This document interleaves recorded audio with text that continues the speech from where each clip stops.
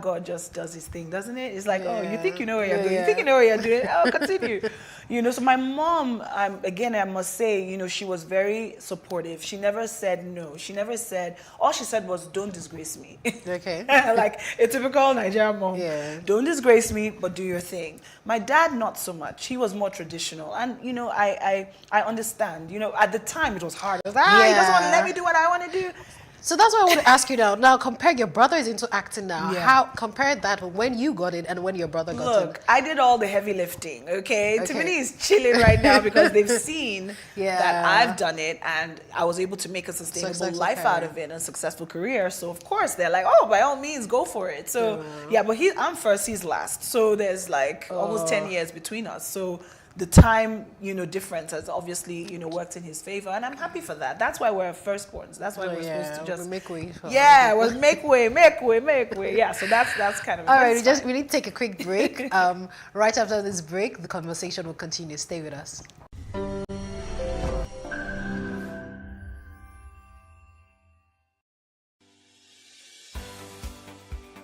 Businesses in Africa can be very challenging.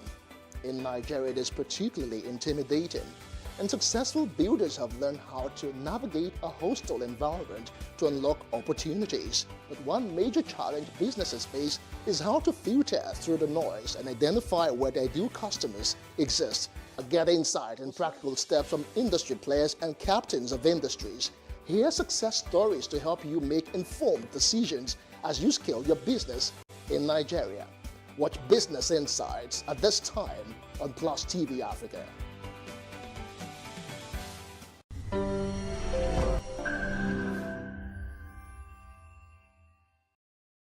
Thank you for staying with us. I still have Dakari here with me. So now, apart from being an actress, you're also regarded as a style icon. What inspires your style? Wow. I think creativity. Yeah, because I love putting things together. I love seeing how colors match or not. And then my parents were also very stylish. My mom and dad loved fashion. They would dress up and we would all go out. And I'll take my time and really look at them like, I like how they combine their colors and stuff. But I've always gravitated towards that. And I think it's just another form of expression, and creating your own style as well is something that I really love, not just following the fashion trends, but actually being a trendsetter sometimes. Okay, so now let's talk about this journey into entrepreneurship that you just started. Yes. How has it been like? I'm not an entrepreneur really, but every time when you hear about the story of entrepreneurs in Nigeria, it's like blood, sweat, and tears, in that order, and a lot of work. Yes. So please tell us about it. It's been really challenging. Dakari Beauty is the name of the brand. It's a skincare luxury brand. It's body butters and body oils, all natural, body polish, and it's actually perfect for this weather because this weather is, Hamatan, is very dry. I've always been into skincare. I've always been into beauty.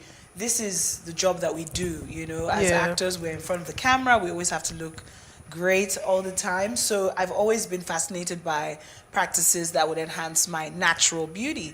So, of course, remember, I had dreadlocks, back in the day, and I've been natural ever since. So I've always, just naturally gravitated towards that space with the ethos of just being comfortable in your own skin, your God-given skin, So, this has just been an idea that I've been playing with for a while. And I said, you know what?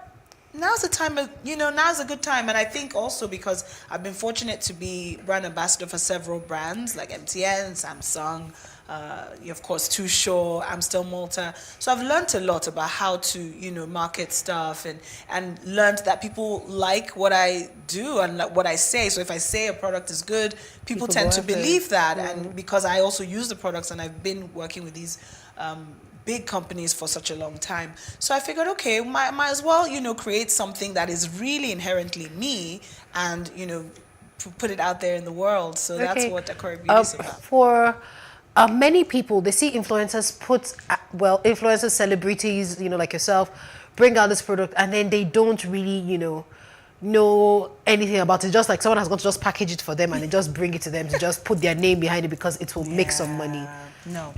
Look, for me, for any brand that I've been a part of, it's something that I use in my own life. And I don't have to say it, but I have to because of what you've just brought up as well. It's a very valid thing to say. For me, everything that I do is authentic. It is authentically me. It is intrinsically me. This product is what I use on my skin. That's what my children use. That's what my husband uses. What my mom uses. I had to test it on everybody in my immediate family first. And they gave me feedback. And based on that feedback, I went back. My friends, I reached to them. Do you like this? What do you think about it? Oh, let's take this out. Let's do this. It's been 3 years of R&D, research and development, for those who don't know. And every brand that I have ever been a part of is because I genuinely believe in it and I love it and I use it for myself. I mean, it's not all about the money for me. What I do is out of passion, is out of love, is genuinely me. So I don't know.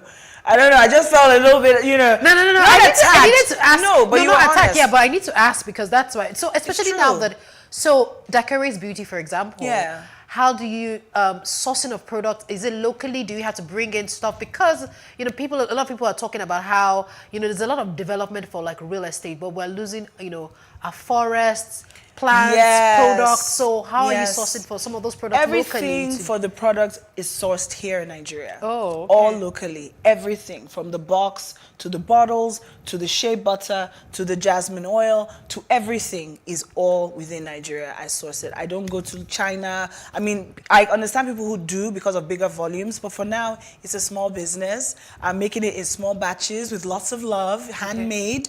Artisanal, also helping a young entrepreneur who also has her own beauty line. I'm actually, getting her to make the product for me. I'm working with her to create the product. So and she's about 24 years old. I met her through the Dare to Dream project. I was a juror on that project, with Kinabuti. And then I just loved what she was doing. She was so entrepreneurial and stuff. And I was like, okay, I want to do this. Can we collaborate? And that's how I'm making her have more money in her business that she can put in her business. So it's all very much within Nigeria. Also, I'm a juror for the Ethical Fashion Institute. So we're all about sustainability. It's affiliated with the UN. We have an accelerator program for African designers. So I'm also learning about sustainability chains, making sure that everything is above board. Fantastic. I'm infusing a lot of the things that I'm personally passionate about. Like, for instance, the box, it's eco-friendly because I care about the environment, climate change, all of these things. So I'm just like pouring in all my little influences and everything that influenced me into the product and into every other thing that I'm doing. It's all about giving back. It's all about giving back. So and we need to grow the Naira. Yes, we do. We need to create stuff from within. We have so much around us, but we're not taking advantage. We're not taking it because everybody wants to do the fast thing. It's not the most easy business to do. It's not easy to do any business in Nigeria. It's not easy to do anything in Nigeria because our environment is so toxic. It's so difficult, but we're the most resilient people in the world. We still make things happen. Look at our film industry. We're talking about film industry. It came from, you understand? And now it's what's employing so many young people that otherwise, and me, I only got to know what I've been doing if I wasn't acting. You know what I mean? So we are resilient people, and I want to see a Nigeria that we can all be proud of, but we have to be part of it. We have to throw our hats in the ring and do it. Okay, so now, do you get asked this question because your product is a beauty product? Yes. And you know that in this side of the world, everybody wants to be shades lighter. So do you get, questions like, oh, does it make you tall? Does it make me shades lighter? Yes. And how do you handle those questions? I get that a lot. But you know what? I'm just very honest. And I say no. It's going to just enhance your natural beauty. It's going to make your natural melanin pop. I'm not trying to lighten you. I'm not trying to make you feel, because again, I'm a disciple of Fela Nicola Pokuti, and I love being black. I love being an African brown-skinned woman. I have daughters, and whatever I do, they're watching. So I let them know that, look, I love my skin. You should love the skin you're in. So I always tell people, I'm sorry, oh no, it's not that kind of product, but if you're really into enhancing your natural skin, that's for you, And I think it's important because you don't only talk the talk, but walk the walk. My products are all natural. Nothing's going to bleach you. It's just going to make you glow from within. like how I'm glowing. Can you tell? Interesting. So you've really taken some really interesting journeys. So this journey Yeah. into entrepreneurship, this journey into making your own film, writing and producing. Tell us about that. Yes, Blackout's the name of the film. Blackout with a Q, not a CK. Really, it's just a young woman's journey. It's a coming-of-age story talking about the rise of a young Afrobeat singer and how she has to navigate the world and the things that life throws at her and how she's able to, you know, you just rise above the circumstances that she's found herself in. So yeah, Well, yeah. So the journey of writing. Have you written a it's film been before? crazy. So how did you get that when working with other writers? Because you were telling me Yes. earlier how you had to go I had across to travel. the world. Yes, because I'm trying to make the first crossover film, international crossover film. Yeah. Okay. So of course, if you want to do something different, you have to do things differently. But I know that my root is Nigeria, and the story is based in Nigeria. So I worked with Nigerian writers first, and then I went to LA because I you know, kind of have two lives. I live in LA sometimes of the year. So I've been exposed to meeting a lot of writers and everything, and then I got an African American writer to write, you know, that part so that we could have a nice balance. So that was really interesting. I wrote the treatment, I wrote the story, but then of course I needed people who could make it into a screenplay because I'm not a screenplay writer. But basically it's my story. You know, it's a story that I've conceptualized in my head. It's been in my heart, carrying it around for about 5 years, and then I just took the plunge and did it. And so yeah, it's really exciting. We had principal photography last year in November. It's currently being it's in post-production at the moment, being edited and, you know, all the other things. So I'm actually seeing the first draft this week. So I'm really excited to see what comes out. But then, you know, I also got really amazing cast members. My brother Timini is in it. Tinamba is in it. Ike Chuku, Jim Ike. And there's some special appearances by some musicians of now in the film as well. No, it's really like I'm making it like our own A Star Is Born. Yeah, that's kind of the closest thing I would say to it. But it's really exciting. Writing, producing, co-executive producing. Shout out to Nigeria Breweries for also supporting us. One Africa Films, who are my co-producers, and my management.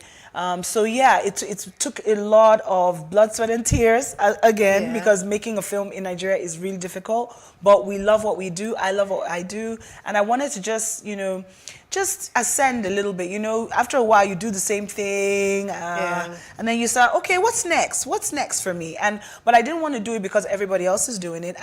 I'm doing it because it's the right time for me, and I feel like this is a story that I couldn't sleep until I made it. So now that I've made it, I can sleep a little bit. A little bit. Okay. Yeah. Thank you for that. So let's talk about the Nigerian film industry. Yeah. It's grown well. Yes. You know, some of our films are getting a lot of recognition abroad, and then with the arrival of some streaming platforms like Netflix in Nigeria, so a lot of films.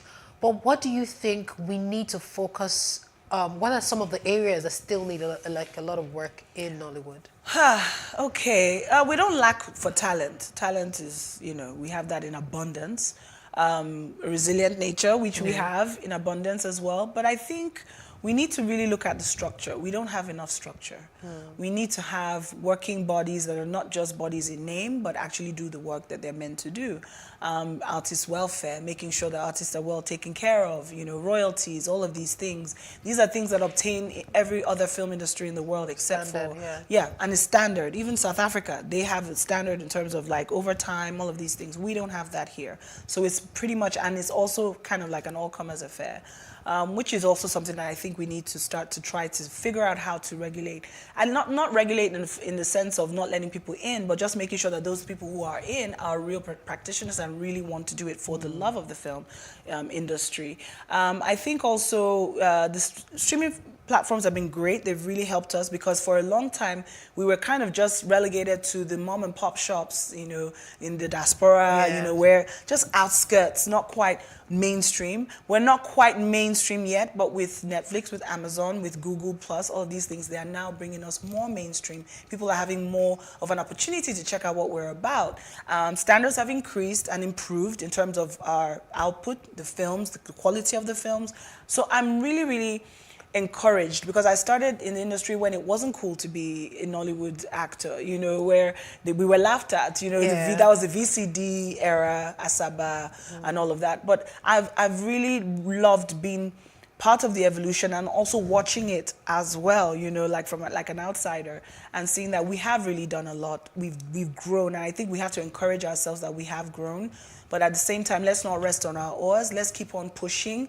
Let's try and find more international collaboration. I think that's really important, because you can't continue to be a big fish in a small pond. You have to come outside of yourself. And so I hope that we can do more of that. I'm trying to do that as well with my film, you know, like trying to make it a crossover film. And all those things, I think little drops of water make a mighty ocean, they say. So let's just keep on doing what we're doing, but we need the government as well to really help us in terms of creating these structures, putting it down, you know, let it be if it has to be anything concerning the entertainment industry, this is how we should do it, you know. I feel like that's the way the government can help. Not just use us, you know, when it's time to say, oh, these are the cool things, use us to shine, but then ask us, let's sit together and say, okay, what do we need? What can we help you, you know, to do so we can make the industry more viable? Because it's an employer of labor, you know, we have to, and it's a serious one. I believe it's the second in the world, second in Nigeria after Agric.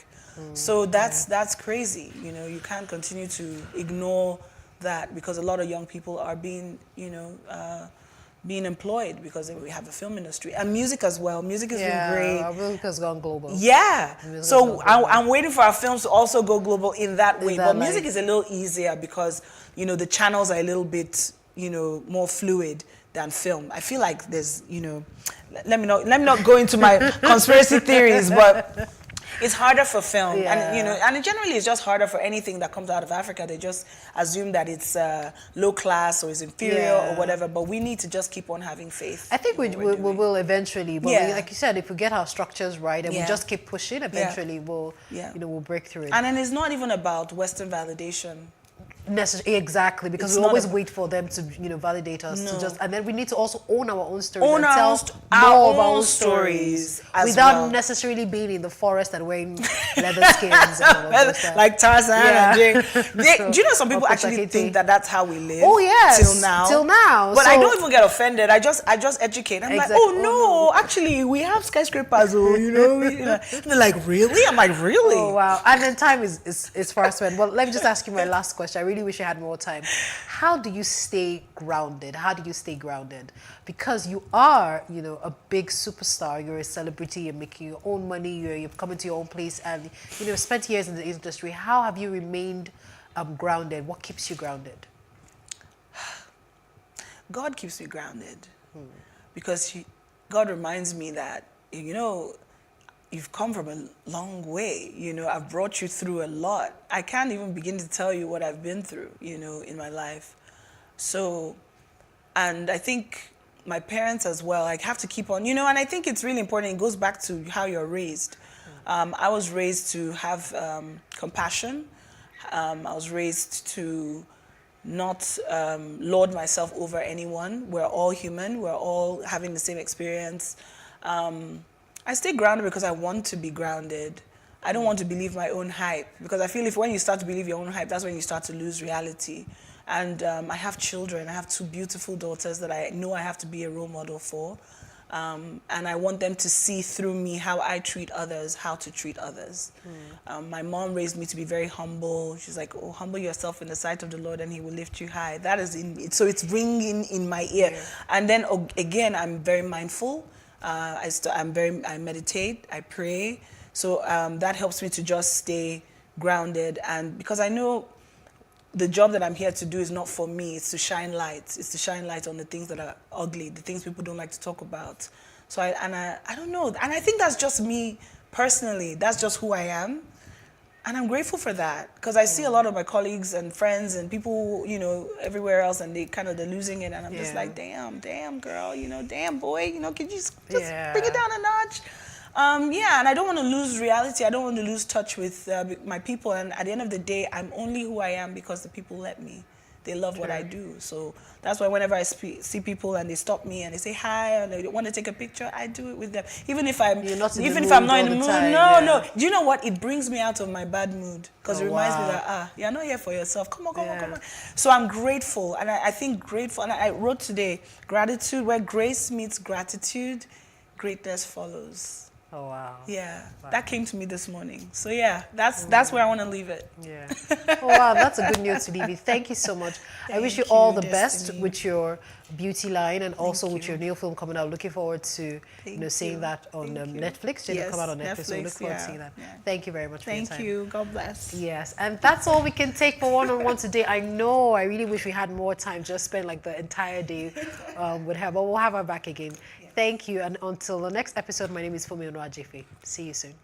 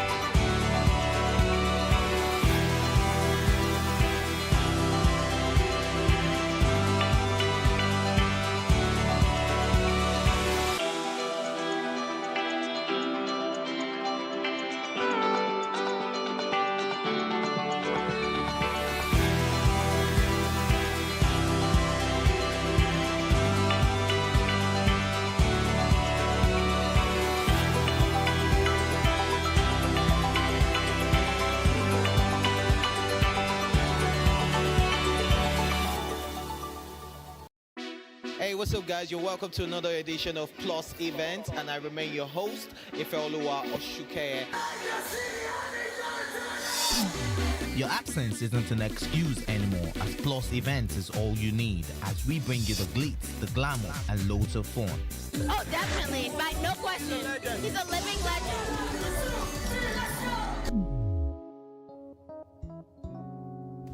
Oh, God forbid, Holy Ghost fire, I know. I just want to be blown away. I want to be wild. This is 11 years of doing it.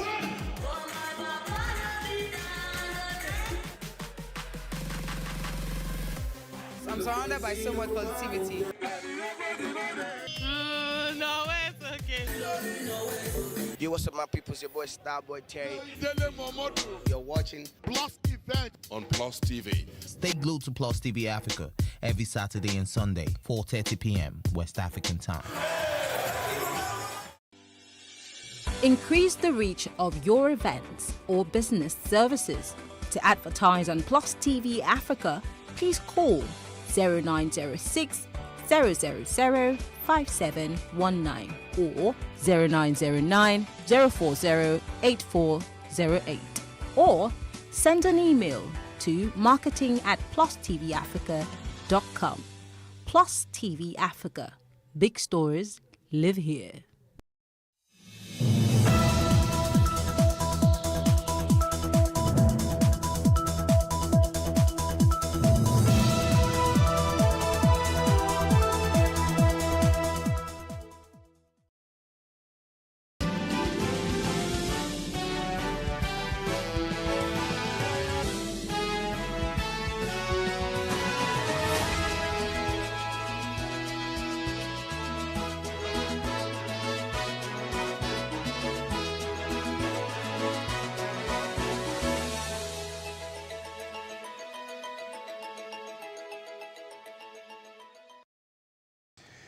Good afternoon, I am Justin, and this is the news brief on Plus TV Africa. Now, President Muhammad Buhari has directed all members of the Federal Executive Council running for elective offices to submit their letters of resignation on or before Monday, the 16th of May. The Minister of Information and Culture, Lai Mohammed, announced this after the Federal Executive Council meeting. Those affected are Ministers of Justice and Attorney General of the Federation, Abubakar Malami, Transportation, Rotimi Amechi, Niger Delta, Godswill Akpabio, Labor and Employment, Chris Ngige, Science, Technology and Innovation, Obunnaya Onu, and the Minister of State for Education, Emeka Nwajoba, who have all joined the presidential race on the platform of the All Progressives Congress, APC.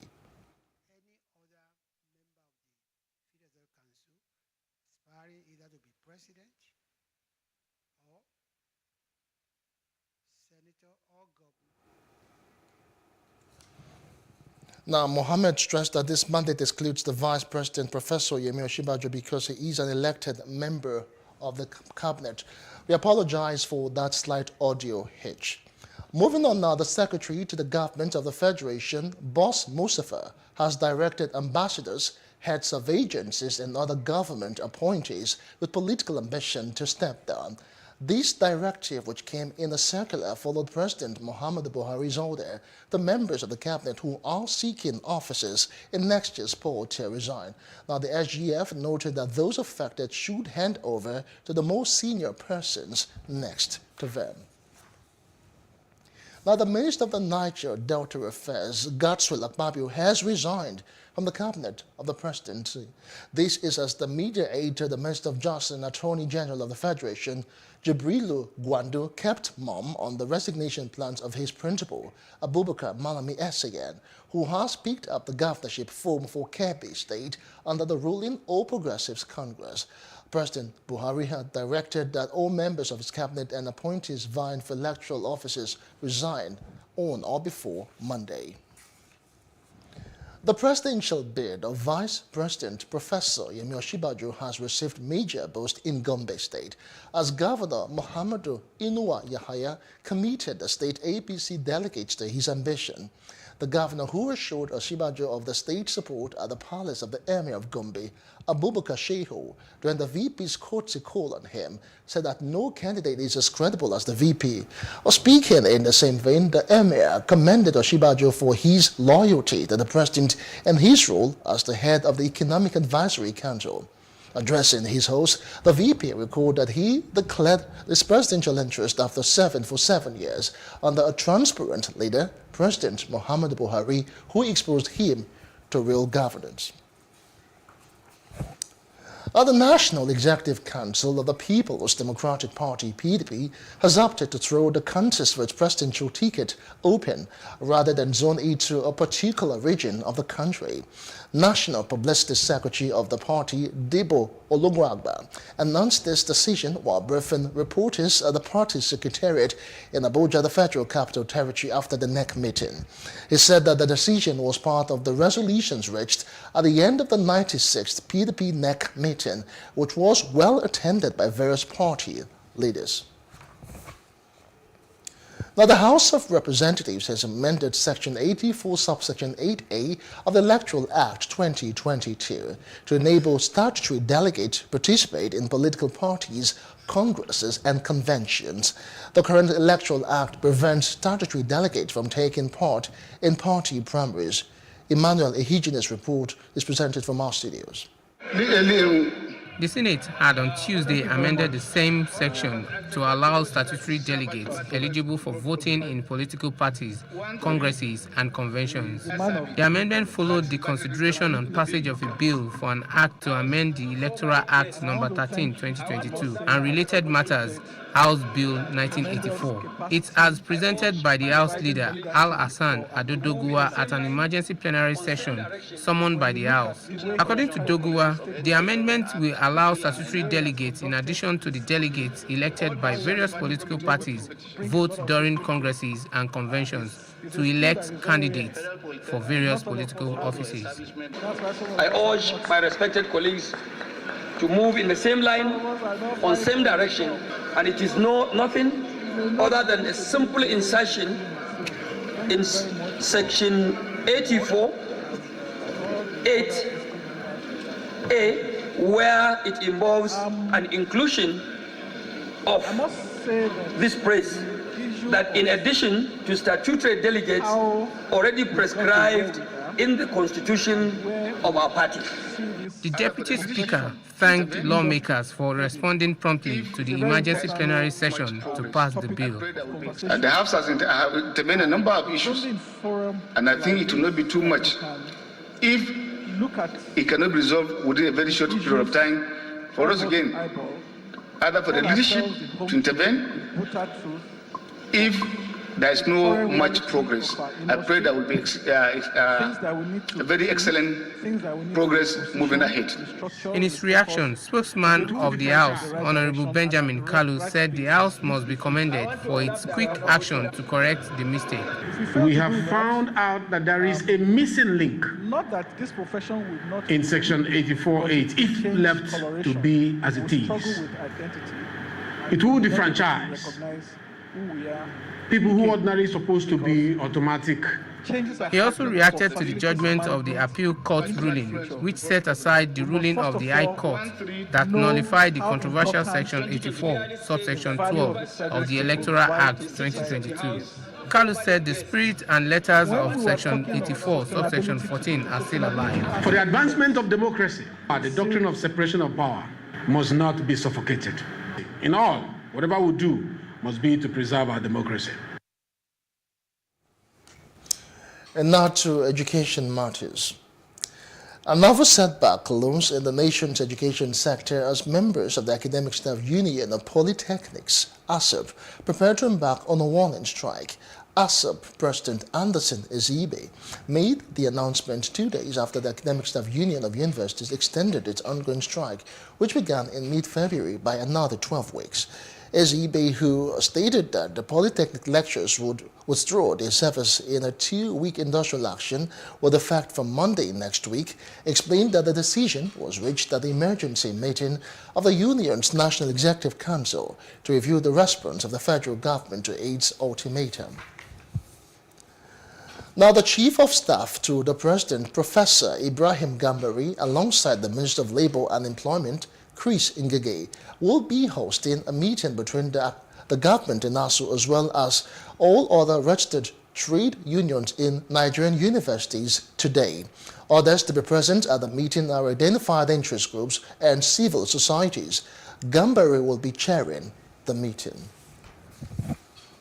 Now, the Joint Campus Committee of the National Association of Nigerian Students, NANS, or Osun State Chapter, has called on President Muhammadu Buhari and ASU leaders to resolve the differences to conserve the education system in the country. Chairman of the union, Comrade Oyelayo Afiz, stated this while addressing a press conference to make the opposition known on the proposed tuition fee increment by the federal government institutions amid the ongoing strike. He said resolving the 11-week-old strike by ASU should be given priority without further delay. NAS Osun Aziz is using the solidarity period to implore the federal government to call for another negotiation between the two parties in a bid to put an end to the ongoing ignorance strike. It must be noted that during the period of our session, through press release, called on the Nigerian police to beef up security in Osun State. A large number of Nigerians are still unable to get the NIN SIM linkage to work. They say the process has been cumbersome and frustrating. The government believes linking the national identification number to subscribers' phone numbers will enhance identity verification as well as data harmonization and authentication. Plus TV News take views of various registration centers across the country. After the expiration of the deadline given for the NIN SIM linkage and airing subscribers banned from making calls for their lines by the National Communication Commission, NIN registration centers across the country continue to witness complaints from subscribers. I've been coming here for more than 3 years now. The problem is that, number one, they have been checking my name in the system. They say they haven't seen it. And although me, I have it before, but it got lost, you understand? After our house I'm living collapsed, so I didn't get it again. The phone number, I'm no more using it. Since then, I've been coming for it, for them to enroll me so that I'll capture and that one. They say I can't do it 2 times. Okay, let them bring the old one and print it out for me. They say they can't get it. So they have been posting me, come back, you know. I've been coming back to today, 3 years and now. Spending money on it on various places. Today I decided to come back again with my wife. My wife have done his own year, but I haven't given her the sleep since then. First one I did, that was 2010, so I didn't get the sleep. But later 2013, I went back and I did a fresh one.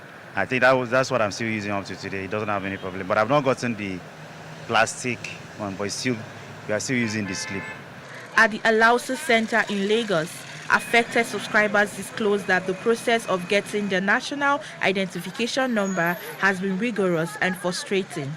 I've been on this for the past 2 months. So I first got a number for registration, and I was asked to come back with my BVN information. Now I've gotten the NIN. The address I have was picked from the address I have from my previous BVN, which is not the current address I have on the form I filled now. But getting it now, you have to go through some tedious processes that is so unarranged. You have to get a number, you have to go for validation, all this. I think they need to rearrange how people from the onset. They should arrange where people that is enrolling new, where they should queue, where people that has already gotten theirs, where they should queue, where people that are for validation, where they should queue. I think somebody needs to come in here to put these their officers in position to arrange people, because people are just crowded here. I go to a lot of stress on it, but I have issue on date of birth. That's what I'm here for today. And the way they attend to me is they make it easier for me. They just told me I should go and bring my date of birth and valid ID to come and capturing tomorrow. No, it's not that stressful. It only took me 2 days and 1 week for it to reboot, as they say. Registers here refuse to speak to us, claiming they are not authorized to speak with the media.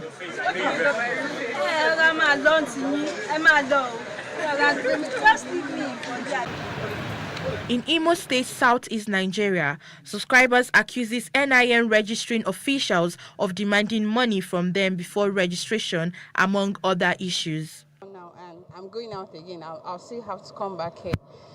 I was here last 3 weeks to actually do change of name. So I was thinking I was going to get to that before.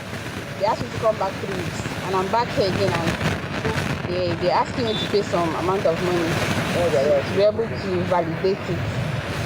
About 3,000. I was here because of Glow Line. Because of Glow Line. Last year, I sent the Glow Line, and the thing, they say it's successful. This year again, last week, they started calling me. They started calling me, testing me that I should come and, that it's invalid. I should come and do it again. So when I went to Glow sent me to this place. But I have seen my number, because where I'm coming from is very far. That is why I feel bad. I've done my own NIN registration, but I have a problem of names, based on the spelling of the names. So all this wise, I've been going through it. Today, they're supposed to correct it, but actually, the system, I don't know whether their system is right or not. I can't understand. They told me that it didn't reflect in the system. So I don't know what I can do now. That's the issue. I just believe that it will work. Like I've asked a lot of questions before I started filling the form that show me that once it is being validated that it's going to link to all my line. Because right now I was talking to you, they block all my line.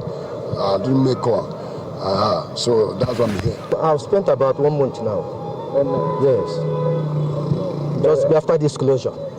But have you been able to do it? No, I've not. I'm still going through to see how they can reopen my line. What happened? What are they telling you here? They said that I should go to the supervisor here. Then she has to process it.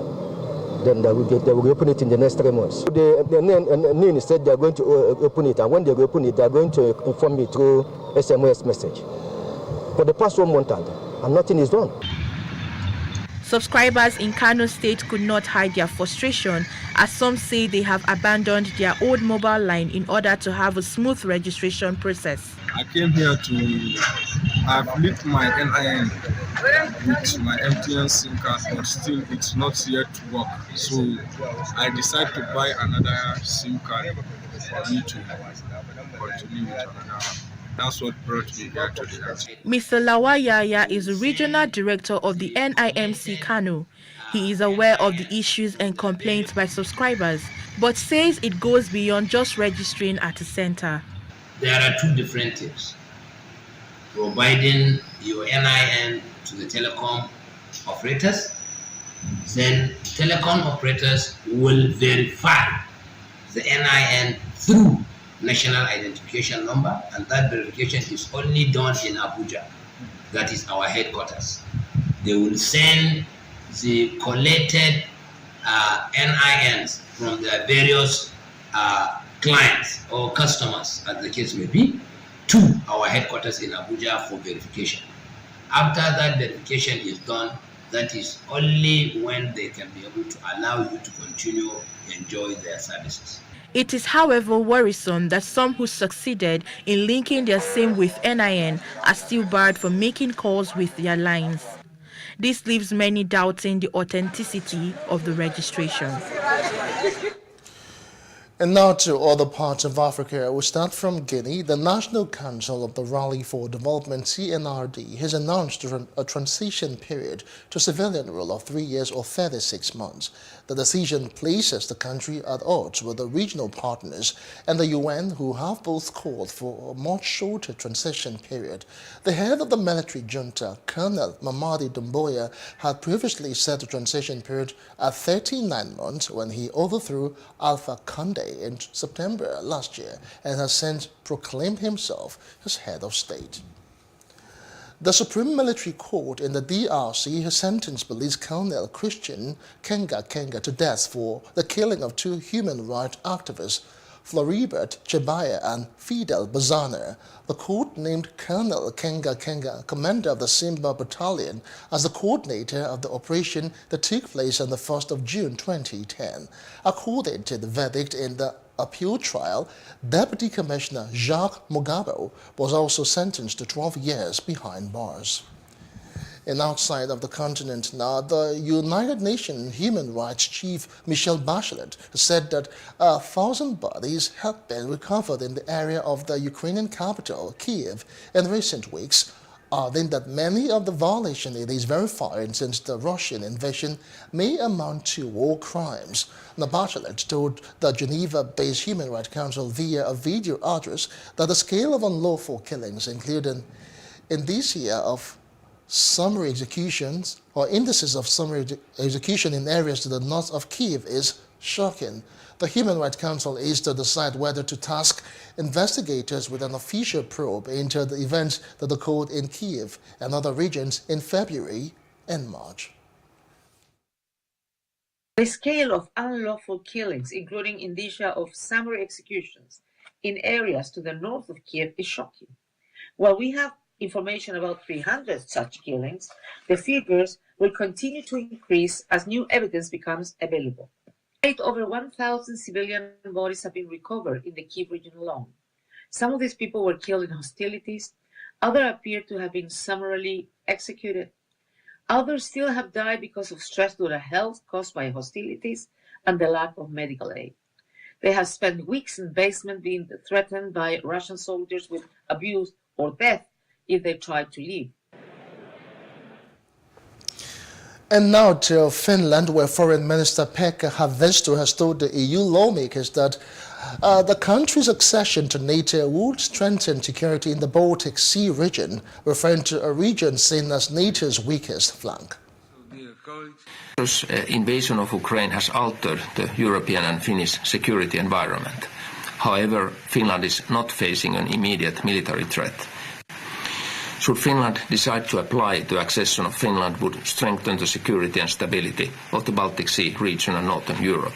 Finland is a regional security provider and would further strengthen NATO as a future ally. Well, let's talk business now. Nigeria and 13 Africa's largest economies and capital markets have created a unified platform for trading of securities. The breakthrough, which promises to enhance free flow of investment across the continent without hitches. The other countries involved in the fourth phase of the cross-border trading are South Africa, Egypt, Kenya, Mauritius, Casablanca, Benin, Burkina Faso, Guinea-Bissau, Cote d'Ivoire, Mali, Niger, Senegal, and Togo.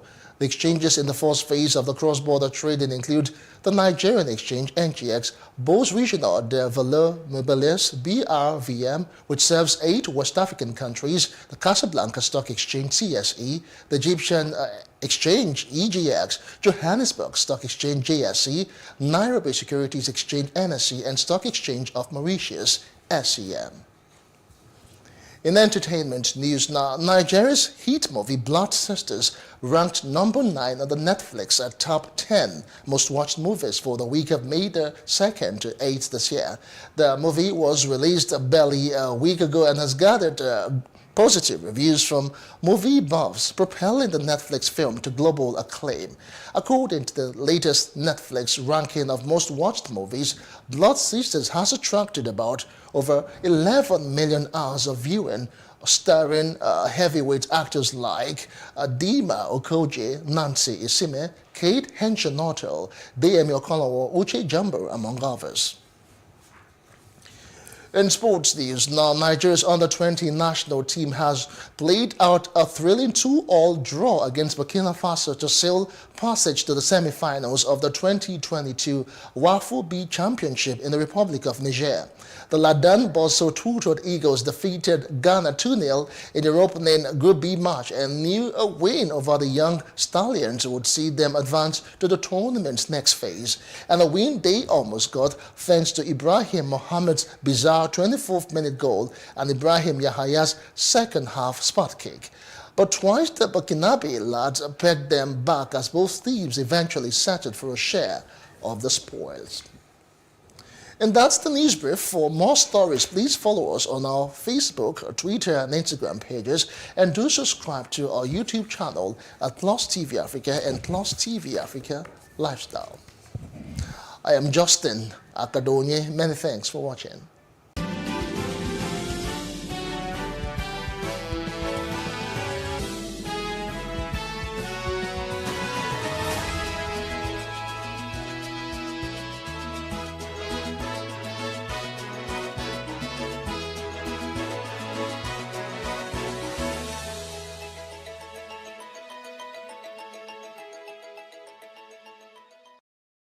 In raising our kids, parents should stop playing God. The internet is actually using the people. But when you are looking for money to help other people, then it becomes easy. Don't rush into marriage. I always say this. You rush in, you rush out. Family is the bedrock of every society and the essence of life. On Today with John and Helen, we dig deep into family values in every sense of the word. Join us every Saturday at 9:15 a.m. on PlusTvAfrica, DSTV channel 408. With you, we play a part in strengthening the values passed from generation to generation.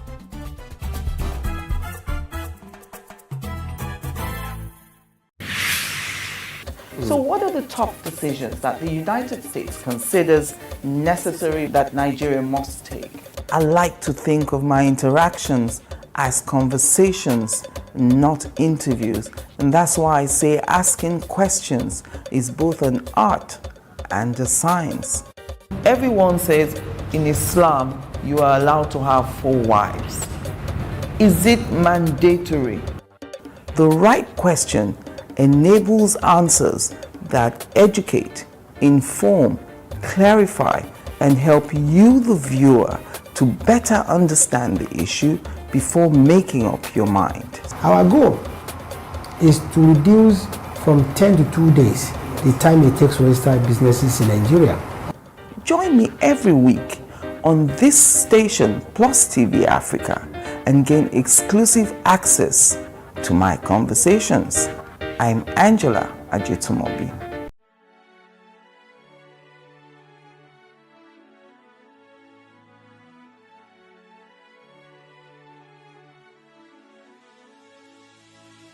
It is engagement we need to have. Those who suffer miscarriages are never taken into account. Members of the National Assembly are also influence peddlers.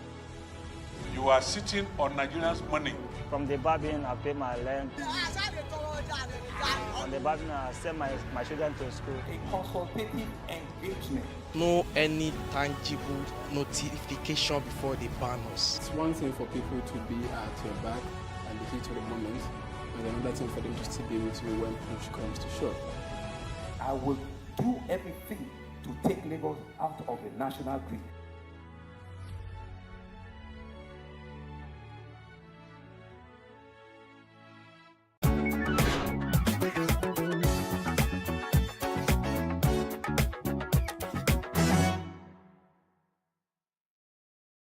Kindness is the word that inspired Emmy Award-winning filmmakers Kahani Cooperman and John Hoffman to make The Antidote. The documentary focuses on how American communities across the country are coming together in times of need. My name is O'Connell. I'm Dr. O'Connell. What do you need? Anything? I need mental health. Dr. James O'Connell, founder of Boston Healthcare for the Homeless, goes out in the streets to treat homeless people. I'm Russell. I work here at the college. Tell me your name again. In Amarillo, Texas, Russell Laurie Hart, president of Amarillo College, helps underprivileged students manage their personal lives, thrive academically, and escape generational poverty. At Peter Johansen High School in Modesto, California, Sherry McIntyre teaches a class about religious tolerance and the diversity of faith in America. We need to protect the rights of the smallest minority, because in doing that, we're protecting our own rights. We can't get too comfortable. We have to stand up for each other. The stories go on and on. We came up with 6 questions that completely informed our creative process, which are: how do we raise our children? How do we teach our children? How do we take care of the sick and the dying? How do we live and work together? How do we welcome the stranger? And how do we lead? Hoffman says the film was made as a counterpoint to the growing political and social divisions in America. Those stories are all examples of working to right these systemic wrongs that we call fundamental unkindnesses. It's, fundamentally unkind to not have a safe place to sleep. Fundamentally unkind to not have access to health care. Racism is fundamentally unkind. Homophobia is fundamentally unkind. Sexism is fundamentally unkind. Cooperman says that although the film was made just before the country was ensnarled in the grip of the pandemic, it is relevant today. More relevant, perhaps, than when we even started. Certainly with COVID, it was about communities coming together. Such as how communities in Anchorage, Alaska are welcoming African refugees, or how elderly communities in Portland, Oregon are caring for children in foster care. The filmmakers hope the documentary inspires people to reach out to one another and to feed the force of good rather than fan the flames of hatred and divisiveness. Penelope Pulu, VOA News, Washington.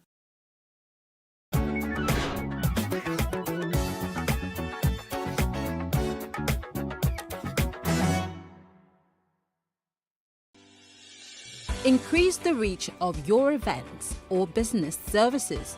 To advertise on Plus TV Africa, please call 0906 000 5719 or 0909 040 8408, or send an email to marketing@plustvafrica.com. Plus TV Africa. Big stories live here.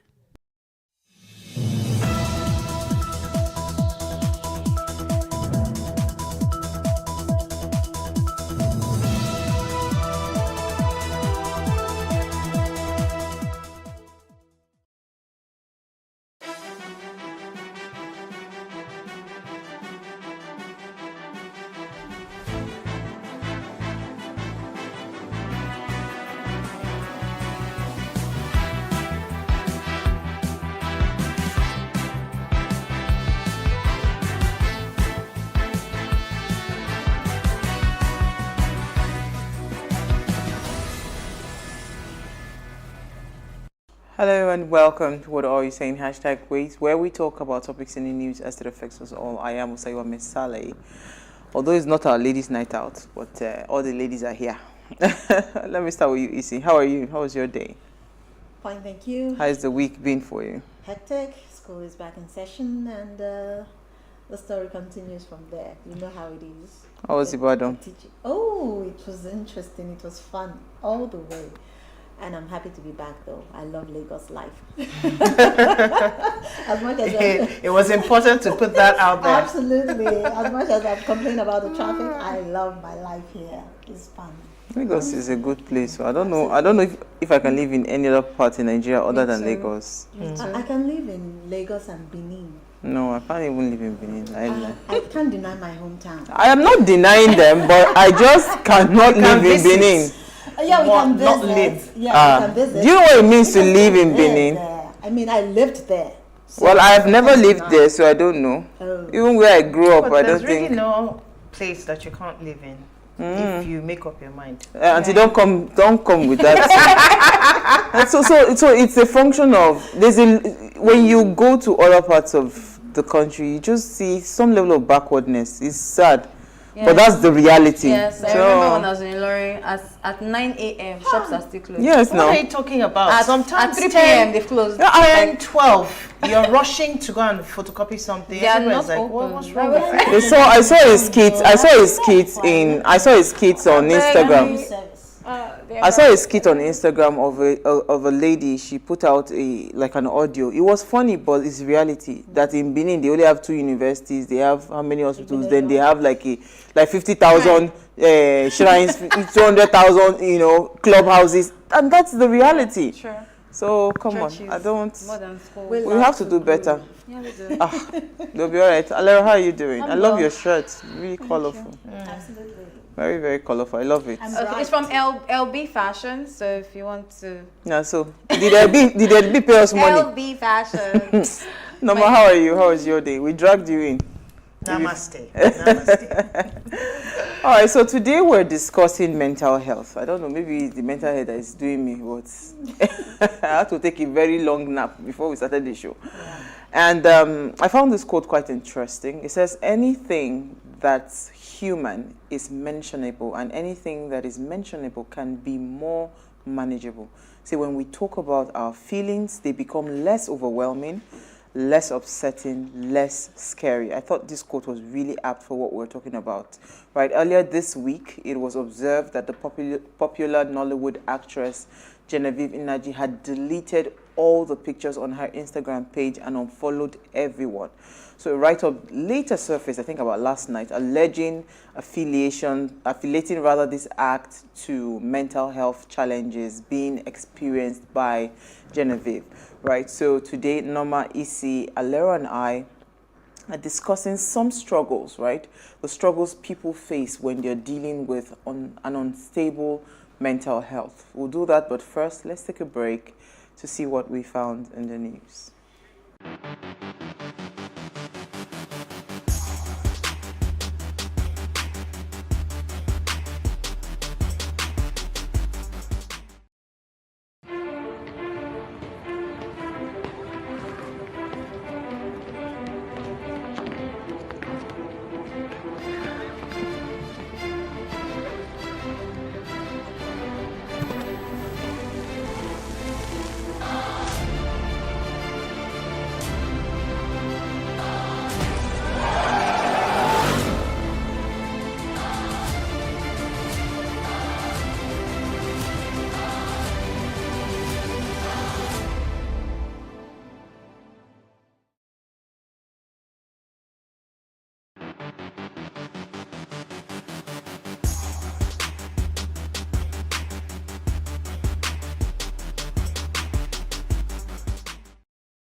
You're still watching Ways. National Technology Day is observed every year on the 11th of May and has significant historical importance in India. Every year on this day, officials pay honor to India's scientists for their achievements. This day is commemorated as an achievement of India's technical advances since on the 11th of May 1998, when the country successfully tested nuclear weapons in Pokhran, India. The theme for the National Technology Day today is Integrated Approach in Science and Tech for Sustainable Future. Technology is always important. I don't know how we would be doing what we're doing today without technology. We are all on our phones checking on this, you know.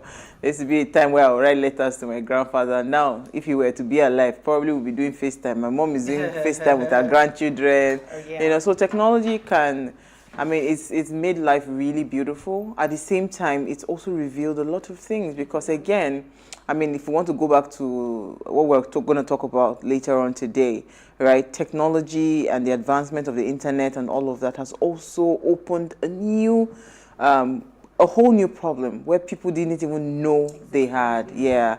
You know, you think, okay, I think I'm comfortable in my skin until you begin to, you know, and you now realize that, oh, no, you're not comfortable in your skin. So it has its ups, it has its downs. So, but I think the benefits far outweighs, you know, so it's just finding a way to manage the downside of it. All right, so who are we starting with? Let me start with you, Alera. What's your news story? Okay, so my news is from Kano. Kano teenager to die by hanging for burying nephew alive. A Kano State High Court proceeded over by Justice Usman Naaba has sentenced a 19-year-old man, Ibrahim Kahil, to death by hanging for killing his 5-year-old nephew, Hamad Ado. Khalid was convicted to court 2 counts of kidnapping and culpable homicide. Justice Nahab told that the prosecuted proved case beyond reasonable doubt that they consequently sentenced the convict to 14 years imprisonment for kidnapping, and now he's been sentenced to death by hanging for homicide. This is a very strange story. How would you kidnap your 5-year-old nephew and bury him alive? My goodness. To be honest, he's not mentally stable if you're really thinking about it, because nobody in his right frame of mind would do that. It's a very, very bizarre news, and my heart goes out to the mother of the 5-year-old that was killed. This is really crazy. We all have to be careful, whether family members or close relatives. You just have to pay attention to who is with your children, because you really never know. This is an uncle who is 19 years old People are burying sick. a 5-year-old alive. A lot of people are sick. Gosh. And I state the reason. Do they need to have a reason? No, I want to know the genesis of it, basically. The news is actually on Punch newspaper, so I'm very certain that we can get like more details on Punch. Okay, Isi, your story. Okay, my story is on minimum wage of our one and only teachers, Onyekuzi. So, as Norma usually calls me. Yes. Is on minimum wage. Primary school teachers shut down schools in Enugu State because they have not been paid their minimum wage, or implementation of the minimum wage, which is the 30,000 naira minimum wage. And they called for the industrial action in Enugu last Monday, and this is for the mere reason of the fact that they have not been paid their salaries, or they have not implemented the 30,000 naira minimum wage. And look, we all know how the state of the country is currently. Inflation is on that increase. Everybody is complaining. So how are they even surviving? And yet they haven't been paid, or the 30,000. I even said 30 naira because it's still not big. It's 30K. It's pittance, you know. It's nothing compared to the kind of way we live today and the cost of living in Nigeria today. So all primary schools currently in Enugu State are practically not shut down. Not in operation. It has been shut down. I think we'll need to talk about, because we had shelved that minimum wage. We'll need to talk about it, because the Edo State government increased their minimum wage to 40,000, and you know, so imagine, even in my head, I'm thinking, really, is this enough? Again, with like you rightly said, Isi, the economy is crazy. Absolutely. So I don't even know how people are coping. Even if they were implementing it, first of all, I mean, look at this. We're talking about 30,000 of how many years ago that they agreed to pay, and they've not been paid, let alone an additional what is even happening now? 40,000. No, Edo State is not owing. No. How many? When did they talk about? At least not it? as I'm aware of. And now the cost of living has tripled. Oh, gosh. Absolutely. So that means they should be talking about 90,000 naira, not even 30,000 naira. Norma, your story. Well, my story is about the president. and his order for ministers with political ambition to resign. So the story goes that the president, Major General Muhammadu Buhari, retired, has ordered all members of his cabinet and appointees vying for electoral offices to resign on or before May the 16th. The order came on today at the Federal Executive Council meeting, which was presided over by the president at the council chambers of the State House, Abuja. And the Minister of Information, Lai Mohammed, disclosed this to the State House correspondents shortly after the meeting. So some of the cabinet members who were affected include the Minister of Transportation, Rotimi Amechi, Niger Delta, Godswill Akpabio, Labour and Employment, Chris Ngige, Science and Technology and Innovation, Obunayono, and the Minister of State for Education, Emeka Nwajuba, who has already resigned. Yeah, I just saw that. And the Justice Minister and Attorney General of the Federation, Abubakar Malami. So it's just interesting. Others include Minister of State, Mines and Steel, Uche Oga, who is also running for governorship position in Abia State, and the Minister of Women Affairs, Pauline Tallen, who declared her ambition to contest the senatorial seat in Plateau State. So it's just, I mean, it's unfolding as we're seeing that this is becoming even more interesting. Because, of course, last week we were talking about Emefiele, who is the CBN governor. Yesterday. Yesterday. It almost feels like old news now. You know, Emefiele, who is contesting the possibility of him vying for the presidential candidacy as a sitting CBN governor. In fact, his own, I say his own. His own is even more scary. So today I had more information. You know, I was even concerned about the monetary part of his. Absolutely. You know, someone is controlling the entire purse of Nigeria. You know. Now, somebody now said again that CBN, I think it's the Kingsley Moghalu, one of the candidates, he made a statement. That CBN holds sensitive documentation. You understand? They hold it in trust for INEC. So you can't have somebody that is running it's a complete and it's a complete breach of trust. So you have to pick. Right? So, I mean, it's interesting how these things are going. For the president himself, through the minister, Lai Mohammed, to come out and say, all of you must resign. Did we need the president to give this ultimatum before we knew what was supposed to be done? Part of the Civil Service Act, you are not supposed to be vying for. These are people who know, who should know, the policies on ground.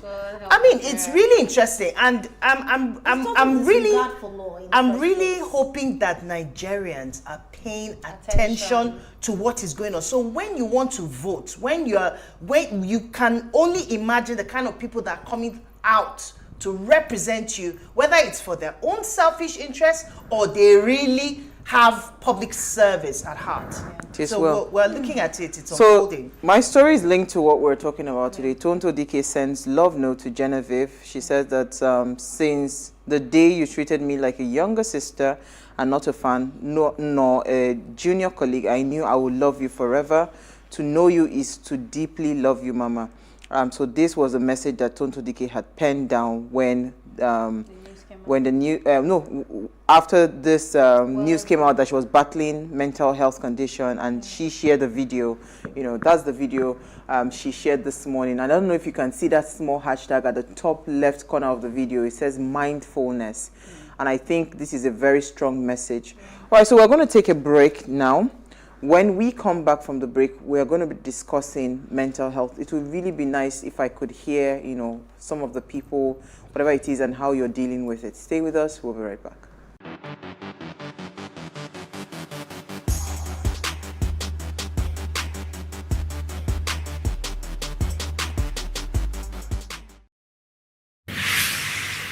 So what are the top decisions that the United States considers necessary that Nigeria must take? I like to think of my interactions as conversations, not interviews. And that's why I say asking questions is both an art and a science. Everyone says, in Islam, you are allowed to have 4 wives. Is it mandatory?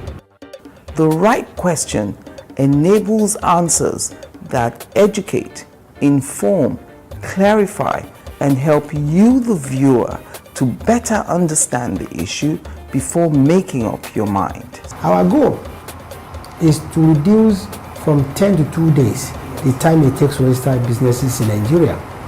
Join me every week on this station, PlusTvAfrica, and gain exclusive access to my conversations.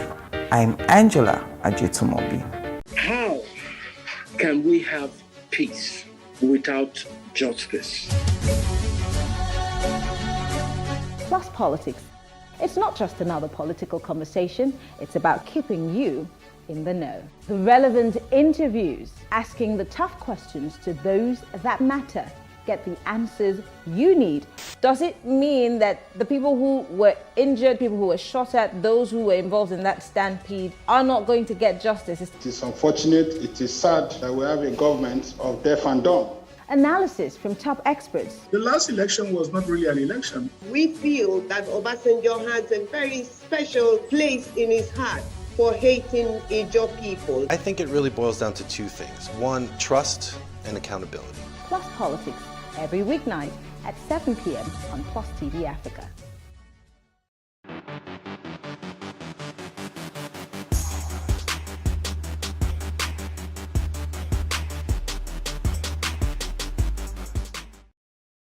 All right, thanks for staying with us. According to a research article by Hafisa Saida Sharif and Zainab Shafat on challenges faced by mental health patients and role of the community, people suffering from mental illness face numerous social, psychological challenges all around the world. There are policies related to proper care for people with any kind of mental illness.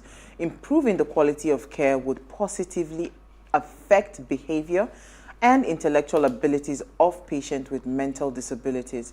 Mental health illness are found in all societies, but all patients do not receive the same effective treatment in this regard. So while our heart goes out to Genevieve, who posted a video of herself, painting with the caption mindfulness earlier on today on her Instagram stories, we believe this sends a clear message that she is protecting her or trying to protect her mental space. That word mindfulness is a very strong word. Now, this then prompts an important question on the outlook of the masses on mental health, and we are asking, what are some of the struggles, right? People, you, whoever, us, we'll talk about ours as well, face dealing with an unstable mental health in Nigeria. What are the struggles that you face? Now, please, let's hear what you have to say. Remember, you can join the conversation. Send us an SMS or WhatsApp to 081-803-4663. You can also tweet at us at WaysHowAfrica1 with the hashtag WaysShow. Okay, so maybe that's why I'm a bit sober today, because mental health is not something to joke around with. Okay. I saw a post by, now I cannot remember his name, some guy, posted that, why would Genevieve, what was the point of posting a video saying that, just posting a video on her story, writing mindfulness, what was the point? Like some people, Dotun, yes, that's the energy guy. Why would you come out to say that? Because again, we're talking about struggles. 1 minute. We're talking about struggles that people deal with when they have an unstable mental health. That is the typical problem we face in Nigeria. Where people say, I beg you, snap out of it. What do you never see, what person never see? Like, they trivialize the depth and, they just trivialize it like it is nothing. You're supposed to just snap out of it. Let me hear your thoughts, then probably I'll come to myself. Okay, so there are 2 things I want to just address right now. The first one is the blogs. I feel like, yes, Nigerians like gist and gossip, right? Anything that has to do with a celebrity, everybody's ready to attention. Hear. And when I saw that news yesterday, I think we were just ending the show yesterday that the news came, and I was hurt because the rate at which these bloggers were quick to take the news and to like talk about it, that she's having psychosis, so she has been admitted in a mental health institution, and everybody, it seemed like an interesting gist, and everybody was talking about it, and they forgot that this is a human being that you claim to be a fan of, that is going through something that can probably take her life. Mental health is something that people ignore, and talking about what Dotun said, from what I understand from what he was saying, is that her publicist or her team did not handle it properly. That's what he feels, which is his opinion, really. He's feeling like it's a private matter. It shouldn't have gotten on social media. This is something that a lot of people go through privately. And because she's a celebrity, this is not something that... She's not an ordinary celebrity. Genevieve has 8.5 million people watching her. If at all, Instagram should, in fact, it's even better that her post is idle for a long time. Like maybe the last time she posted probably would be like 5 months, and people are like, oh, she hasn't posted since, and then she posted again. Everybody's like, oh, welcome back. But the fact that you brought this out to the public, right? You unfollowed a lot of people. You unfollowed everybody. Everybody probably archived her post or deleted her post, but right now it's 0 posts. And then some people are worried, some people are mocking, some people are just interested in the gist. And then the next morning, for me, when I saw that post of the mindfulness video, I was very happy, because it means that she's going through the healing process. And mindfulness is something that is basically, in the simplest term, it's awareness. Being self-aware, being present in the moment. And if you just watch the picture, she's drawing, and it's not that she's drawing or that she's just drawing.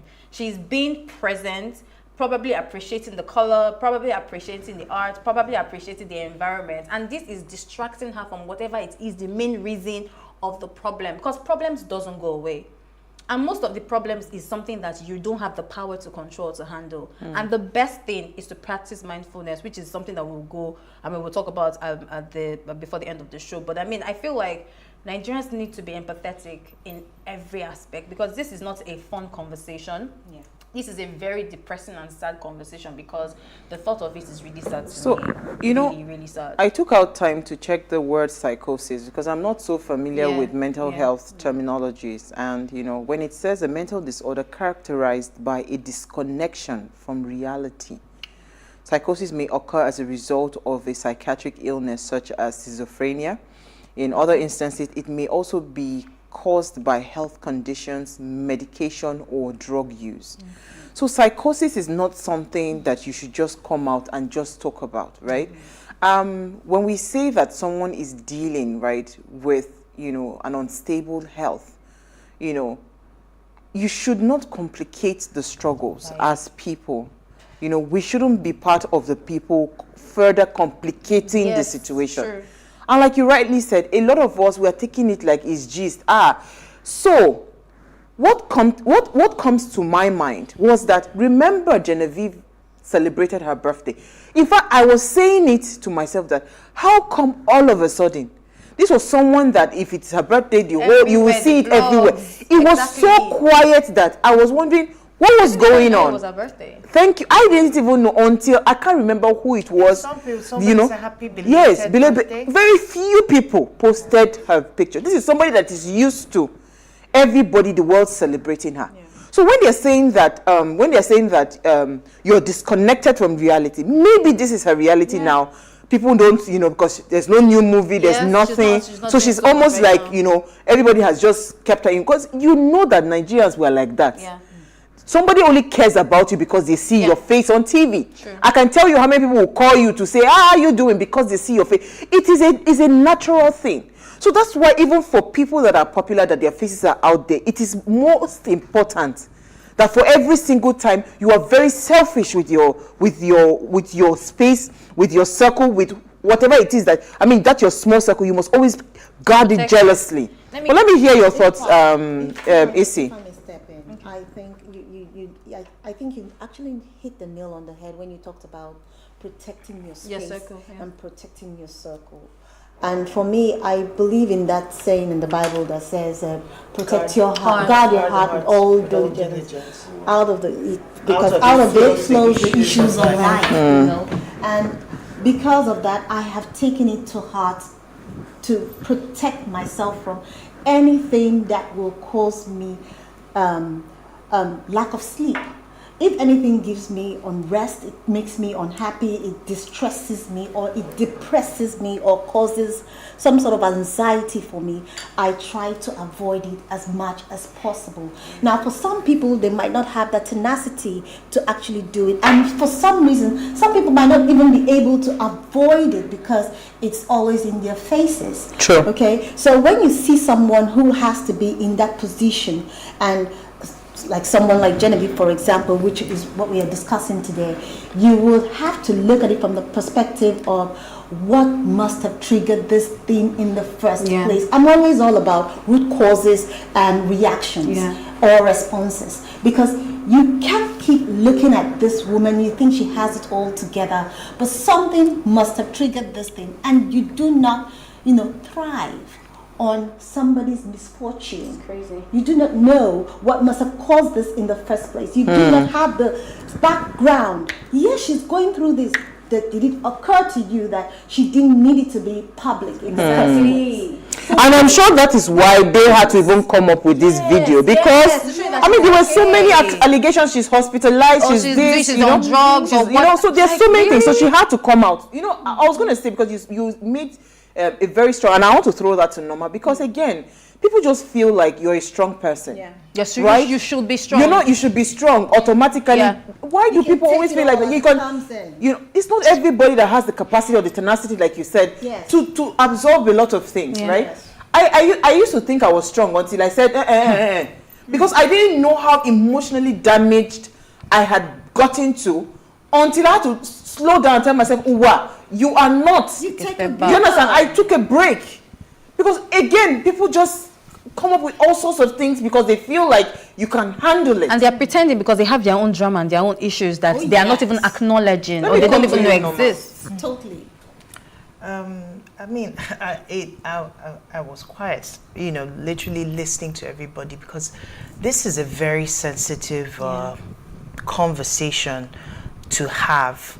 In one way or the other, each and every one of us may have gone through one mental health challenge or the other, whether we're conscious of it or not. Now, I will start with where you said, people assume that you are strong. And I would also piggyback off what Alera had said earlier, that people need, and just to add that, people need to get back in tune with their humanity. Because a lot of the things that you see, especially in this era of social media, I see a lot of projection going on. People who look like what, how do I even say it? People who are not the object of your pain suddenly become the object of your pain, or you project your pain on them just because you need an outlet for what you are personally going through. Or some sort of validation. So it makes you insensitive to actually what that person is going through, because really it's not your problem. It's not your business. It's not directly your problem. So go and sort yourself out. So over time, a lot of people have lost their humanity, and a lot of people are faced with mental health challenges. You see the stress that we go through in the country or wherever we're located. So many people have not learned to put a name to what they're going through. And a lot of people fear being able to do that because of stigma. Because whenever you come out, you say, oh, someone has mental challenges, people want to distance themselves away. People don't want to be associated with you because you have a problem. But that doesn't make the problem to go away. Absolutely. Right? So people need to understand that people need time to heal. People need time to recoup themselves. And if you it's also an opportunity for you to pay attention to the people around you. Because if I come back to what you were saying, people always think that you see somebody, they look good, maybe they're on TV, they look happy. Sometimes I'm a very observant person, so I sit down and I watch people. Oh yes. And most times I can see through the cracks. A lot of times they're trying to put a facade or make it look as if everything's, until you see a certain behavior that is in contradiction to normal behavior.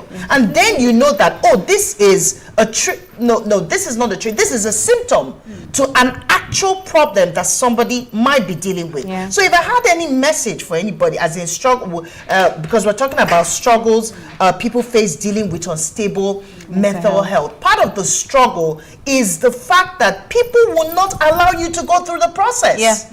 People always have an answer. People always have something to say, whether they're sensitive things to say or very insensitive things to say. And I want people to pay attention.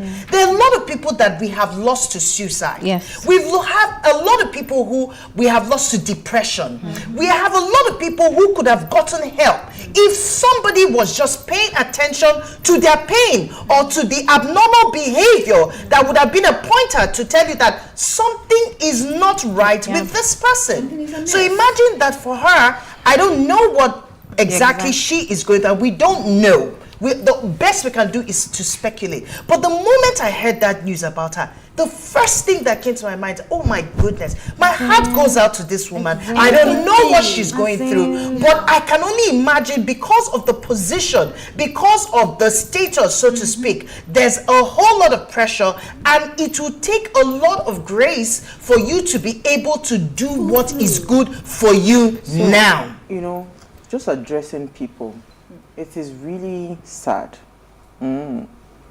I'm trying so hard to keep my emotions together, because you know how people look at you from afar and they just automatically judge you because they believe that this is who you are. This is the person you are and all of that. Even when people take certain actions in their lives, it is not enough for you to judge anybody. Right? I mean, I was at the point in my life at some point, in fact, I don't know what ever happened to me, but I'm so grateful to God that I had a good circle of friends. And that's why it's very important that you keep the right circle of friends. I remember that day, like it was yesterday. All day I cried. You know, I cried so bad that it was almost like the tears was not going to stop. Then you see someone going through something, all you think about, you know, people don't understand that there are real life pressures other than what you want. Real life. Nigerians, Africans, generally human beings, they feed off of negative gist. That you are going through hell, they want to gloat over that. You know, and people are dying by the minute. Like, homes are being broken, relationships are being broken, people's emotions are being battered. You know, children are growing up dysfunctional. A strong face. You're expected to in the face of what you're going through. I mean, children are growing up dysfunctional because we then see that it is a circle that repeats itself. And you just come out and you think you know everything, and you start to talk, you know, absolute gibberish from your mouth. Absolutely. It is really sad. Mental health is not something you sit around and just joke about or blog about. And like even these bloggers, where do you draw the line? Like that's the most painful part. It's crazy because this is not only I was actually going to give a list of the different types of mental illness.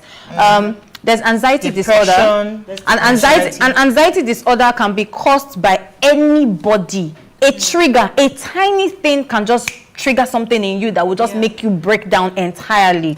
There's also behavioral emotional disorder, and in children actually go through these things as well. There's bipolar affective disorder. Bipolar. There's depression, there's disassociation, obsessive compulsive behavior, there's eating disorder, there is paranoia, there's post-traumatic stress. That post-traumatic stress affects a lot, including pregnant women that just had kids. So you cannot even say this is, like there's a particular thing that should cause a mental health issue. There's so many things that can actually drive down. I know family members that cause, like, for instance, now, I have, like, last year was really stressful for me because when I was planning my father's burial, I remember how some of my extended family members dealt with myself and my sister, and it was a mad anxiety. Like, I cried, like, I remember when we were talking about it, she cried for a whole day. I cried for 5 hours straight. I couldn't stop it.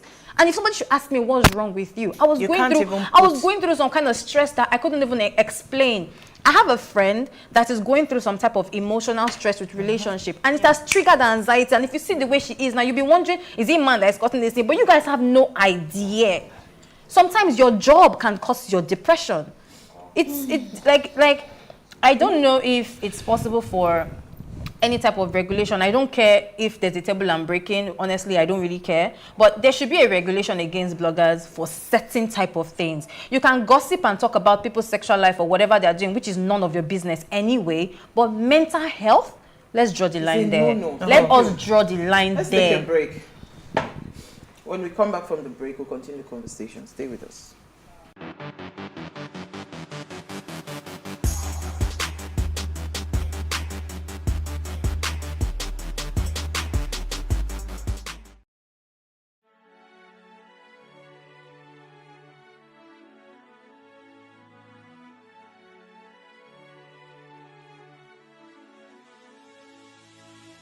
It is engagement we need to have. Those who suffer miscarriages are never taken into account. Members of the National Assembly are also influence peddlers. You are sitting on Nigerians' money. From the barbing, I pay my rent. From the barbing, I send my children to school. A consultative engagement. No any tangible notification before they ban us. It's one thing for people to be at your back and the heat of the moment. There's another thing for them to still be with you when push comes to shove. I will do everything to take Lagos out of the national grid.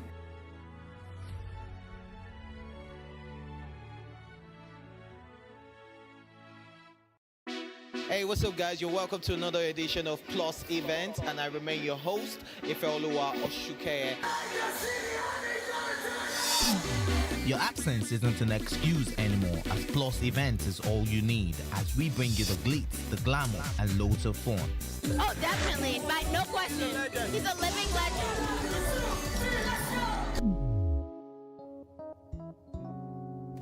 Oh, God forbid, Holy Ghost fire, I know. I just want to be blown away. I want to be wild. This is 11 years of doing it.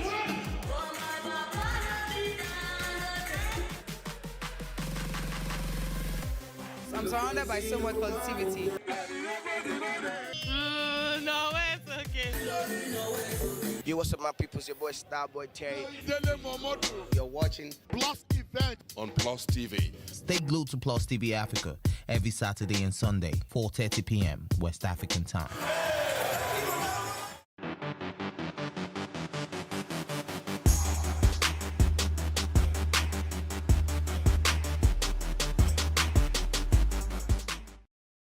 All right, so if you just tuned in, we're discussing struggles people face dealing with an unstable mental health. Now, please, let's hear what you have to say. Remember, you can join the conversation. Send us an SMS or WhatsApp to 081-803-4663. So, you know, I find it very... Mental health is not a destination, but it's a process, and it's about how you drive, not where you're going. I saw a few quotes that I thought, this was very important to read.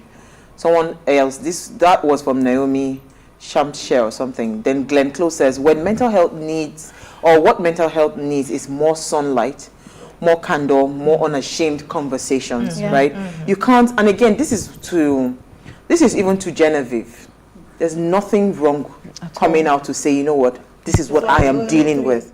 It just shuts everybody. Yes, it shuts everybody out because you've come out to say, this is what I'm going through, and I'm hoping that by God's grace I come out of this. I'll go through the process.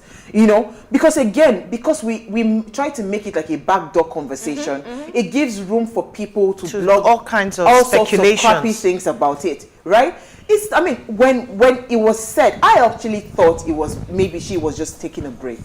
But go and check. Most people that take breaks off social media, right? A lot of them are dealing with some challenges and they just don't want to talk about it. When you talked about eating disorder, see, I went through all emotions, right? I went through all sorts of emotions. This year, I decided that I would take my health and my mind and my well-being in my own hands and not put it into. So my happiness does not depend on anybody. My joy does not depend on anybody. I took my life back to myself, and I know how far off I am compared to how I even started this year. Not to talk of 2017, 2018. When I was really in the heat of all the depression and all those things. So somebody can't just wake up and say it. And Nigerians or people, human beings, stop calling people and thinking you have the advice or the counsel of what you think you know about what they are going through. You don't know what they're going through. What I'm feeling. It is the person that's wearing the shoes that know where it pinches.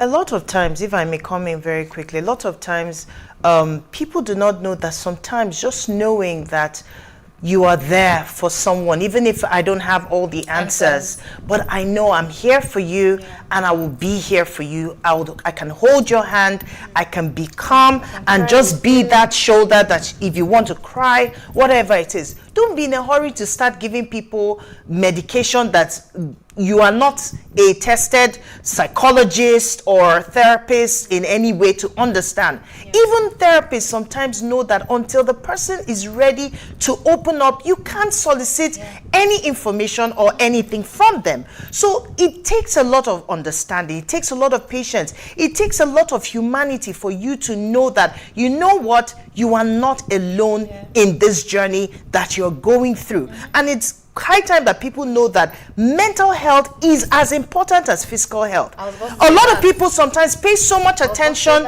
to their physical health, or looking good, this and that, and you are suffering emotionally, or you're suffering psychologically. You're putting so much pressure. Some people become like junkies, right? They're fitness junkies, and they're walking themselves toward, and that's where you have some patterns that begin to lead to like anorexia and those food disorders, right? And addictions, bulimia and all of that. So there are different things. One of the first things is that at least when the person knows that I am dealing through something, and it's okay for me to deal through it. I don't need anybody to tell me that I should hide it, or I should downplay it, or it's something that is a phase, it will blow over. It is not going to go away. The faster you begin to pay attention, and I take that from Genevieve's video, mindfulness. The more mindful you become, the more aware of yourself. You know your triggers. You know those things that when you begin to see them, the stressors, the things that begin to put you in that position where you begin to feel these feelings, then become mindful, become careful to remove those things. For Genevieve, it's possible that social media was one of them. It was putting pressure. So maybe that was why she decided to remove those videos and some I wanted to photos. Add, when you do all of that, you're mindful, you also need to get to that point. I had to build a tough skin. I really don't care what you say about me. That comes gradually when you start getting yourself. We pay too much attention to what people say. I got a call this morning, and the person went on and on. Oh, I heard a lot of things about you, blah, blah, blah. I said, you know what? If that's is all that. No, I mean, if that is your summation, a good reason to get off my back, please, by all means, believe whatever it is that you say. We need to get to that point as human beings where we do not care what people say. Because all this what will people say has landed more people in trouble. It's landed them committing suicide because they cannot handle how the world will see them after. But come on, it's a gradual process. There's nothing you have done or you will do. You understand? Because I'm still going to do more. There's nothing that I've done or I will do that it is new under the sun. They should say what they like. Do you get my point? So, but it's a gradual process as a human being where you do not care what another person says about you. Do you understand? What you should care most, and this is why if you check my Instagram page, I always say that 3 things that I pay attention to: my mind, my mirror, and my life. My mirror is very important to me because when I look at the mirror, that is what I am saying to myself. Is what I see, and that's all that matters. We must get to that point. Let me come to you, Alero, then I'll come to you. So, I just wanted to give, I don't know if it's time for us to tell people quickly what, the things that you can do basically to help yourself, get in that good mental health space. First of all, you need to value yourself. You need to take care of your body. You need to surround yourself with good people and have a small circle that you trust. You need to give yourself time. You need to be patient with yourself. You need to take it easy on yourself because you go through a lot of struggle and a lot of things. You need to learn how to deal with stress. Stress comes, it's natural. You need to learn how to deal with stress. You need to learn how to quiet your mind, and that's where mindfulness come in. It's so deep that as you're eating your food, you're paying attention to the taste. You're paying attention to the temperature of the food. You're paying attention to the benefits of that food. Every single flavor. You can taste the ginger, the turmeric, whatever is inside. Yes, if you watch that video, when she said mindfulness, it means that she's trying to explain to the world that she's present in, if you look at there's trees in the environment, she's actually in a healing process. She's in a healing process. So this is something that we all need to pay attention to. Then, the secrets which I use for myself is setting realistic goals. We have a lot of things in this world that affect us in different ways and different angles. And the only way you can help yourself get over it is to be busy with your life. Set goals, learn new things. If you have a job, improve yourself on your job. If you need to even go to the gym, if you need to build a new habit, a new skill. Before I stop talking, there's a book I would like anybody that is interested to read. It is called The Daily Stoic, and this book basically is by let me get his name. I can't get his name out. You can check my Instagram page. I'll post it on my story. You need to read this book. It's called The Daily Stoic. You need to understand Stoic. Yes, you need to understand that if you can't control it, let it go. Just let it go. If you cannot control it, I'm going to stop talking at that point. How about you? Well, she has practically said it all.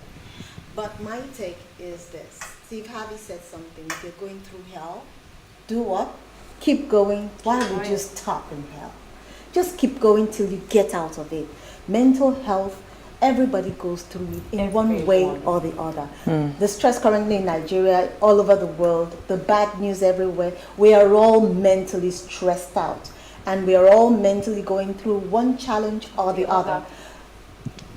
Environment-wise and personally as well. So if you're going through whatever you're going through, just keep moving, keep going.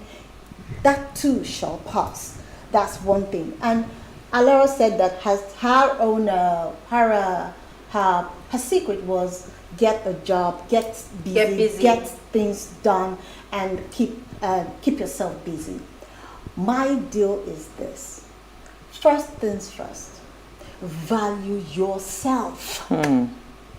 If you do not value yourself, your self-worth, you will lose yourself in the process. So the moment you value yourself, that is where you start to avoid certain things. You learn to ignore certain things. You learn to avoid the things that will cause you any kind of anxiety or any sort of depression or make you so unhappy that you can't even feel yourself anymore. So that is the first rule of the game. Absolutely. Thank you. Norma, let's take some comments. All right, I have this comment from Devor. Thank you, Devor. He says, I can feel the emotion in the studio from my screen. However, as a clinical depression survivor myself, newsflash, wow. Our heart goes out to you too, Devor. Our greatest battle in dealing with mental health is the societal stigma. Yeah. That comes with the personal challenge of millions. 3 in 4 individuals worldwide are facing a form of mental challenge. Genevieve's only crime is being a celebrity. No thanks to social media. However, our best bet is to have a proper episode with medical personnel and survivors who would guide proper and wider advocacy and publicity on this matter. It's not a hopeless situation. It can be overcome. Thank you so much, Devo, for your comments. I mean, we're just having this conversation, right? It's not, of course, in the process of time, we're probably going to bring in specialists and even survivors to come tell their stories. But the general consensus that I guess we're coming to today is the fact that mental illness and mental health is real. Yeah. So whether you want to wish it away, whether you pretend it's there, or I'm not affected or not, well, if you are not affected, you probably know somebody who is affected, or you know somebody who knows somebody that is affected. And one way or the other, one Nigerian, one African, one human being in a million, in every 1 to 2 or 3 human beings are going through one mental health challenge or the other. So it's important that we pay attention and we really look out for one another. Yeah. Okay, my comment goes thus. It says, good evening, my dear beautiful sisters of What Are You Saying?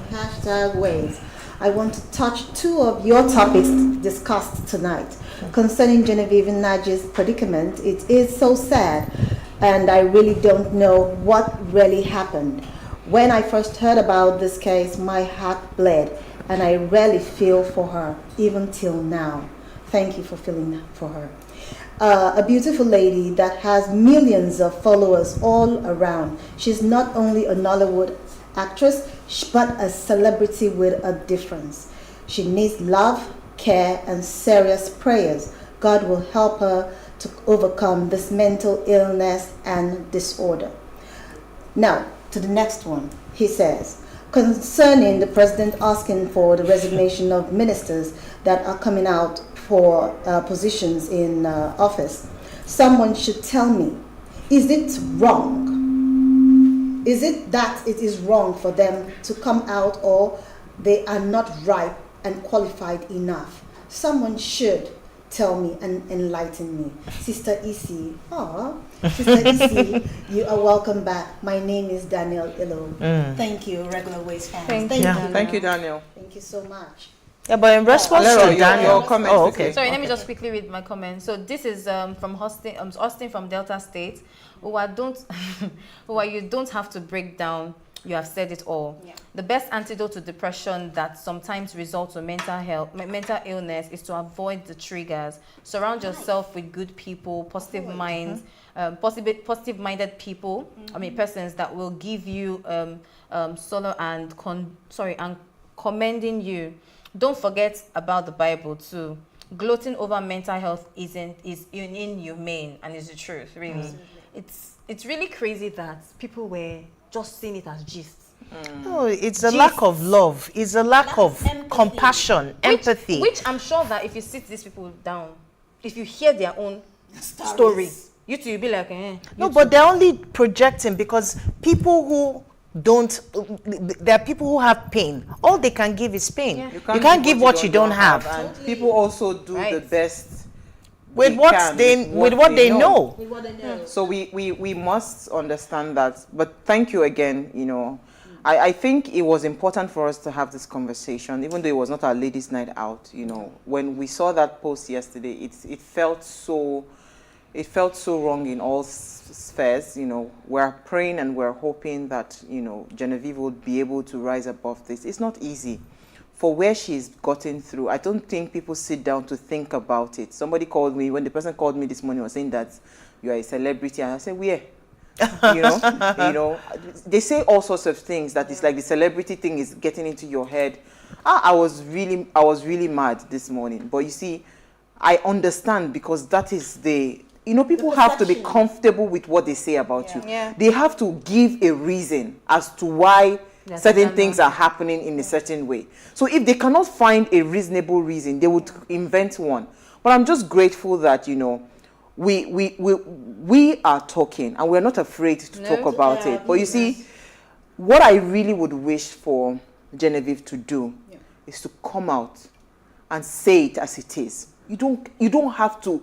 And guess what? You don't need anybody. At all. You do not. Because what you should focus on, you should jealously guard your heart. Let me take a final comment from Angola. Good evening, ladies. Concerning today's topic, I believe that maintaining your personal relationship with God and self-care helps healing the unstable mental health. This is from Gift of War, and that's 100% true. And you see, what also, I need to thank my friends, right? I had Norma right beside me when I was going through my hell. I had Priscilla, and you know, some people condemned them and said they were not good friends because they didn't, you know, you have to tell her and all of that. There is a time and a place for certain things. Yes. So even if you are there, you are not there to talk all the time. Sometimes you're just there to listen and hold the person's hand. Yes. I remember it was Priscilla that took me to La Campagne Tropicana. I cried all day that day. I was just crying like a baby. But after that day, something really relieved me, you know, and I started paying attention. So now I watch every emotion. If I am around you and there's a way you are acting and my energy is, I just avoid you. So you have to be very jealous with your mental space, your circle. You have to be very deliberate. Selfish. Very selfish. That's the word. Like, you must be selfish with yourself. Because nobody's going to protect your health but you. All right, thank you so much, ladies. I think we had a fantastic conversation. We don't even know what we're going to talk about tomorrow, but we shall see. Thank you, everyone that sent in their message. Thank you, Devo.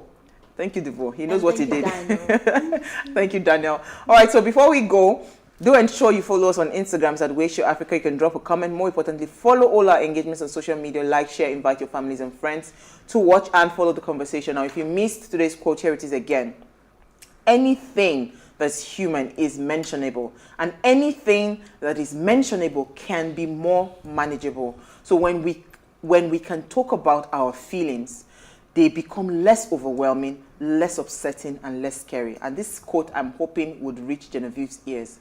Just be comfortable talking about it. It's fine. You'll be all right. Thank you so much. And to anyone going through anything out there, you'll be fine. We'll see you guys live at 8 p.m. tomorrow. Enjoy.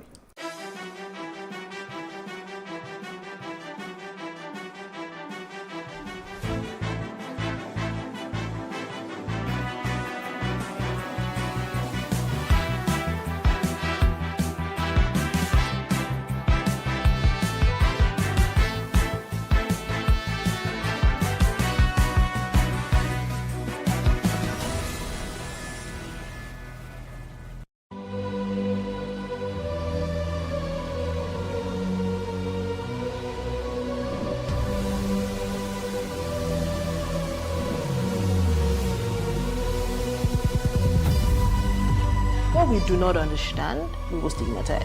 What you can see is the remaining of the tanker that exploded. He suffered equally confessed.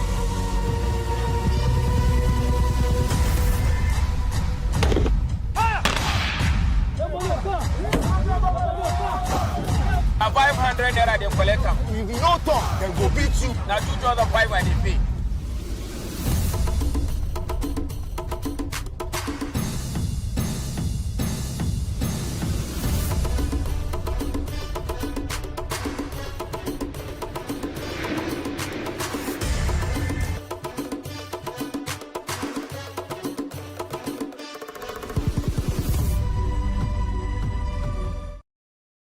In raising our kids, parents should stop playing God.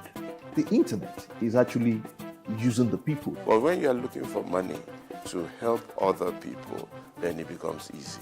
Don't rush into marriage. I always say this. You rush in, you rush out. Family is the bedrock of every society and the essence of life. On Today with John and Helen, we dig deep into family values in every sense of the word. Join us every Saturday at 9:15 a.m. on PlusTvAfrica, DSTV channel 408. With you, we play a part in strengthening the values passed from generation to generation.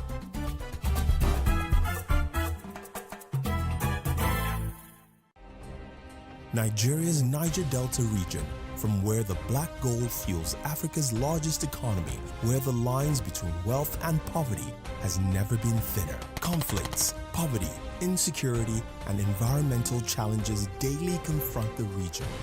How can the Niger Delta story be changed for the better? Join Mamude Akuga at 9 p.m. every Friday evening on PlusTvAfrica as he probes deep in search of solutions. Inside the Niger Delta with Mamode Akuga, the authentic voice of Nigeria's oil-rich region.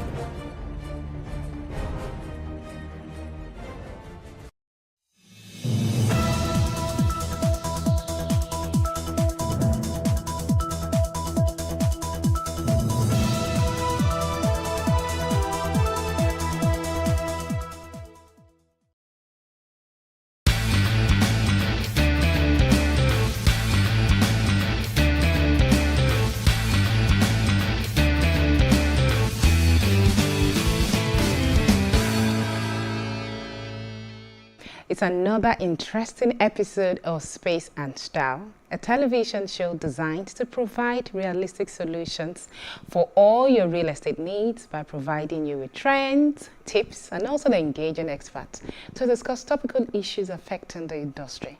My name is Olamide Unifade, as you know, and on the show today, we are going to continue our discussion on how to avert structural defects in building, a topic we commenced last week.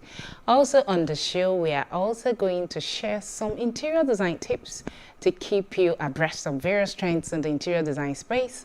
And on the property of the week segment, of course, we're going to showcase a beautiful property that we hope inspires you to join the real estate ladder if you have not done so. And lastly, the artisan spot, where we'll be talking to an artisan on his craftsmanship. Sit back and enjoy the show.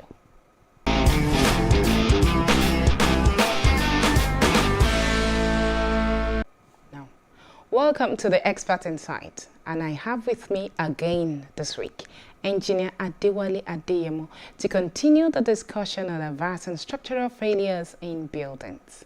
Engineer Adewale Adeyemo is a civil/structural engineer with Sample Engineering Services. With over 16 years of practice, he is a member of the National Institute of Structural Engineers, Nigeria Institute of Civil Engineers, and the Council for the Regulation of Engineering in Nigeria, COREN. He has designed over 30 various projects and still counting. Thank you for joining us again. Particular span for you to enjoy your building. Okay. If things were done in a normal and in the proper way. If you have a new construction, there is a last span for it. So after a certain period of time, it's passed up to a defective stage, okay, in which you will have used the good part of the house, of the building, or of the property. Like a newly constructed building, you have like 40 years. 40? 40 years. Not 70, not 100. No, we have 40 years.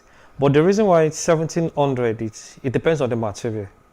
So materials, like your foundation alone, adds like 100 years for you to enjoy the foundation before it started giving you one issue or the other, if things were done in a proper way.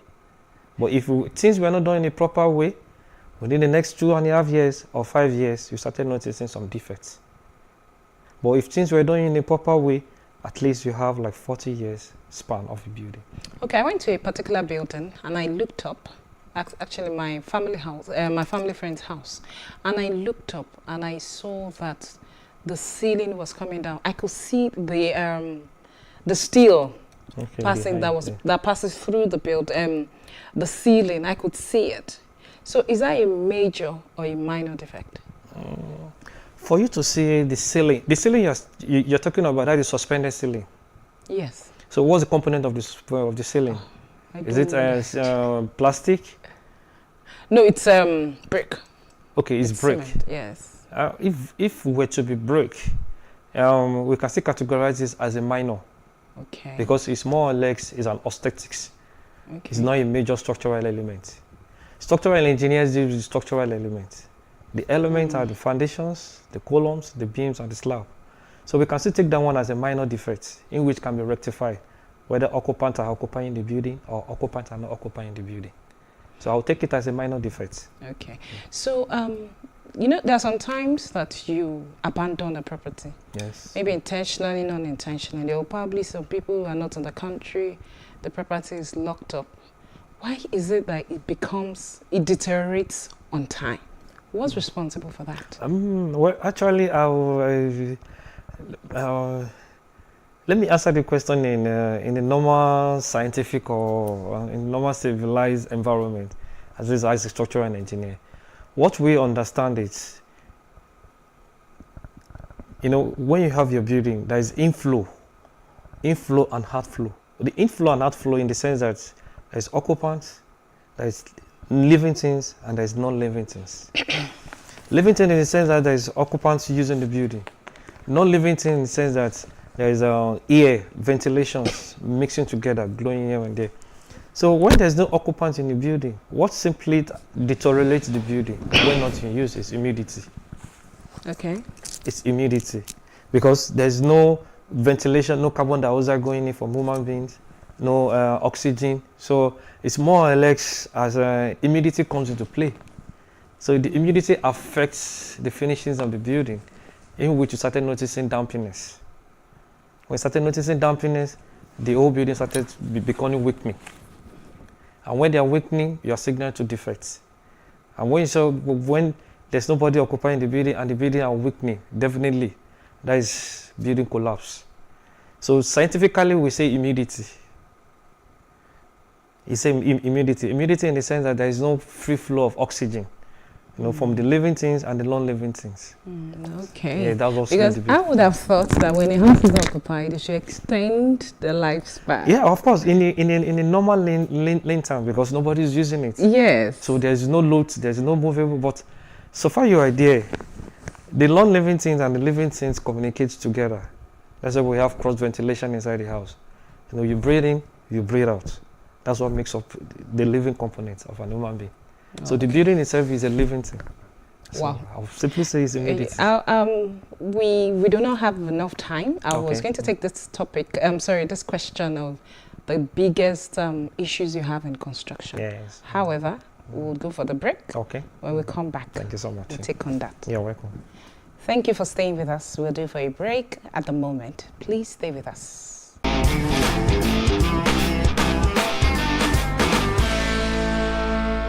Thank you for staying with us, and we are still discussing averting structural defects in buildings. And I still have Engineer Diwali Adeyemo in the studio with me. Thank you. Thank you for coming again this welcome. week.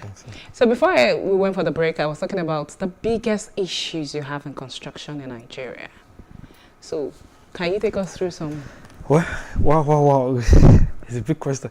The biggest issue we have in the construction industry is, from my own point of view, it's nothing more about, it's a 1001 things. Even material can be a problem. Even imposition on clients on the consultant. Imposition of clients on the consultant. Okay, what I mean by imposition of clients on the consultant? Yes. You have assigned some people to do some due diligence work for you. But on the long run, you now get to be giving them some extra advices, trying to put in your own idea because when clients engage you in design, there is a back and forth. The back and forth is you go from the design, he checks it, this is what I want, this is what I want, this is what I want. So when that one is done and they move to site for the constructions, okay? So what I mean by imposition of clients on the consultants is simply, the client is the alpha and omega of the building. Yeah. So he briefed the architect, this is what I want, give me the design. But during the construction stage, you should allow them to do their own diligence when it comes to constructions. You have your ideas, but don't impose your ideas on them. Like, this is what I want, this is what I want, this I don't want, this I don't want. Or maybe you want to add an additional floor. Well, that's now comes to your own professional integrity. Yes. So in cases like that, what do you do? So in cases like that, because initially, when we have a design from the architect, so we fall back, we ask the geotechnical engineers to help us to conduct what we call a soil test report. So the soil test report, we will marry it with the architectural design for us to know, okay, this is the level of foundations. This is what we want to do. So, but peradventure, the building is a two-floor building. That is the ground floor and the first floor. So maybe after the first floor, we're about going to the roof, and the client was not saying, let me add in another floor. No. What happens in cases like that? So adding another floor is not in the questions when the architect was trying to do his own architectural drawing. Adding another floor is not in the structural engineer's drawings. So peradventure, the soil. So when you had to add another floor, what are you not telling? What is simply telling on the soil is you are adding another load to the soil. Because initially the soil test engineer did his own reports and passed it to the structural engineer. So in case the client insists, what do you do? In case the client insists, we have to let the clients know that initially, periodically during our design, this building is designed to be on 2 floors because this is what the soil can carry. And so I'm very interested in what happens at that stage. When you give the client your opinion and they don't take your opinion, what happens? Because this is a major issue that causes structural defect, collapses. Yeah. So that, from my own point of view, from my own experience, I will write a letter I will issue a letter to him. I will issue a letter from our decks that this is the initial design. But you want to go towards this towards this particular level. I will confirm from the drawing, from the foundation, from the soil test engineering, whether they can receive it. If it cannot receive it, I will simply let the client know. And if it goes on, what happens? If it goes on, let him go on by himself. But you don't think it's something that you should report to the statutory bodies? Because you can't let clients get away with all of this, because at the end of the day, they compromise the lives of other people, not just their lives. We understand. So this should be as a matter of, it's a crime. I think it's a crime. Because lives are involved, properties are involved. So you can't just sweep it under the carpet that because it's a client. An illiterate can be a client that doesn't understand what you're talking about.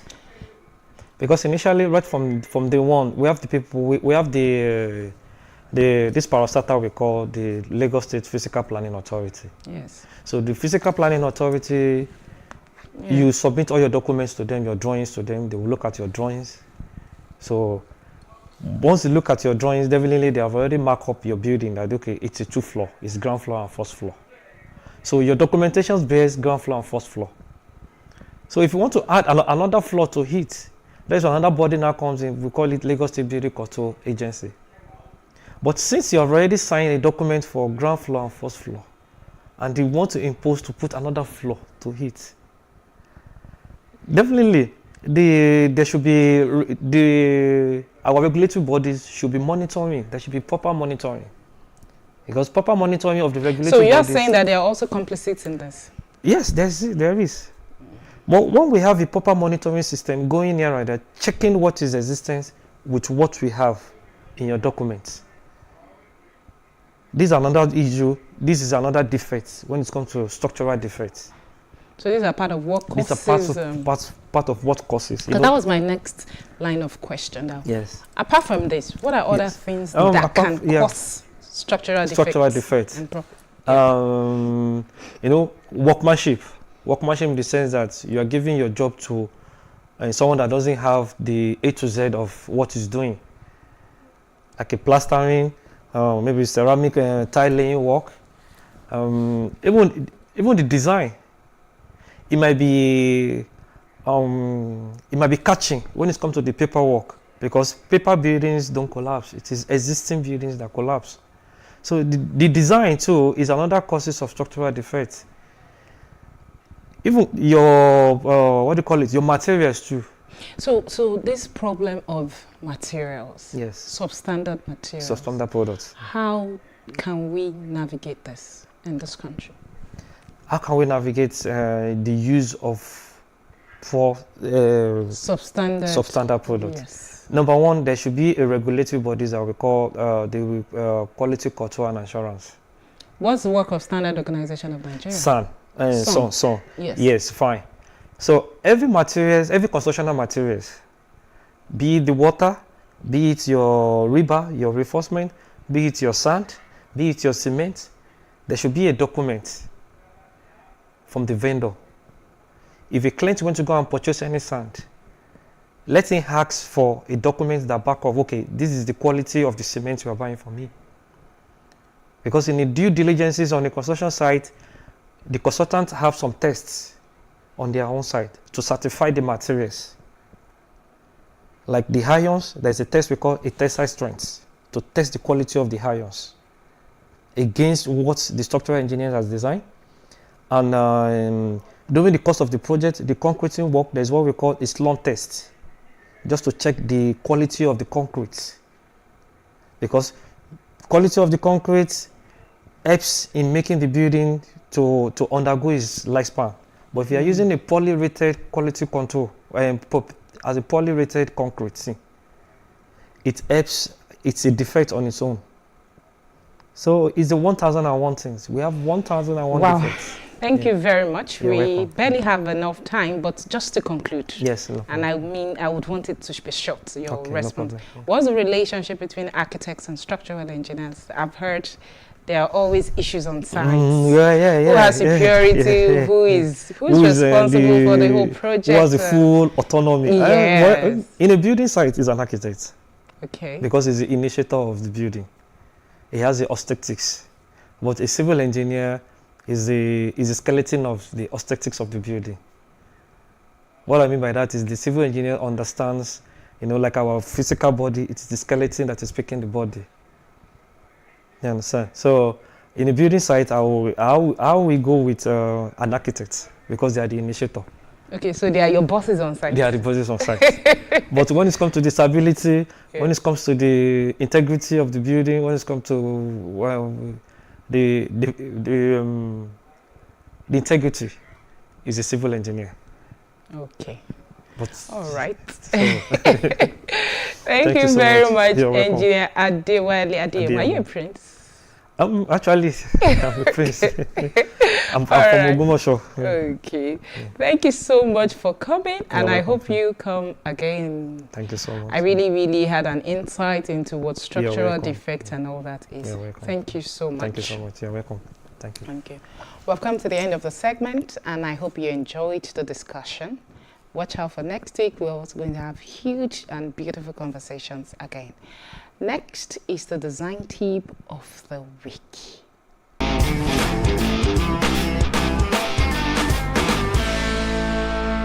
Welcome to the interior design segment where we talk about spaces and decor and how to transform the lovely spaces. And with me today is the delectable and beautiful Edna.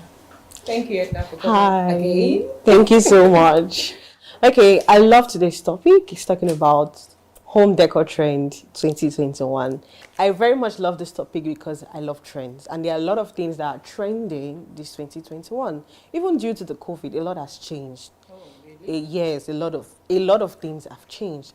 Like for instance, the number one trend on my list is home office. After the COVID, people started realizing that you need to have an office in your home. So those are the new trends. Even gyms, having a gym in your apartment, it's a new trend. Then flowers, I have one here. I was going to say that. Yeah, like it's a new trend. It has been there before, but these days, a lot of people want to infuse flowers, plants into their space, their offices, their homes, their store. I feel like it is here to stay, and we are loving the vibes it gives. Okay, so my question is, which is better, the live ones or the artificial ones? Because I see a lot of artificial ones. There have been a lot of arguments when it comes to artificial and live plants. For some interior designers, they feel like live plants is the best, but maintaining live plants is not easy. I can tell you for a fact. Maintaining live plants is so not easy, and you're not sure when they are going to leave. They can die at any time if you're not taking care of them properly. So for me, I always advise artificial plants because they can last you for a very long time, and it is economical. But when it comes to plants has a lot of benefits. When it comes to your health, your living, I'm talking about living plants. Living plants just tend to make you rest better. You breathe better in your space. The oxygen. It's also very, it has this healing effects when it's in your space. So, but all that, you don't get to feel it in artificial plants. But for aesthetics, I'm going to choose artificial plants because they're economical. They're not going to die tomorrow. So another thing that we have in our trend is pampas grass. They are dried grass. They are new trends. They were not there like that before. And people are loving them. We are loving them. We've used it in a lot of space. And it's a wonderful thing to have them in your space. Then another trend, smart homes. I have clients that request for smart homes, but they really do not know what smart home means. When you talk about smart homes, you talk about automated curtain, automated blinds. You can be in your office, and yet you're controlling everything in your house. How convenient. Like, it is really amazing to have smart homes, but they're quite pricey. Smart homes are pricey, but they're here to stay. It's very convenient. You can be anywhere and you're controlling your TV. You can see what is happening in your space. So that's a very new trend. Then dark colors. Dark colors are also very trendy when used properly. So you cannot just throw in dark colors if you don't know what you're doing. Okay, so I was going to ask you what you were talking about smart homes. Okay. Security is also very important, and it's done a lot when it comes to security. Yeah, so what about accessories? What are the accessories that have come to stay? Okay, accessories that have come to stay. We have diffusers. Yes, I've been seeing a lot of your house needs to smell fresh. So other than it has to smell fresh, for aesthetics, diffuser is your go-to things when it comes to accessories.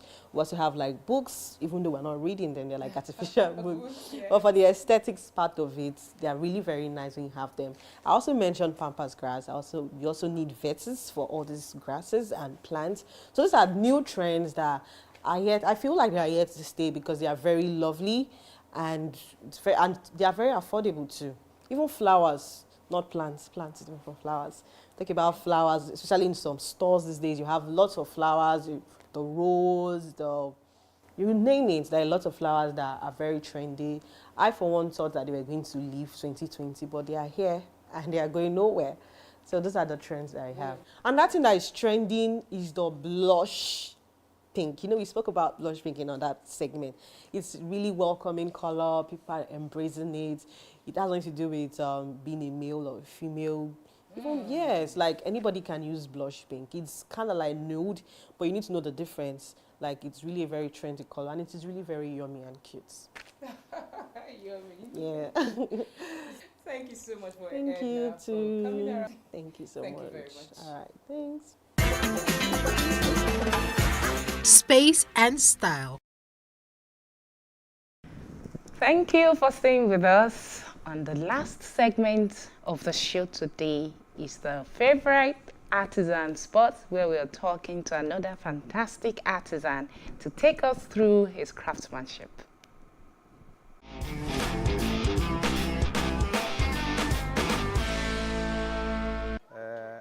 Actually, pé kí nǹkan wá nǹkan ṣe ni pé a fẹ́ báyàn máa tajà náà ni mí náà ń báyàn tajà gẹ́gẹ́ bí ọmọọṣẹ́. So láti bẹ̀ mo ti rí pé ọ̀nà tèmi náà lè ṣe léléyìí mo dẹ̀ fojú sí. I spent like 15 years lọ́dọ̀ ọ̀gá tí èmi náà wà kó tó di pé mi náà dómìnira ti tèmi náà. Actually, ẹni tó bá lówó ó lè tà, àmọ́ ó gbọ́dọ̀ train nípa ẹ̀, ó gbọ́dọ̀ mọ̀ nípa ẹ̀.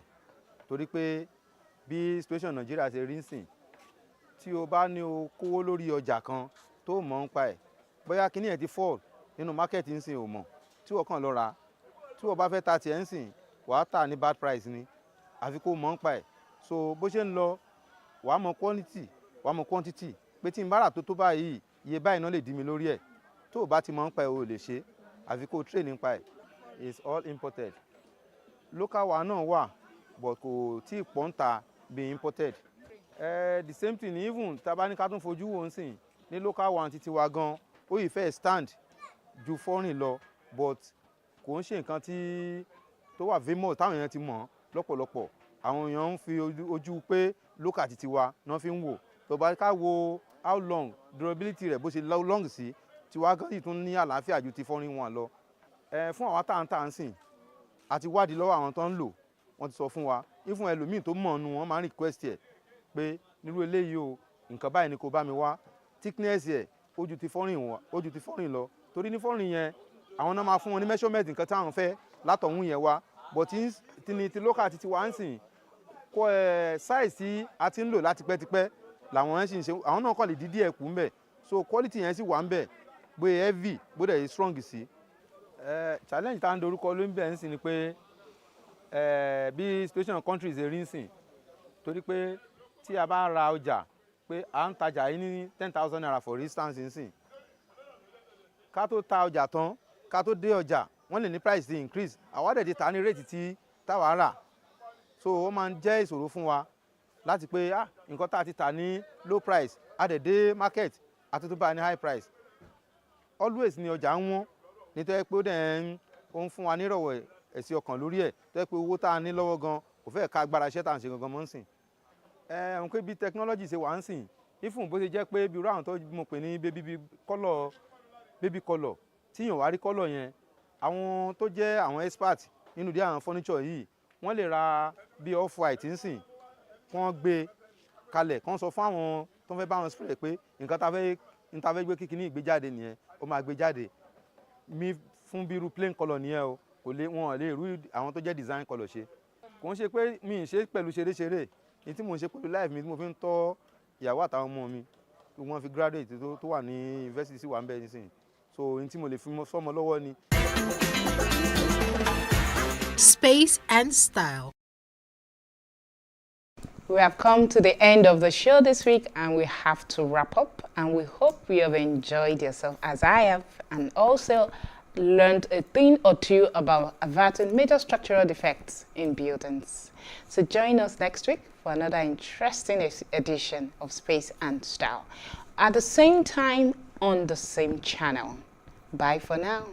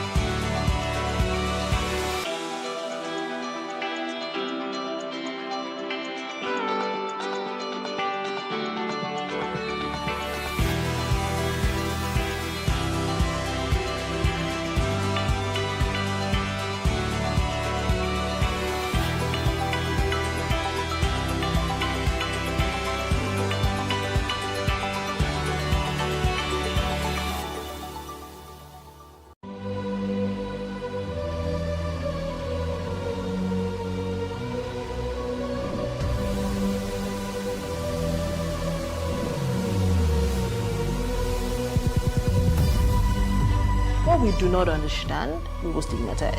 What you can see is the remaining of the tanker that exploded. He suffered equally confessed.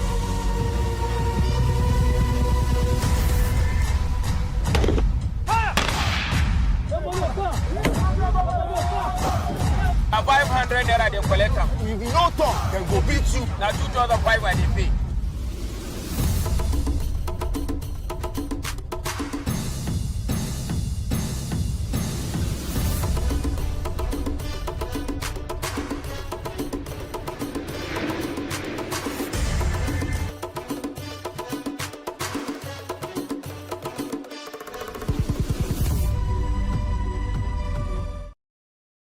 In raising our kids, parents should stop playing God.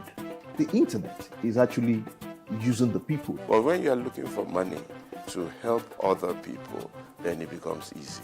Don't rush into marriage. I always say this. You rush in, you rush out. Family is the bedrock of every society and the essence of life. On Today with John and Helen, we dig deep into family values in every sense of the word. Join us every Saturday at 9:15 a.m. on PlusTvAfrica, DSTV channel 408. With you we play a part in strengthening the values passed from generation to generation.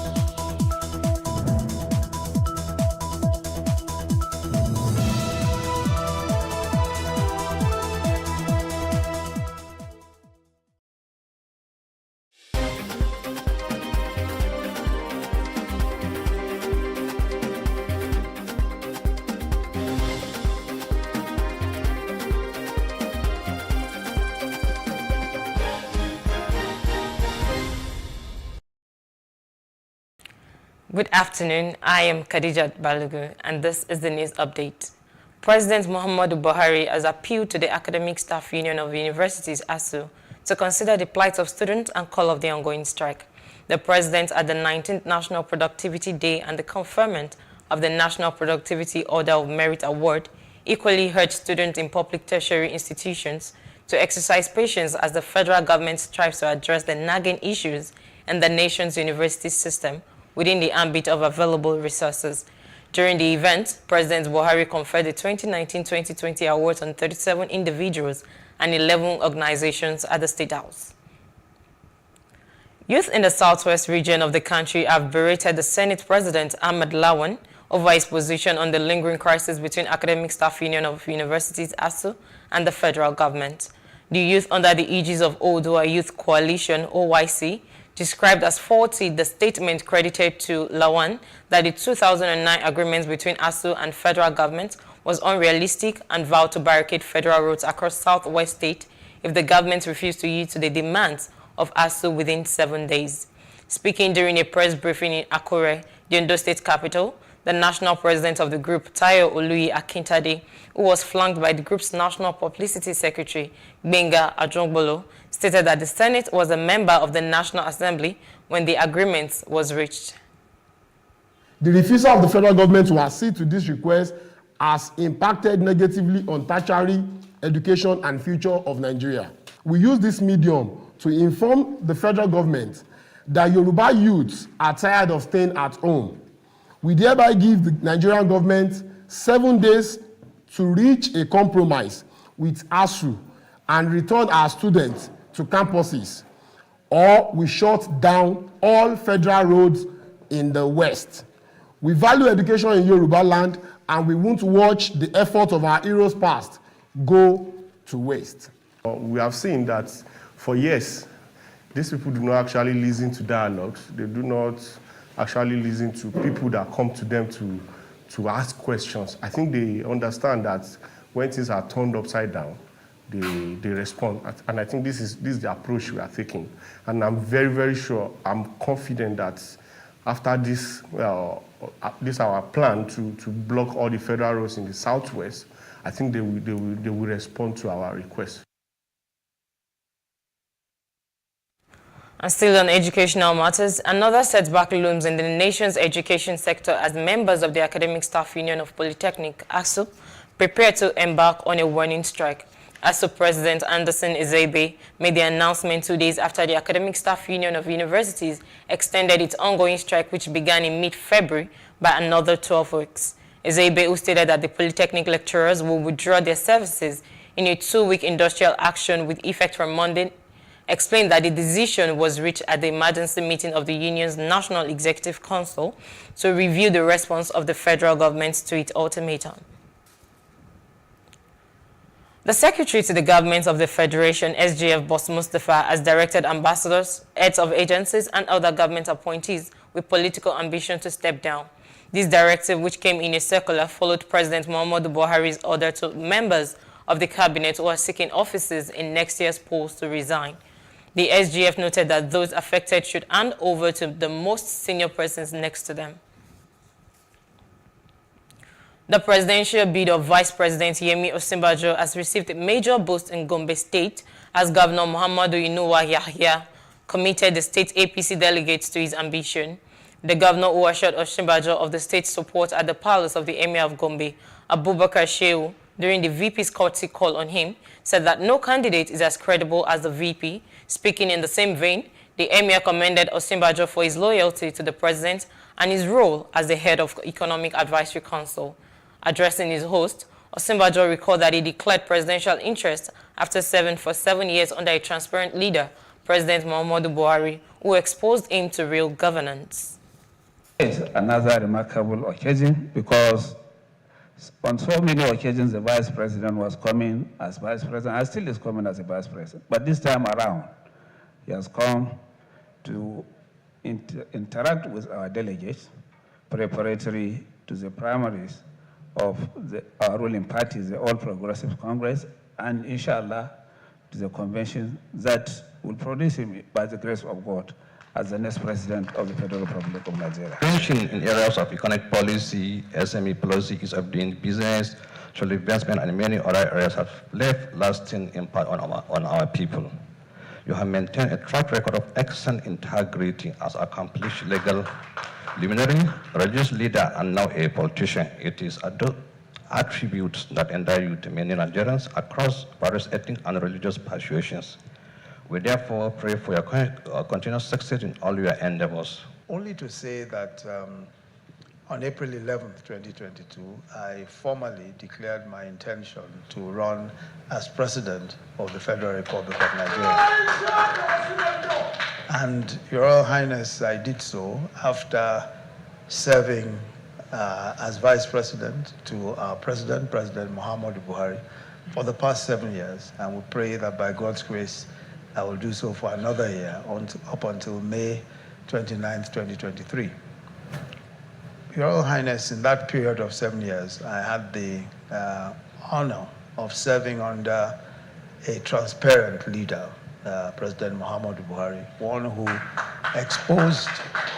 exposed me very diligently to all that there is to know about governing a complex and a complex and very diverse country such as ours.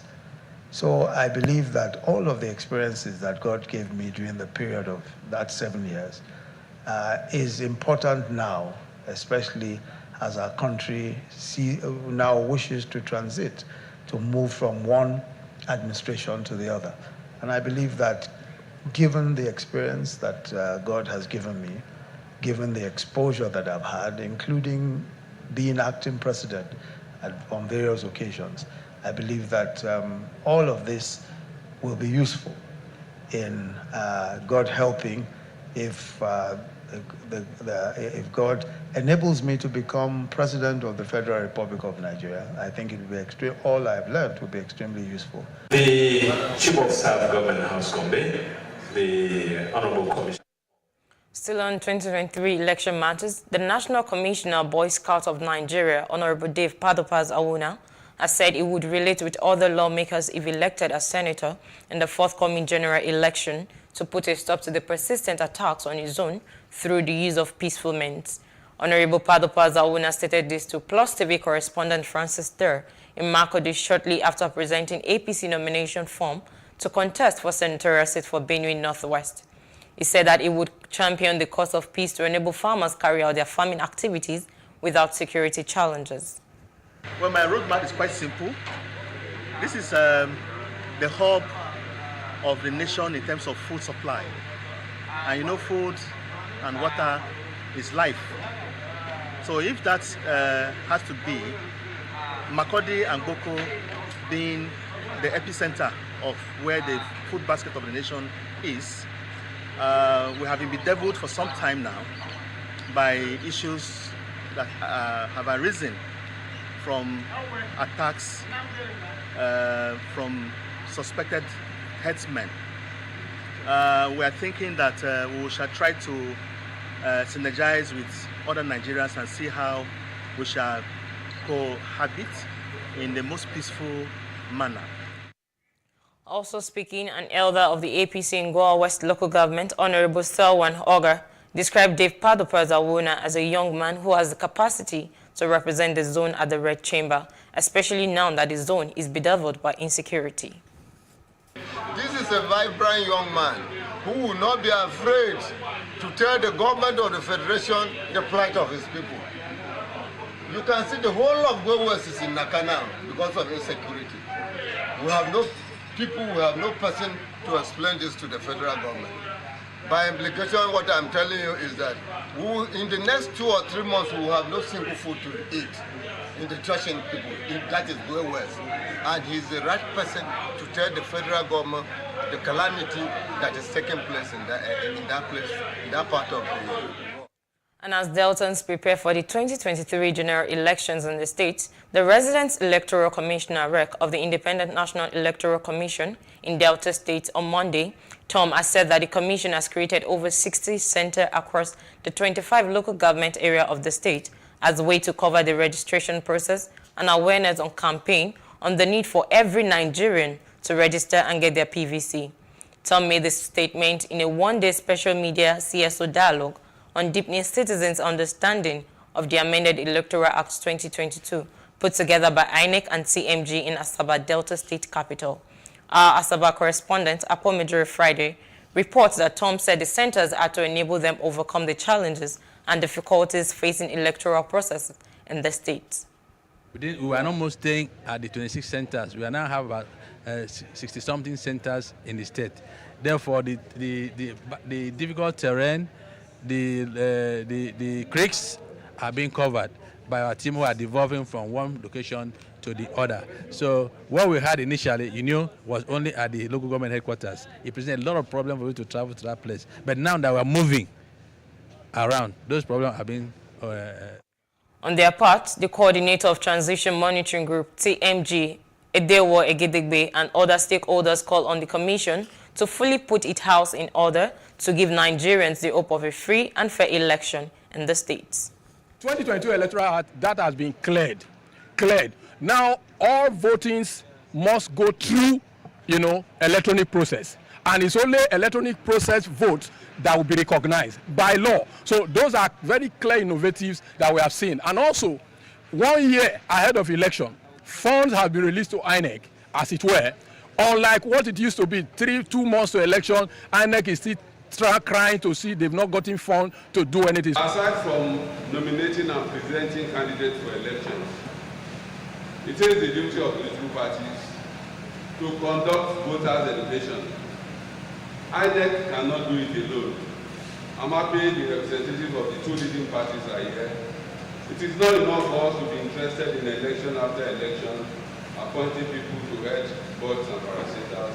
We need to educate the citizenry. Scrutinize what they are doing, because by engaging the media practitioners, you get to unravel so many things that ordinarily you won't expose to the public. So I want to challenge practitioners to ensure that they get involved, do the best you can do within the confines of the ethics of the profession. And in entertainment news, Nigeria's hit movie Blood Sisters ranked number 9 on the Netflix top 10 most watched movies for the week of May the 2nd to 8th, 2022. The movie, which was released barely a week ago, has garnered positive reviews from movie buffs, propelling the Netflix film to global acclaim. According to the latest Netflix ranking of most watched movies, Blood Sisters has attracted over 11 million hours of viewing, starring heavyweight actors like Dima Okoje, Nancy Isime, Kate Henshaw-Nuttall, Deyemi Okonlawon, Uche Jumbo, among others. And in sport news, the Boston Celtic Marcus Smart was named the NBA Defensive Player of the Year, but it was down to Drew Holiday of the Milwaukee Bucks to show him how it's done. Holiday came in clutch in the final moments of Game 5, single-handedly stopping the Celtics' last 2 plays to ensure the Bucks take a 3-2 series lead in the NBA Eastern Conference semifinals. Giannis had his best performance of the playoffs so far, top scoring with 40 points and adding 11 rebounds. A victory back at the Fishery Forum on Friday will see Milwaukee in their 3rd conference finals in 4 years. They need to get Giannis into good matchups. Buries a triple.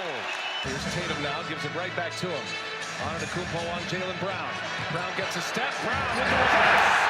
Smart and Horford. Here's Brown up top for Tatum. Timeout. No. Has really picked up. Antetokounmpo. And again, working on Horford. Wow, able to make it spin. And that's the news update. For more stories, please follow us on our Facebook, Twitter, and Instagram. And do subscribe to our YouTube channel at PlusTvAfrica and PlusTvAfrica Lifestyle. I am Khadijat Balogun. Many thanks for watching.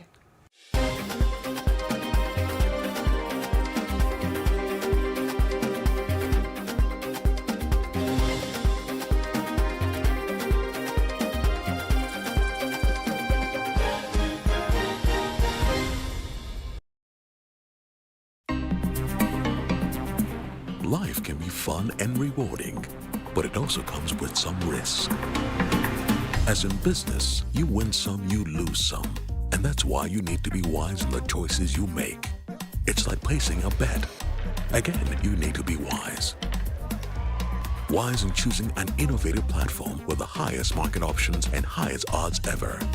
That's why Winners Golden Bet, the leader in online, in-shop, virtual, and live sports betting, gives you enhanced platforms that offer you the best chances of winning.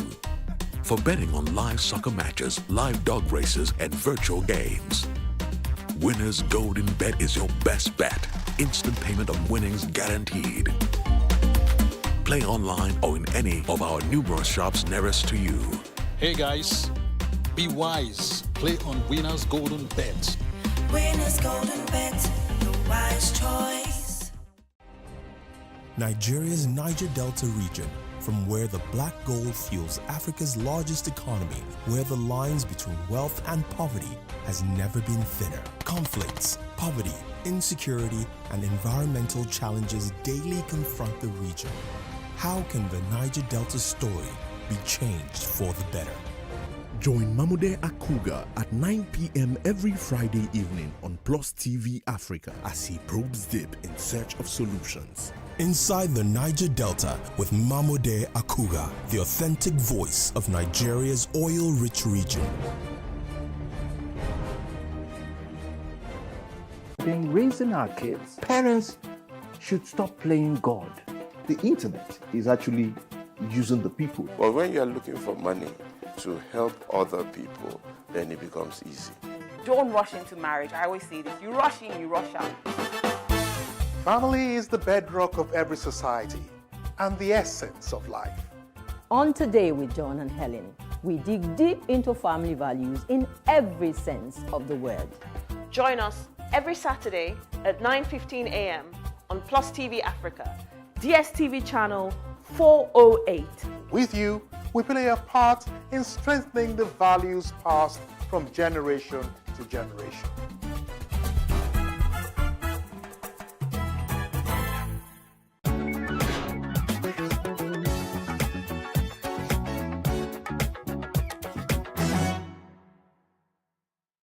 Financial literacy is an essential skill for the 21st century. The principles of debt management, profitable savings techniques, and the importance of money have helped many. In 2011, the Central Bank of Nigeria made a commitment to reduce the number of financially excluded Nigerians from 46.3% in 2010 to 20% by 2020. Many fintech startups are plugging into this gap and targeting niche markets. One of such startups is Harvest. Harvest was founded by Sholape Akimpelu, who once worked at a marketing agency. Her dream is to help women in Africa take control of their finances by bridging the economic gender gap. She believes more women need to be intentional by improving their financial well-being. Okay, so Harvest simply is an inclusive finance for African women. So we give women familiar access to savings, impact investments, and credit. So when we say impact investment, that is women impact investing into smallholder female farmers specifically. So that way yourself, right, we equip you with personal finance, insight, tools, platforms, right, to embrace savings, embrace financial wholeness, wellness, right? And then we don't limit it to you alone. We believe that the woman breaking her back in some far-flung village in Zaria, for instance, should get access to financial services too, because that's the only way we can prime her family, her community for better livelihood. So we extend our credit to, we extend our personal finance, um, considering the digital divide in language base. So that way you've equipped her and then she can participate in savings. And then, do you understand? So you're not managing poverty here for women, right? We are giving them, um, a platform, tools, insights that gets them swim upwards in the economy. Before launching Harvest, Sholape noticed a worrying trend that financial institutions were not targeting Nigerian women. Sholape teaches girls and women financial literacy through access to and use of financial services through knowledge. On my marketing days, oh, we want to do this campaign. Let's look at the demographics: male, female, female, male. Let's look at the top so clients, male, female. And I was wondering, because everywhere around me I could see women breaking their backs, right? From the woman in the urban areas to the rural dwellers. And I was wondering what's happening. Why are they not adopting financial services so much? Why are they not why are they on the fringes, right? So it was just important, and I've always been very impact driven. So it was just important that, I start, because I started doing a lot of research. So I realized a lot of research had been done. So people were doing research and dropping, oh, this is the number. Oh, Nigeria is the only West African country on the priority list of financial exclusion, right? That is for gender, right? Ghana was there before Ghana moved on. Then we are there with India, Bangladesh, and all of that. And we're wondering, why is Nigeria still here? So someone just had to do something, not just tell the story, not just state the numbers, not just quote the numbers or statistics, but do something to shrink that gender gap. Each startup has its challenges. First, poor state of infrastructure. So by infrastructure, talking about digital and physical infrastructures. Talents too, right? We're losing a lot of talents to the West. It's painful when you look at it, because we have amazing, like a wide, capacity as a country, raising talent, but then we lose the same talents in the same breath. But I'll say that tech is a great leveler. Funding is the biggest challenge. So, I'm sure that a lot of people would say, oh, well, that's about a major challenge for most businesses. So, but I think it's twice hard for me personally as a female founder and a first-time founder, right? A lot of doors are just, shut when it comes to funding, but we believe that with the right stakeholders, with government, individual investors, and all of that, we'll be able to crack the funding code. But it's been really hard funding the business. That is, funding the women, funding the business itself, building structures, building the infrastructures that we need to power the business. It's been so hard, quite tough.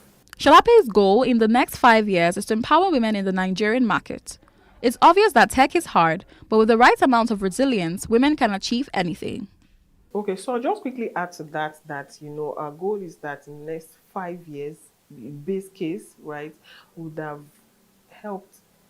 served 500,000 women. So when it's 500,000 women, we're looking at 350,000 women on the supply side of a business and 150,000 smallholder female farmers. And we believe that number is possible because our addressable market is 57 million working women in Nigeria alone. Right, and that's just looking at the Nigerian market. But when we look at the other markets we're looking at, for instance, we're looking at, other African markets by next year. So it's possible, and this will be measured, and we'll be sharing with the public, our impact and its measurements. So I'll just say for upcoming techpreneurs, I keep telling them, I said, let no one tell an African woman that it can't be done. Let nobody look at an African girl and say, no, you can't do it. You're an African girl. Come on. The customs, everything is, tilted against, kick them right in the middle, right? Put a fist right in its face, because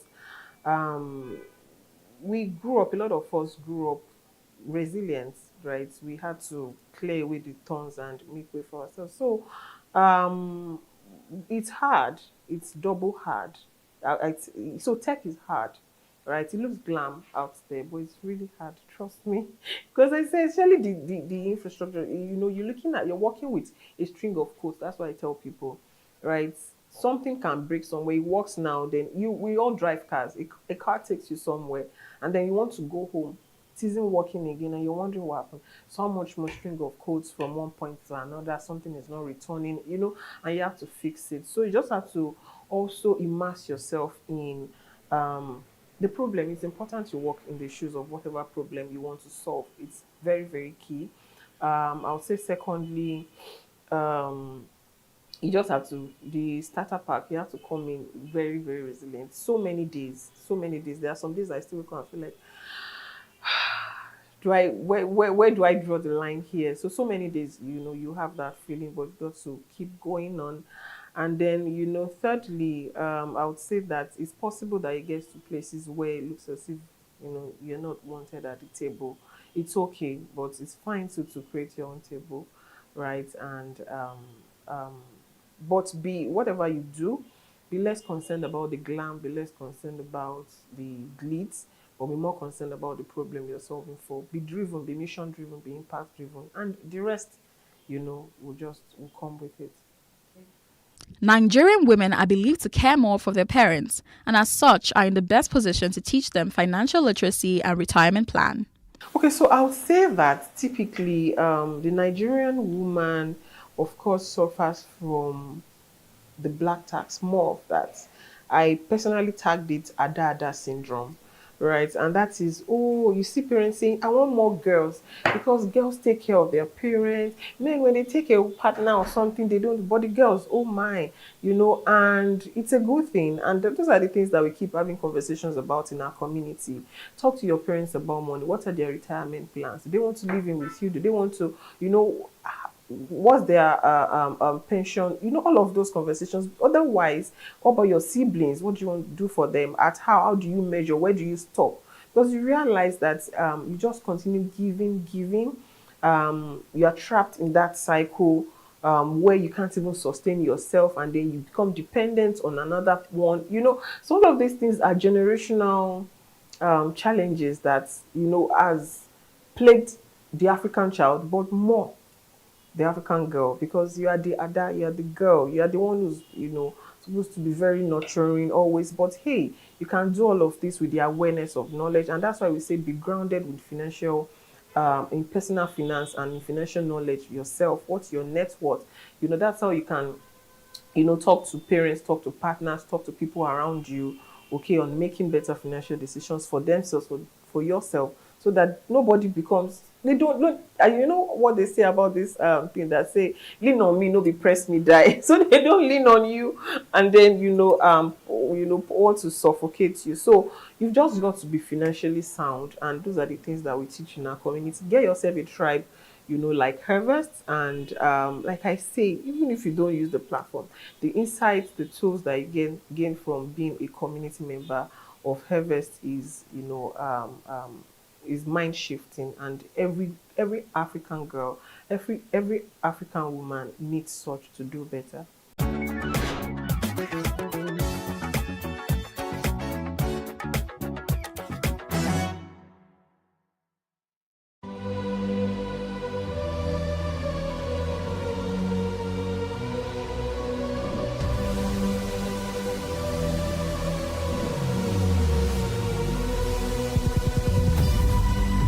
What we do not understand, we will stigmatize. What you can see is the remaining of the tanker that exploded. It's also equally confessed.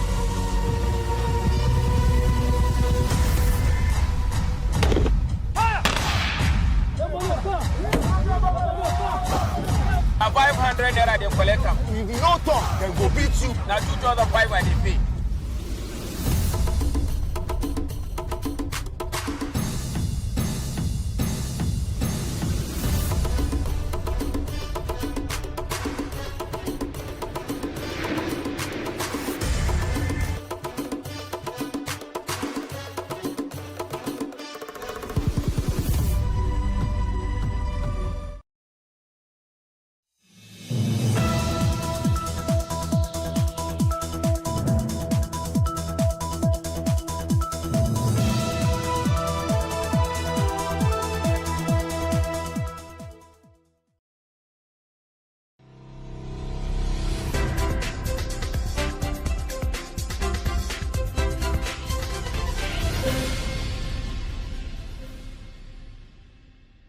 Welcome to Ladies Talking Business on PlusTvAfrica. I'm your host, Morimi Akon. Our guest today is Chinyere Okorocha, a lawyer, keynote speaker, a career coach and mentor, and an author. As a lawyer for over 30 years, she specializes and is recognized as an expert in intellectual property law, where she helps people and corporations legally protect their brand names and other intangible assets from unauthorized use. As a career coach and mentor, she founded and runs a career mentorship program called Hills and Ladders Career Mentorship Club, where she helps smart female professionals achieve accelerated career growth. With over 30 years to her credit, building a successful legal career, 25 years as a wife and 24 years as a mom, she has had the privilege of navigating the difficult terrain of being a female professional, a wife, and a mother. She sits on the board of ethics of a renowned hospital chain in Nigeria. She is also on the advisory board as a consultant to the Healthcare Federation of Nigeria, as well as a member of the World Association for Medical Law. In the course of her career, she has received various appointments and recognitions, including rankings from Who is Who Legal, Chambers Global and Managing Intellectual Property, to mention but a few. Thank you so much for coming on the show. Thank you so much, Moremi. Thank you for having me. You're welcome. Yes. How can one marry the concept of business and the legal profession? Oh, I mean, that's a fantastic question. The truth of the matter is the origins of legal practice are almost like a social enterprise where services were provided absolutely free. Okay. But as the law evolved, it became very clear that legal services needed to be paid for, and a lot of lawyers have now transited into being full-fledged businesses. And so unlike in the past when you had like a sole practitioner, you know, who just did the law, you have huge law firms that have up to 200, 300 people who have all the business principles in place within the law firm. So there'll be a marketing team, a business development team, HR is separate, you would have finance department, buying and selling of the services is a big deal. And then all the trainings, you know, that anybody in a corporation would have. And those are the most successful law firms today.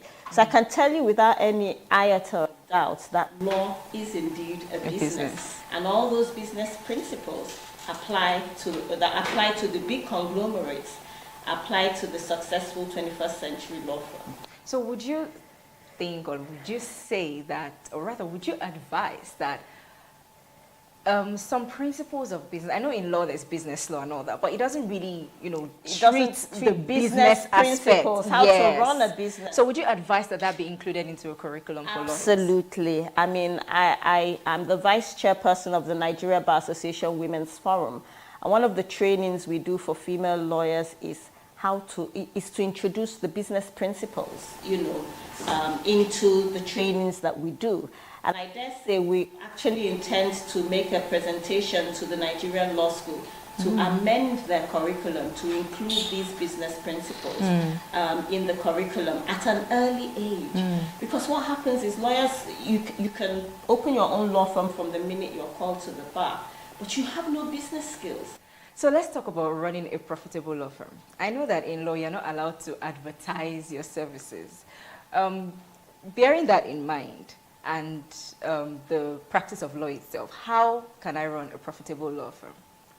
Okay, so I work in a law firm called Jackson, Etienne. We're one of the larger law firms in Nigeria. And what we found with time is that, yes, you can't advertise your services, but you can tell your story. So if you were doing work for a client, you're subject to the fiduciary relationship between, or confidentiality is a word, you know, that you'd better understand. You could, after the deal is done, publish the facts that you acted for that client in a huge deal. and you put it out in your social space and in the newspapers, and then other people see you and say, oh, if they did it for that person, they can do it for me. Yeah. Do you understand? And then the social media space is so vibrant today. So you have LinkedIn, where you put out information about your firm, telling your story, saying the fantastic things you're doing, the conferences you're organizing, thought leaderships that you've produced, how you've advised the government, helped to change policy. And then there's your website, where you are allowed to put all these information, you know, and push it out there. So you're not really advertising. The thing about advertising is telling people, you know, they shouldn't use another, maybe bad mouthing, you know, or saying you're the best thing, you know, since sliced bread. But what you're doing in this current dispensation is telling your story of the things and activities that you are embarking upon, which endear you to would-be clients. And that way, you can make a name for yourself. Indeed, even personal branding, apart from the law firm as it's, you know, on its own, the various lawyers get to tell their stories, and it's not seen as advertising. So let's talk about then running the law firm. So I have everything in place. How do I run it to ensure that I make money? Okay, so the firm where I'm working is 25, it will be 26 this year, and I joined Jackson Etienne Edu from day one. And we've grown from just about 6 people, 6 lawyers, to over 70 lawyers in the law firm today, and a support staff of about 200. So if you were to mention the top 5 law firms in Nigeria today, we will be mentioned. So I've seen us grow through the ranks. So it takes dedication, and it takes teamwork. No one person has all the answers. You rely on each other. Some people have certain strengths. Some people are better at marketing. Some people are more technically inclined. Some people are better client-facing. So you find people with diverse characteristics or traits, and you come together as a team, and you make it happen. That's how to run a successful law firm. Team is everything. And then if you reinvest the money that you're making back into the business in terms of infrastructure, IT, I guess your public image and all that, as well as doing things that would attract the clients, like symposiums, throwing out the thought leadership there, making sure you have an accounts department that takes care of the money and makes sure you get paid. I think that's the way to go. Another thing that makes a successful law firm, like I have said, is taking trainings that are not legal trainings. You know, you have to learn how to become an entrepreneur if you want to run a successful law firm today. So I can tell you for free, I've done accounting for non-accountants, I've done sales and marketing training, I've done what's that one? High efficiency training, you know, all sorts of things that are not necessarily legal.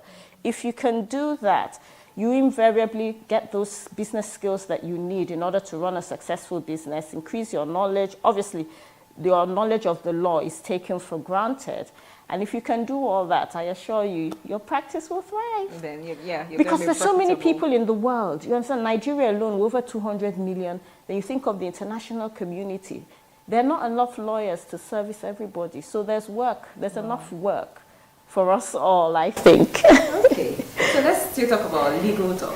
Okay. As an intellectual property lawyer, or let's say expert, yes. tell us about some interesting facts about IP. Okay, so intellectual property, which is my core practice area and what I'm known for, is just property of the mind.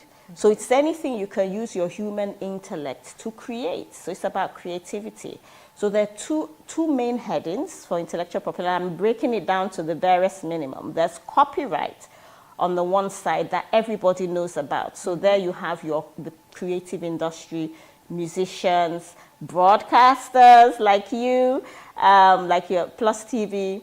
Then you have the actors and actresses. Then you have literary works. So people who do their novels and all that, it's from their intellect. Think about it. Then even architectural works are also covered under copyright. And so the law allows you to protect that creation and exclude others from having the benefit, unless you give them what we call a license. And then the other hand, remember we're defining intellectual property, you have what we call the industrial property. And that's where you have trademarks, which are the names of products that you see in the marketplace. So Plus TV is a trademark, and so many others, you know.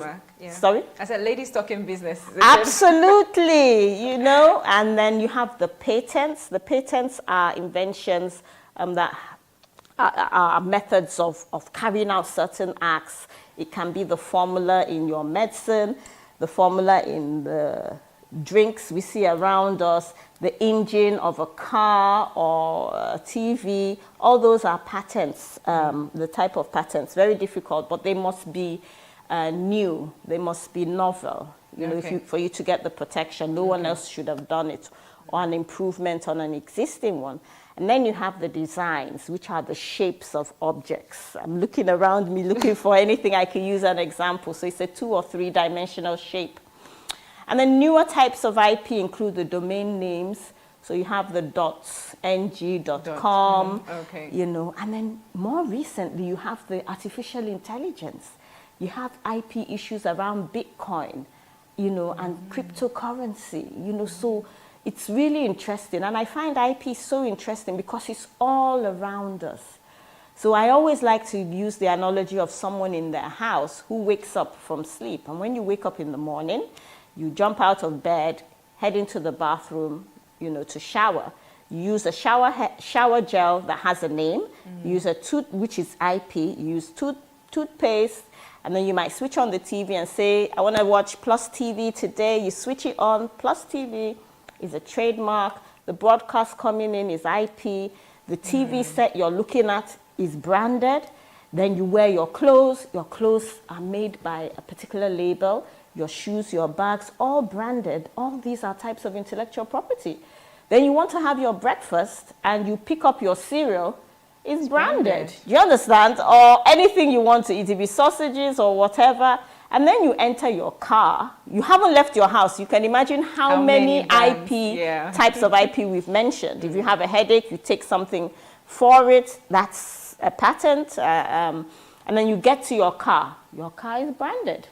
You get into the car and you put on the radio stations. Then the different stations. IP is everywhere. It's everywhere. There's no part of the industry, you know, in the world today that doesn't have an IP element. And I find it so exciting that when I'm driving on the road, I see all the billboards, I see the, you know, everything branding, and I find it really exciting.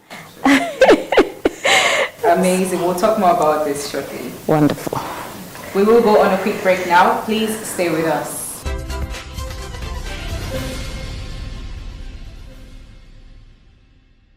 Thanks for staying with us. You are still watching Ladies Talking Business on PlusTvAfrica. And my guest is still Chinyere Okorocha. So let's talk about career, mentorship, because I know you're a coach. So as someone who mentors business women and career women, what steps can one take to achieve accelerated career growth? Okay, I particularly mentor women and coach women, and I was indebted to that by my own journey. So I think it's very important when women are climbing up the career ladder to be able to find their voices. A lot of women are silent. They don't know who they are. You know, a lot of the time you enter a room and you want the floor to open and you go under it.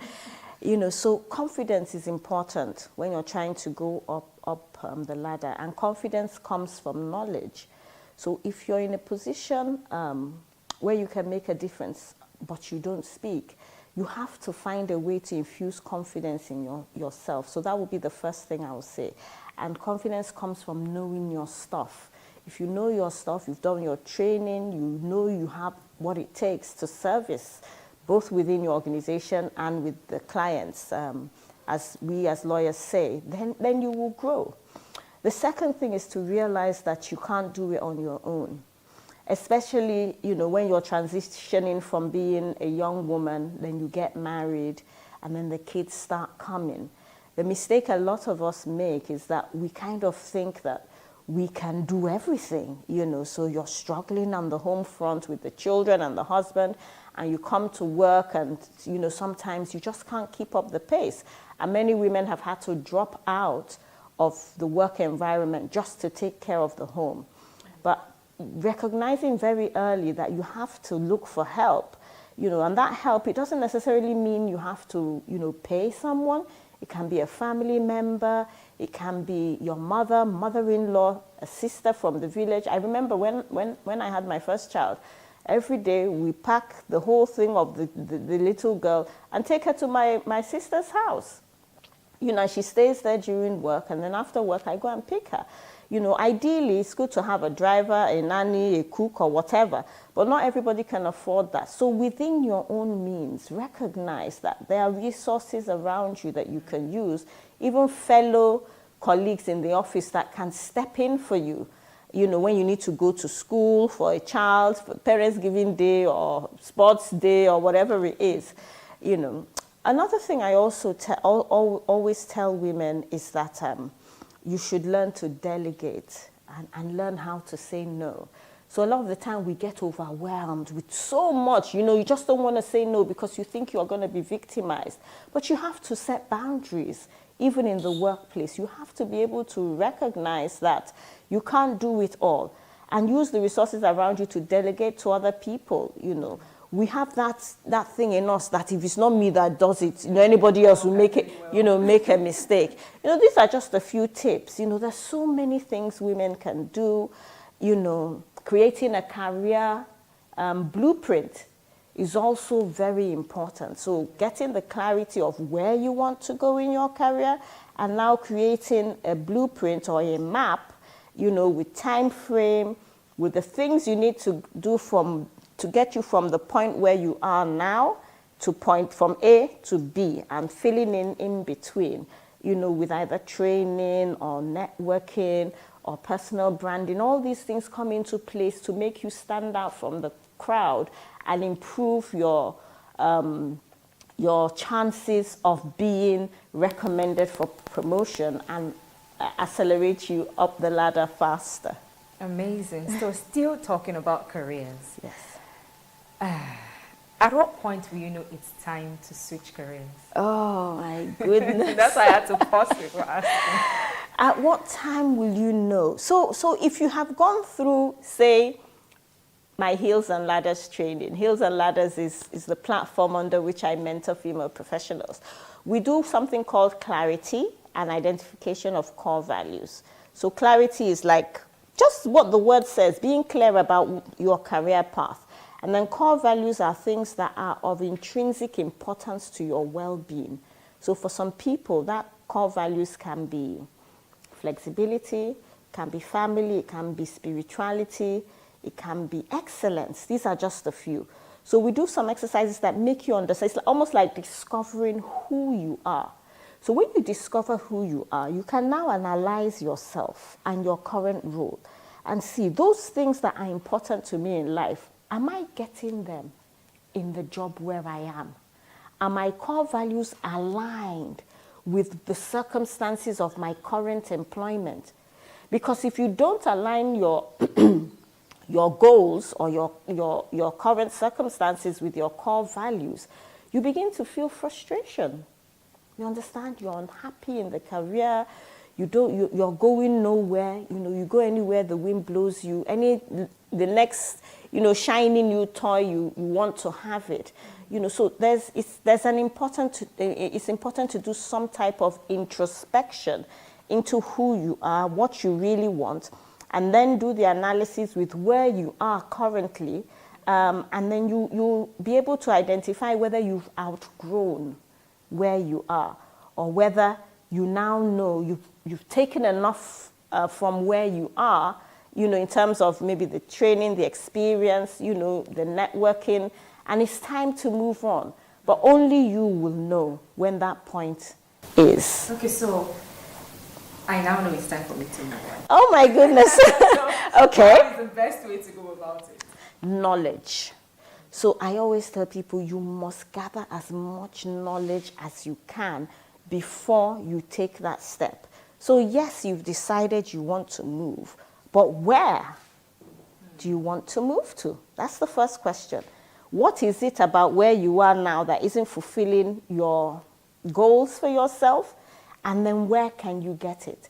So you must have a destination in place. I always say that if you don't know where you're going, how can you get there? It's the destination of where you want. I want to work in a Fortune 500 company. I want to become the CEO of the next big company, or I want to be the managing partner of my law firm, or I want to enter into the UN, or I want to become a senior advocate of Nigeria. All these are goals. So having identified that this is what you want, then you map out the plan of how to do it. So again, knowledge. What do I need? Do I need to train? Do I need a master's abroad? Do I need some certification? Do I need to find out who knows XYZ? What resources do you need? So don't just move blindly. Don't just put in your letter blindly. You must have a plan. There must be a proper exit strategy for where you are, with a mapped out and timelines. Any goal, your goals must be smart. Any goal that doesn't have a timeline, it's just a dream. Oh, okay. I agree with that, and we'll talk more about it after the break. Wonderful. We will go on a quick break now. Please stay with us.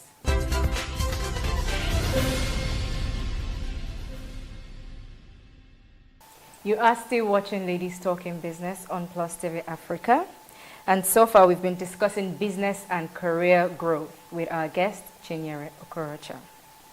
So what common errors do you see professionals or even business people make in their career or business? Okay, so particularly in reference to women, the errors are the biggest one I see women making is that horrible thing called imposter syndrome. That horrible thing. Yes, the imposter syndrome of thinking or feeling, having that voice in your head that tells you that you're not good enough. And sometimes it cripples you, so that the actions you're meant to take in your career or in business, you don't take them. You second guess yourself every step of the way. And I'm told men suffer from it, too, but you don't really see it because it is a men's world. So my advice to women is that you have to tackle it head on. And one of the ways that I have used is to keep what I call a victory log. What's a victory log? A victory log is basically a journal where you write all your victories. Anything you've done that, that is positive, that has impacted people, clients, family, friends, anything, you put it in there. And when you're feeling like you're not good enough, you bring it out and you said, I did this. I was able to raise $100 million loan or whatever for my clients, or I was able to, think of some positive things. And it can be little things. But what it does is it boosts your character, it boosts you, it motivates you to want to do more. And it makes you step out of your comfort zone. And that takes me to the second one. A lot of women like to play in the comfort zone. But I can tell you for free, nothing happens in the comfort zone. You need to get comfortable with discomfort in order to succeed in business and in your career. I recently, the first quarter of the year was so busy for me. I had so many engagements, client meetings, family, because family is a core value to me. I like to make sure that my family is okay. So immediately after the first quarter, I had this event that I organized for the Nigeria Bar Association Women's Forum. It was a big event, March was all Women's Month anyway. And I took off. I just needed to shut down. So that takes me to the third point. You have to also know that your health matters. But in the interest of time, let's leave it at 3. Yes. Okay, so let's talk about mentorship. I know that's your thing. But why is it important for female professionals to seek mentorship? Oh, it's absolutely important because when I was growing up, early on in my career, I didn't have a mentor per se. I had someone, a role model, who till today I've never spoken to her. She was a lawyer, and I just loved the way she looked. She was intelligent, she was smart, you know, and I just wanted to emulate her, you know. And so it's important that we have role models, people who have been on the route we want to take, who can tell us where all the valleys are and the hills, you know, so that, you know, the bumps, you know, so that's what mentorship does. It's somebody who can, you know, kind of help guide you on your career and make sure that you don't make the mistakes that they made. There's a common adage that says that the best ideas are always someone else's. Right. And I'm an IP lawyer, so I shouldn't be saying this, right? You know, but I say it in the sense that it's good to emulate the good parts of people who have been on the path that you want to go to. But don't forget yourself in the process. You must remain your authentic self. So you take the good parts of what they're teaching you, what the mentor has to offer, the advice from experience, which is important, but also personalize it to help you on your own career journey. Interesting. Very quickly, before I let you go, so what's the best way to approach a potential mentor? That's a really good question. You know, recently on LinkedIn, a young lawyer reached out to me, and he said, "Hello, Ma. I'm so happy to connect. Please let me know if there's any research I can help you with in the future. I would love to remain connected in this space." I thought that was excellent. You see, the problem is most mentees come to you wanting to take. They don't come from the place of giving or providing value because they don't recognize that they have value to bring. So that young man, it was actually a man. I don't actually mentor men, but you know, he endeared himself to me. He came from a position of providing value. And I always say that there's always something you can bring to the table. So come from a point of giving rather than taking. And then also recognize that the would-be mentors are only one person.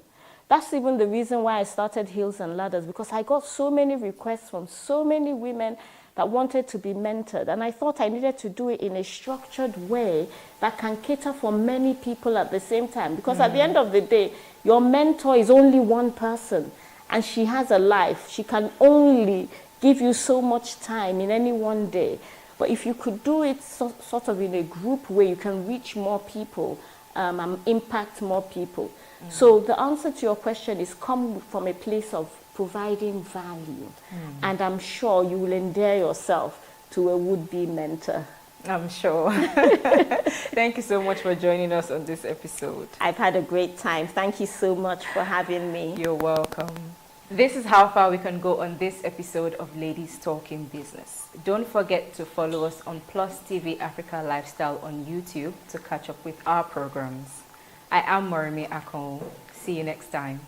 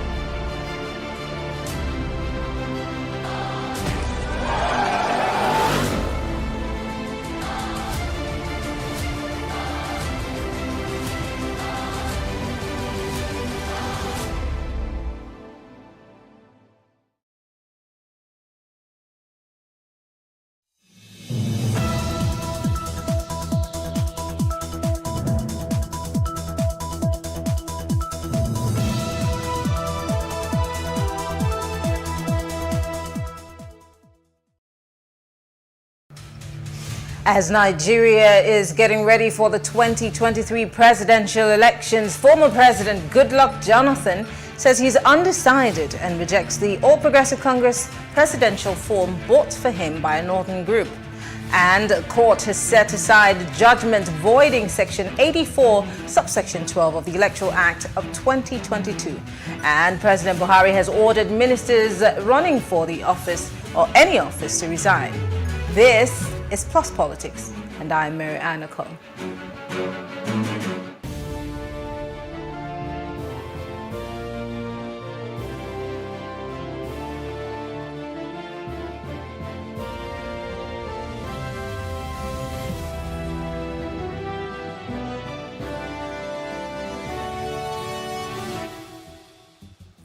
Former President Goodluck Jonathan has rejected a presidential nomination form bought for him by a northern group in Nigeria. Jonathan described the purchase of the form without his consent as an insult. In a statement by his spokesman, Ikechukwu Eze, Jonathan also said that he has yet to decide whether to seek the re-election on the platform of Nigeria's current ruling All Progressive Congress. His spokesperson, Mr. Eze, however, said in a statement that the former president was not consulted before the form was bought. Joining us to discuss this is in speculations as to where his political leanings lie, whether he's loyal to the All Progressive Congress, and there are also those who are wondering when the president or the former president had left the People's Democratic Party to join the APC. These are questions and speculations that led to people saying that he might be running for the office of the presidency. We saw videos, we saw pictures that somewhat were pointing in that direction, even though most of them were not factual. But we are here today having this conversation. And I think my first question is, when did the president move to the APC? Was that the question? Yes, I'm asking, when did President Goodluck Jonathan move to the APC? You mean when or why? Sorry. When? When? Well, I'm not aware of that fact. I'm not aware that Goodluck Jonathan has defected to the APC. All we get is in the realm of speculation. And the president himself has not come out to say he has defected to the APC. And I listened to what the chairman of the APC in Bayelsa said. He said the president's name is not even in their register. Because if you have to defect, of course, it starts from your ward. Although a lot of defectors rush to Aso Rock just to ingratiate themselves with Mr. President and make a show of their defection, like what Panika did, which is actually incongruous and wrong. Because if you have to register it from your ward level, your polling unit. So the chairman of APC in Bayelsa State said the president is not yet their member. That was what he said. So and the president himself has not come up to say he has defected. Not even his media aide has said so, has alluded to that fact. So for now, I don't think Mr. President or the former President Goodluck Jonathan has defected to the APC. I don't think so. I feel that if a man of that status should defect from one political party to the other, of course, you need to suffuse the air with such a story. The air will be suffused with such a story. So I sincerely don't think he has defected. Maybe he's still mulling the idea, maybe he's still communicating upon it, depending on the accommodation he's going to reach with Mr. President, that is, I'm talking of Buhari right now, depending on the kind of accommodation, the kind of compact they are going to have, probably. And I think they rushed to buy the form for him in order to beat the deadline. Should they eventually capitulate, should they eventually submit to the clamor for him to contest, let it not be that the form will be an impediment. So I think that was why they rushed to get the form. They have also apologized. I think he met with them between 12 and 1. I don't know how authentic that story is last night. Expressed his anger, and they also apologized. So right now, I cannot authoritatively say if President Goodluck Jonathan is a member of the APC, or defected to the APC, or remains a member of the PDP. Mr. Ngaitok, we've seen this trend of buying forms for certain persons. I mean, the most interesting is the one that was bought for the president of the AFDB, and the story of the fact that they've been trying to contact him and they've not been able to get in touch with him. Why do you think that there's all of a sudden that special urge to buy people forms, whether or not these people are interested in running for that office? And why is it just people within the All Progressive Congress that are buying forms for people who are either members or non-members of the party? The very first thing is that I think we Nigerians need to sit down and really think about ourselves again. There are certain things that people do to you, and you have to sit down and ask yourself certain questions, because there's a way you present yourself and they talk to you anyhow. there's a way you are in an office, even as a lady, and people treat you with respect because your carriage is such that people know without even your saying a thing, talking about body language, that you are a no-nonsense person.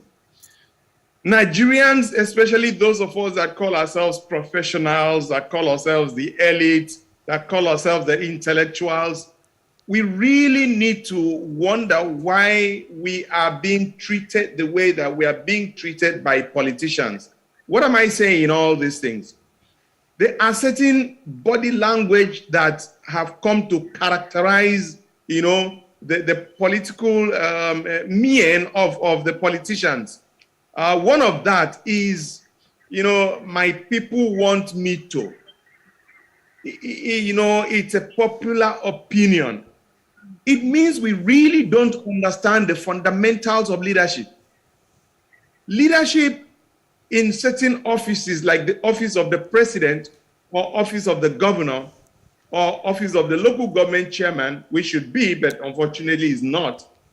There are offices of maximum service that have to come from a certain level of passion that you have, a certain level of something that drives you. When people are those pushing you to do something, it calls to question if that is the way our politics should be. But could that also not be that the people have seen something in you? I'm sorry to talk over you. Does that not also mean that maybe the people have seen something in you, or seen that you have done great in certain other areas? For example, the AFDB president, some people may have seen that, look, this man has done great in all of the offices that he's held, and we think that he would do great as a president. I'm not in any way campaigning, but I'm saying to you, could that also be the reason why people are pushing? Maybe you're tinkering on it, and then there are people who are saying, let's help you, push you to that level. I'll tell you this. I'll tell you this.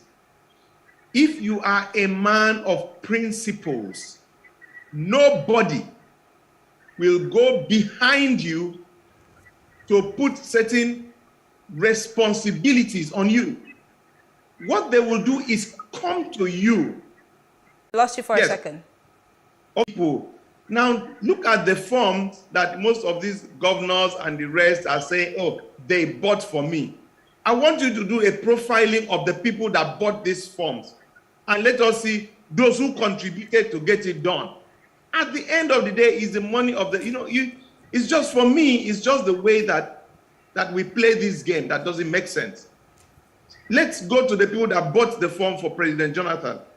Let's go to interrogate the people that bought the form. Let's look at the bank accounts of these people. You just realize that maybe one man somewhere wants to make a point. Either Mr. President's person wants to test the waters, or somebody else who should have respect enough to ask Mr. President, sir, we want to do this for you. Sir, what do we do? So, head or tail, there's something that is just not ethical about all these issues of they bought the form for me. Doesn't make sense. I don't buy it. I will come back to you to talk about some other things, some other speculations about why former President Goodluck Jonathan is even, in this conversation. But let me come back to you, Opunabo. The former president was seen on Monday night at the home of the national president of the All Progressive Congress. There were pictures that were published on, I think, Monday night when he paid that visit to. Reportedly visited Adamu's residence. The two politicians were actually photographed beaming with smiles to the camera. The visit actually lasted just a few hours after the Miyetti Allah cattle wearers, a Fulani group, bought that nomination form, an expression of interest form, for 100 million naira. Even though former President Goodluck Jonathan's office issued a statement denying that he has joined the party, but the questions still linger. What was he doing at the house of the national chairman, or national chairman of the APC, as a member of the People's Democratic Party? Does that not count as anti-party? Well, first and foremost, I don't know why you refer to it as anti-party. without being seized of the facts of their discussion. Earlier on, Jonathan's dilatoriness, his procrastination, whether he was going to contest or not, also gave room for all these conjectures and speculations. Probably he went there on the chairman's invitation, maybe to also convince you to contest, or probably he was there in order to cross the T's and dot the I's and be reassured that should he contest, should he throw his hat in the ring, that he's definitely going to emerge as a consensus candidate. Well, we'll all be guessing because we don't have the facts of the meeting, what really transpired at that meeting. So I think it's not unconnected with the purchase of the form and his presidential ambition.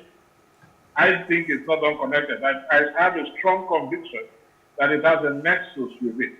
But whether it is anti-party or not, you can only accuse him of anti-party activities when you have the facts that he's gone there to betray the PDP.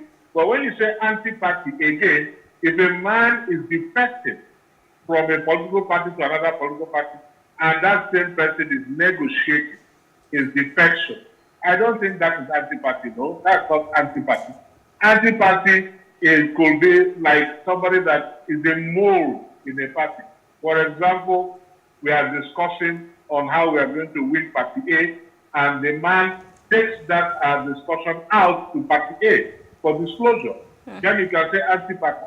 But if Jonathan is moving, even if he's eventually going to defect from the PDP to the APC, and is negotiating, confabulation is going on, you cannot accuse him of anti-party because he has not gone there to sell the PDP to APC, not at all. So I don't think he can be accused of anti-party. So why do you think that because I wanted to ask Mr. Nyai took that question, but I'll start with you. Why do you think that President Jonathan, we're not in his mind, we can't tell, we're not in his inner, we would love to be a fly in the wall, by the way, to hear what's going on in his home, but why all of a sudden has he become a subject in this 2023 presidential race? Why is he in the conversation? Because the speculations built up to now saying, oh, he might be, running on the platform of the APC. But then there have also been those who have kicked against the idea of former President Goodluck Jonathan running for the office of the president. Maybe I do not know what side of the divide that you, agree with, whether you think it's a good idea for him to be running, being that the South is saying it's our turn, whether it's the Southeast, whether it's the South-South or, the Southwest. The South is saying it's our turn. Why do you think that he would even want to consider running? But for those who are saying he shouldn't, do you think that they're right? And what would be their reasons, if there be any? Well, first and foremost, it is within the bias, within his right, constitutionally, to run. I don't think there is any legal interdiction that will stop him from running. Definitely. We've had issues. Donald Trump in the United States is contemplating contesting again in the next general election. Buhari, who is our president now, contests how many times have failed.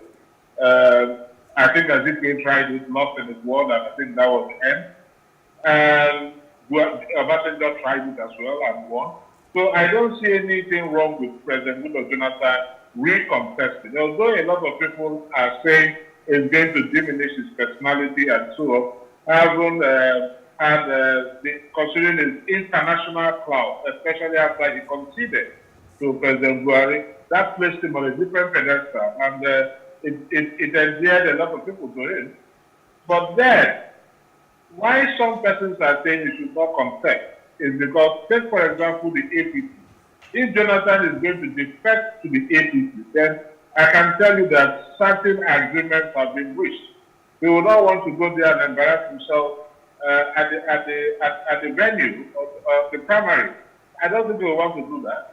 And I think he will want to stave that off, and that's why probably the negotiations are still going on. Now, having said that, if it also comes out, I can assure you that he's going to be one of the strongest candidates, if not the strongest candidate in the election. Because the majority of them want to vote for Jonathan, not because they love Jonathan, but simply because they believe that Jonathan is just going to be in office for just another 4 years. And it will be said that the power shifted to the south and it has to go back to the north. then the Igbos are definitely not going to be happy because they believe that right now it should be done to the southeast. And with the Jonathan from the south, definitely it is going to truncate or it's going to definitely be an impediment to a southeasterner to emerge as a presidential candidate and eventually a president. So the Southeast definitely will not be too happy with it. Then there are those with some liberal minds, that will just believe that this man has earned his respect and he doesn't need to rubbish his reputation. Should he lose, what becomes of his reputation? But I don't believe in that. That to me is a defeatist theory. I mean, nothing tried, nothing gained. Nothing ventured, nothing gained. I think Jonathan needs to go in there. Now, a lot of them do. I can remember the Bauchi State governor saying if Jonathan will contest, that he's definitely going to support him and he's also not going to contest. Cross River State governor said the same thing. And a lot of other persons, even those that were against Jonathan in 2015, now have their regrets because of the cataclysmic leadership that we're experiencing today in the country under General Muhammadu Buhari. At this point, permitted to refer to him as a general. He said he's a general for life. Under General Muhammadu Buhari. And they compared, they juxtaposed, and they realized that the Jonathan's administration and that of Muhammadu Buhari is like 7 of the difference is clear. So for so many reasons, plural reasons, some persons want to contest. Those that are saying he should not contest, most of them are for egocentric reasons, because his ambition will definitely negatively impact on their ambition. And so they don't want him to contest because of the clout he has. So that's exactly, but whatever it is, everybody's entitled to his opinion. That's just the truth about it. Mr. Ngaitok, my first question is why not contest on the platform of the People's Democratic Party, a platform that he wrote? The question is, I'm sorry, it's for Mr. Ngaitok. Why is President Jonathan, if he were to contest, if he were interested, if he is to be part of this, why not the PDP? Secondly, how important is a Goodluck Jonathan ticket in 2023? And would really he be able to win the South-South in 2023? Okay. I will look at it from a slightly different perspective. My first perspective will be the country Nigeria, the politics, the governance. There's so much of the politics, but politics takes a nation nowhere. Governance decides whether we are going to be the poverty capital of the world or a fast-growing economy. We must draw a line between those two, politics and governance. In politics, which is the game of power, the South will be very unhappy with President Jonathan. He was president for 8 years, and he was the president of Nigeria. He was pan-Nigerian. So if he comes back as president, he's going to be what favors the North, because he's going to be a president for everybody. Now he's going to be there for 4 years, and the South would have taken their turn. Then it goes to the North. Will we have a Northern president who is going to be a pan-Nigerian like Jonathan? Or would we have had 8 years of the North, 4 years of North-South, and another 8 years of the North again? It is on account of that that the South is saying, this man, we thank you and everything for the politics. Please wait. Let's get a Southern president who is going to be 8 years from the South before it goes back to the North. Now, that is the politics. So the North will be happy with the politics. The South will be unhappy with the politics. Let's come to the governance. In the Nigeria of today, Jonathan, my former president Jonathan, has the good heart, which is good for leadership. He does not have the charisma, which is what is needed today. He does not have that thing, that brings people, motivates people, gets people up, and then gets them doing, gets them going. He doesn't have that. And we can't have, after 8 years of President Buhari, we can't have another 4 years of a non-charismatic, non-visionary leader. He is visionary within a certain context of a nice guy. But we may need to have a man who is a brute of some sort, because the global market right now needs somebody who is relatively bullish. And that man can be found in a man like President Buhari, President Obasanjo. Some days back, I was with President Obasanjo, and I said, my Oga, is my boss. I said, sir, let me leak a secret I've never told you. It's true that I became the first Nigerian that got the shelter of free facility for any state government. That is what people know. There's a back end to that story, which is what people don't know, what helped me. Shelter Africa knew that Nigeria was one of the largest investors and one of the longest and most supportive, and that no Nigerian, no state had benefited from the facility. They said if something is not done, this man is going to withdraw from Shelter Africa because President Obasanjo takes no prisoners. Where Nigeria is not getting value for money, he's going to leave. So they were desperate to get a facility to Nigeria. So I entered and became a beneficiary of the man's, bullishness and fear by the international community. For today, we need such a person. And I don't think that former President Ebele Jonathan has it. Number two, we need somebody who is tech-savvy, somebody who understands the trends. And he does not show me in the past 8 years he was president that he really did that. Maybe over the years he has learned it, but that is taking a chance again. And finally, we have lacked international role models and figures. And after Nelson Mandela, I dare say that President Goodluck Jonathan is one African that is respected globally today. What is he coming for another 4 years? Okay. Chance of being rubbish. So please, let him be where we are. Let us have that big figure nationally and internationally. And let us get a more vibrant person as a president. Okay, well, interesting. Finally, the APC is closing its sale of forms as we speak.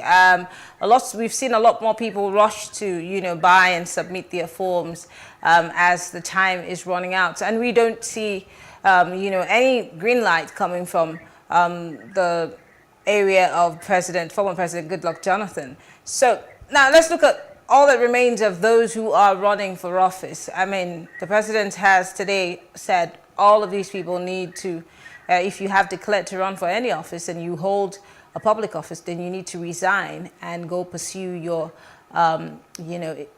political ambitions. But what remains to be seen within the APC as they gear up for their primaries?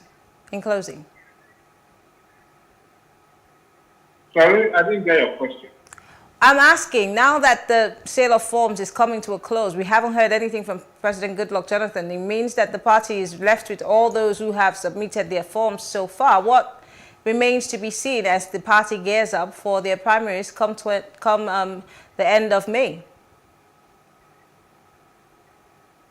Well, the president has ordered, he who hires fires, the president has ordered that all those that are interested in political office, elective office, should resign. I think by latest Monday or thereabouts.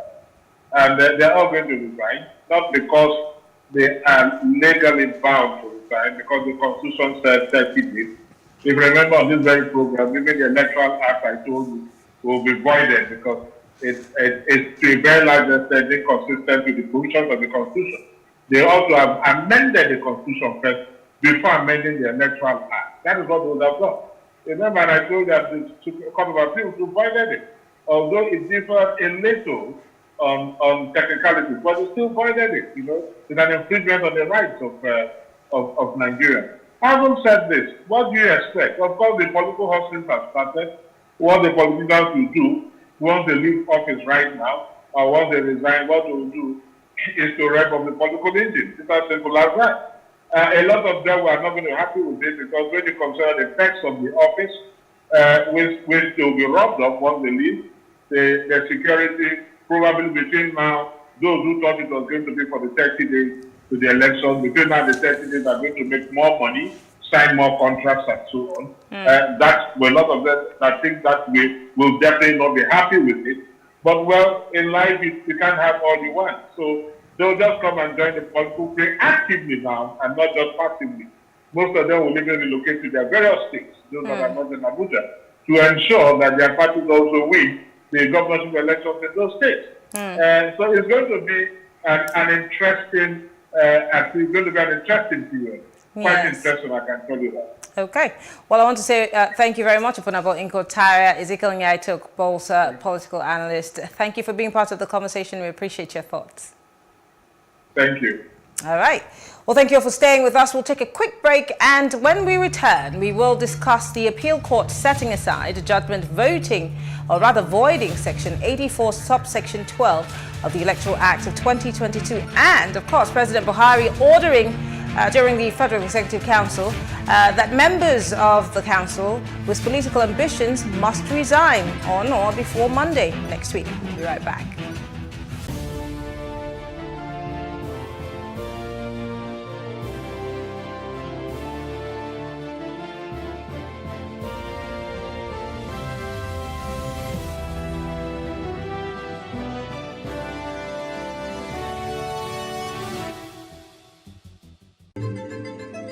Nigeria, by extension, Africa, is faced with a lot of challenges.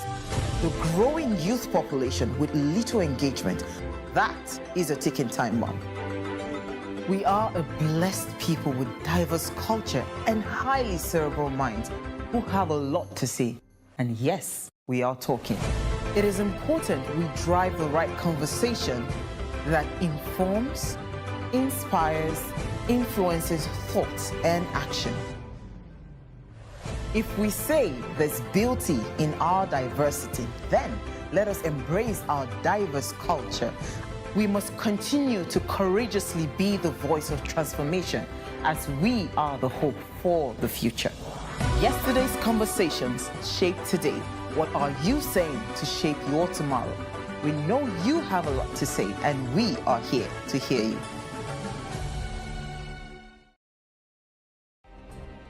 Nigeria's Niger Delta region, from where the black gold fuels Africa's largest economy, where the lines between wealth and poverty has never been thinner. Conflicts, poverty, insecurity, and environmental challenges daily confront the region.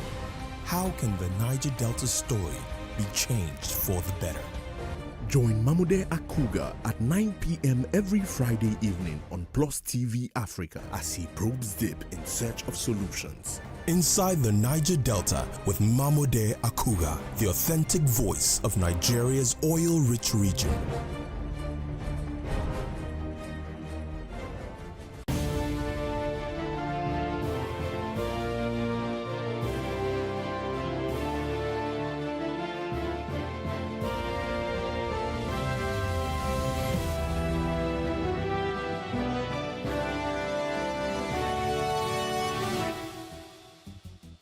It's still Plus Politics. Now, the Court of Appeal has set aside the judgment of the Federal High Court in Umuahia, which voided the provision of Section 84, subsection 12 of the Electoral Act of 2022. In a judgment in Abuja, a three-member panel of the court held that the Federal High Court, Umuahia, had no jurisdiction to have entertained the case because of the plaintiff, Nduka Edede, lacked the local standing to have filed the suit in the first place. Meanwhile, President Muhammadu Buhari has directed that all members of the Federal Executive Council running for elective offices must submit their letters of resignation on or before Monday, the 16th of May, 2022. Well, joining us to break this down is Richard Wokocha, Professor of Public Law, River State University, and Tamuno Williams, a legal practitioner. Thank you very much, gentlemen, for joining us. Thank you. Thank you. Good evening, Nigerians. Great. I'll start with you, Professor Wokocha. Let's look at the beginning of all of this. The fact that a man took a suit, lodged the case against the that clause, of course, in the Electoral Act, many people have said that the likes of the former governor of Akwa Ibom State, Senator Godswill Akpabio, saying that that particular act does not affect them, being that they're not necessarily public office holders, as what the Constitution says, that they are elected officers. And this is where the argument began. And there are also people who are saying, well, the Electoral Act is what should guide the elections. Why should that be contested? But you are the lawyer here, so educate us. Well, first, they are political appointees, and the provision of the section affects all political appointees. Until now, there is no provision in the Act that allows them to participate in congresses as former elected officials. That is being worked on now. An amendment is going on now to bring that on as part of the section. But as at now, there is none, and they are bound to obey section 84 subsection 12. They are bound to obey it. Otherwise, there will be their consequences as spelled out in section 84 subsection 13 against their party if they do not obey it. But then, what does it mean when the courts say they're avoiding it, being that the person who lodged this suit in the first place has no local standing? And this is what the appeal court is saying. In plain terms, in layman terms, what does that mean? Local standing is the capacity to institute a suit. With respect to suits of this nature, or anyone who institutes a suit must show that he has an interest which the law ought to protect, which is threatened by the action of the party against whom he is bringing the suit. If you look at section 46, subsection 1 of the Constitution, which talks of the right of people to approach court, says anyone who feels that his right is threatened or is affected by any such action in relation to him, that is the qualifying factor there, in relation to him, can approach the courts. So if you just feel that an act is not right and you want to go to court over that, there is nothing you are asking the court to protect you for. There is nothing affecting you. There is no interest directly affecting you that you are approaching the court to protect. So local standing is the capacity to institute a suit and cause a court to invoke his jurisdiction in your favor. So what the court said in that judgment is that the gentleman who went to court did not in any way show that he is affected by this law he is talking about. Okay. He is not an aspirant. He is not one who bought form. He did not even say he intends to buy form, and he being held back by that provision. He did not link himself in any way with the inconvenience he alleges that the act is going to cause, or the breach of right he alleges that the act is going to cause. So in the opinion of the court, he was not a qualified person to bring that action before the High Court, and the High Court ought not to have donated his jurisdiction to hear his cause, because he did not disclose anything that he wants the High Court to protect for him. Okay. Barrister Williams, I think we're having some audio feedback from you. I don't know if that is a fan that is close to you, but we're hearing so much noise coming from you. I can hear you.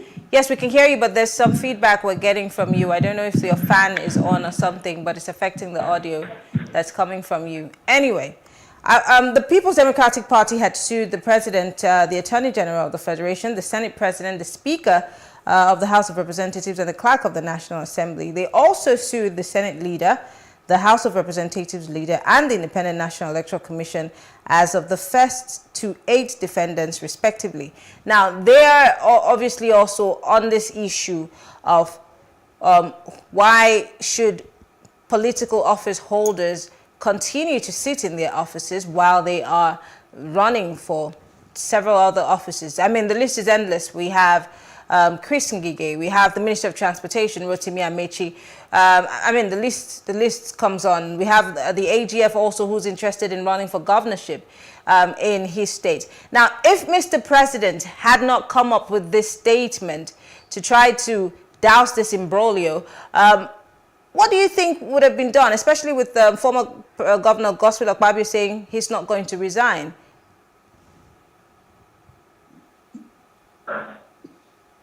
Barrister Williams, can you hear me? Okay, yeah, I can hear you. If just align myself with the submissions made by the learned professor, you know, when a law is passed, you cannot choose and pick which section to obey. As it stands today, Section 8412 provided that if you are a political appointee, you cannot vote and be voted for in any convention or congress. Now, my first take is that the way that section is couched is very inelegant. If you look at the other sections, when I look at it, it's not clear. It doesn't go straight to the point. And I see it as a section that was brought in a hurry. Now, with respect to Senator Akpabio's argument, it's neither here nor there. A law has been passed. The import of the law is clear. Those who are affected know. Arguing that he's not an appointee cannot exclude him from the efficacious power of that section. He will only see the level of his calamity when he may have won the elections and then the court strikes down that election. Now, there is a Court of Appeal judgment, very fresh. Though I've not been privileged to look at the judgment in itself, but from the commentaries we read, the court said that the young man that went to court, of course, as the learned professor said, lacks local standing. However, it went on to void that section 8412. So my worry is that, I don't know what jurisprudence is that. You have said the man doesn't have local standing, but you've gone ahead to make pronouncement on the validity of that section. It seemed to be a little bit difficult for me to wrap around my head. But for Akpabio, I will advise him very clearly. Again, he has been saved the worry, the inconvenience of resign or no resign. I hear in this 6 o'clock bulletin that Mr. President has said that those who want to contest election have up to 16th of this month to resign. Yes. So Akpabio's argument is mute now. I think that is my take on that matter. Great. Back to you, Professor. I wonder, because everybody is not necessarily clear on what that court judgment is saying, but thank goodness the President has come to save us from wondering if this, means anything for all his appointees. But going forward now, because this is not the only elections we're going to have, and if these loopholes are not plugged within our Constitution or the Electoral Act, of course, it might arise again, maybe in our next election cycle. What should be done now to deal with these loopholes or this confusion as to whether there's jurisdiction or no jurisdiction, so that court cases like this might no longer emerge, or suits like this might not be filed against public office holders who intend to run for office, but also want to sit tight in those offices that they already hold? Well, I think the law is already clear. The law as it exists now is already clear. I was never in doubt that that law is not in conflict with the Constitution because the relevant sections that the High Court considered were sections relating to civil servants or public servants contesting in general elections. The restrictions there were for any civil servant, and in section 308, which is the definition section, interpretation section, the Constitution makes it clear what it means by civil servants or public servants. It says persons who are employees of the civil service or public service of the federation or of a state. So it's very clear. That is talking of civil servants wanting to run for general election or for elections. And it's talking of public servants, employees. Political appointees are not employees of the civil service. They leave office when the person who appointed them leaves office. They are not subject to civil service rules. They are not. So for them to say they will work with the Constitution does not cover them. It does not provide for their category of persons. It provides for employees of the civil service or public service of the federation or of the state. This law is different. If you cast your mind to section 228 of the Constitution, it gives power to the National Assembly to provide for regulation of internal party affairs and to ensure internal democracy in political party affairs. And it gives National Assembly powers to provide for regulation of congresses, conventions, and primaries. It is that power that the National Assembly has put into action. It is that power that they have used to make this act, which provides for political appointees in internal party affairs, not general election. It does not inconvenience anybody. It does not conflict with the Constitution. If the Constitution says resign at least 1 month before election, resigning 1 year before election is not in conflict. What would be in conflict is resigning 2 weeks before election or 3 weeks before election. But anything before that 1 month is in consonance with the Constitution and not in conflict. Now, concerning the judgment of today, I think it's a question of the reportage by the journalists who reported it. I think we can all only speculate now because we have not seen the text of the judgment. I think that he reported later what the court said obiter before giving the judgment. Yes.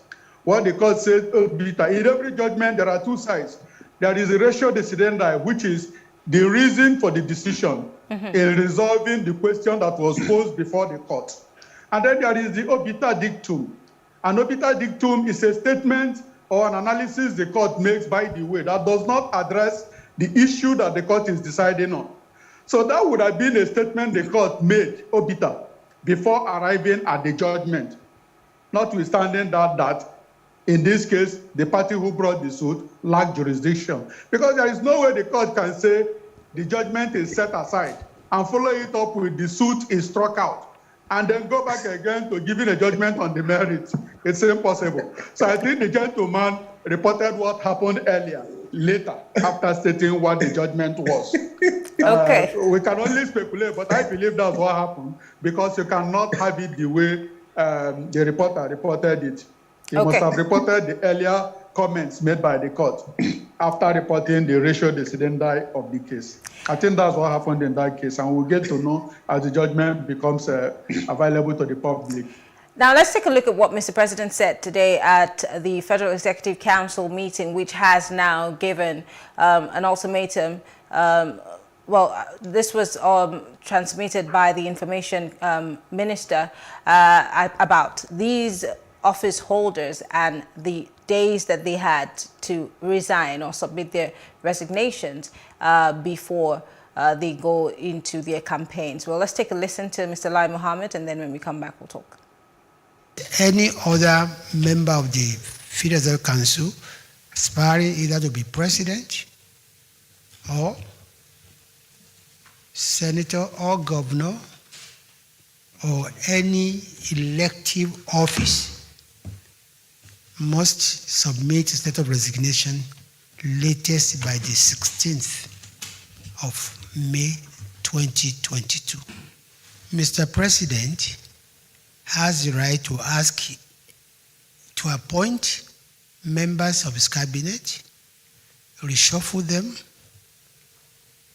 replace them, and to that extent, I think he has the right to say those of them that he want, who are serving him, who he has appointed, and they want to run for office, irrespective of circumstances that he, as Mr. President, who has the power of nomination, I think he has the right to ask them to resign.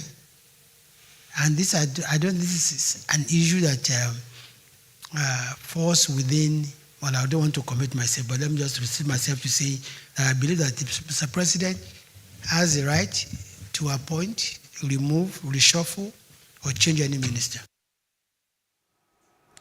Vice Terminal Williams, the Minister of Information there, Mr. Lai Mohammed, relating Mr. President's message to all his appointees. And we have a long list of these appointees. We have, including the Ministers of Transportation, Rotimi Amechi, Niger Delta, Godswill Akpabio.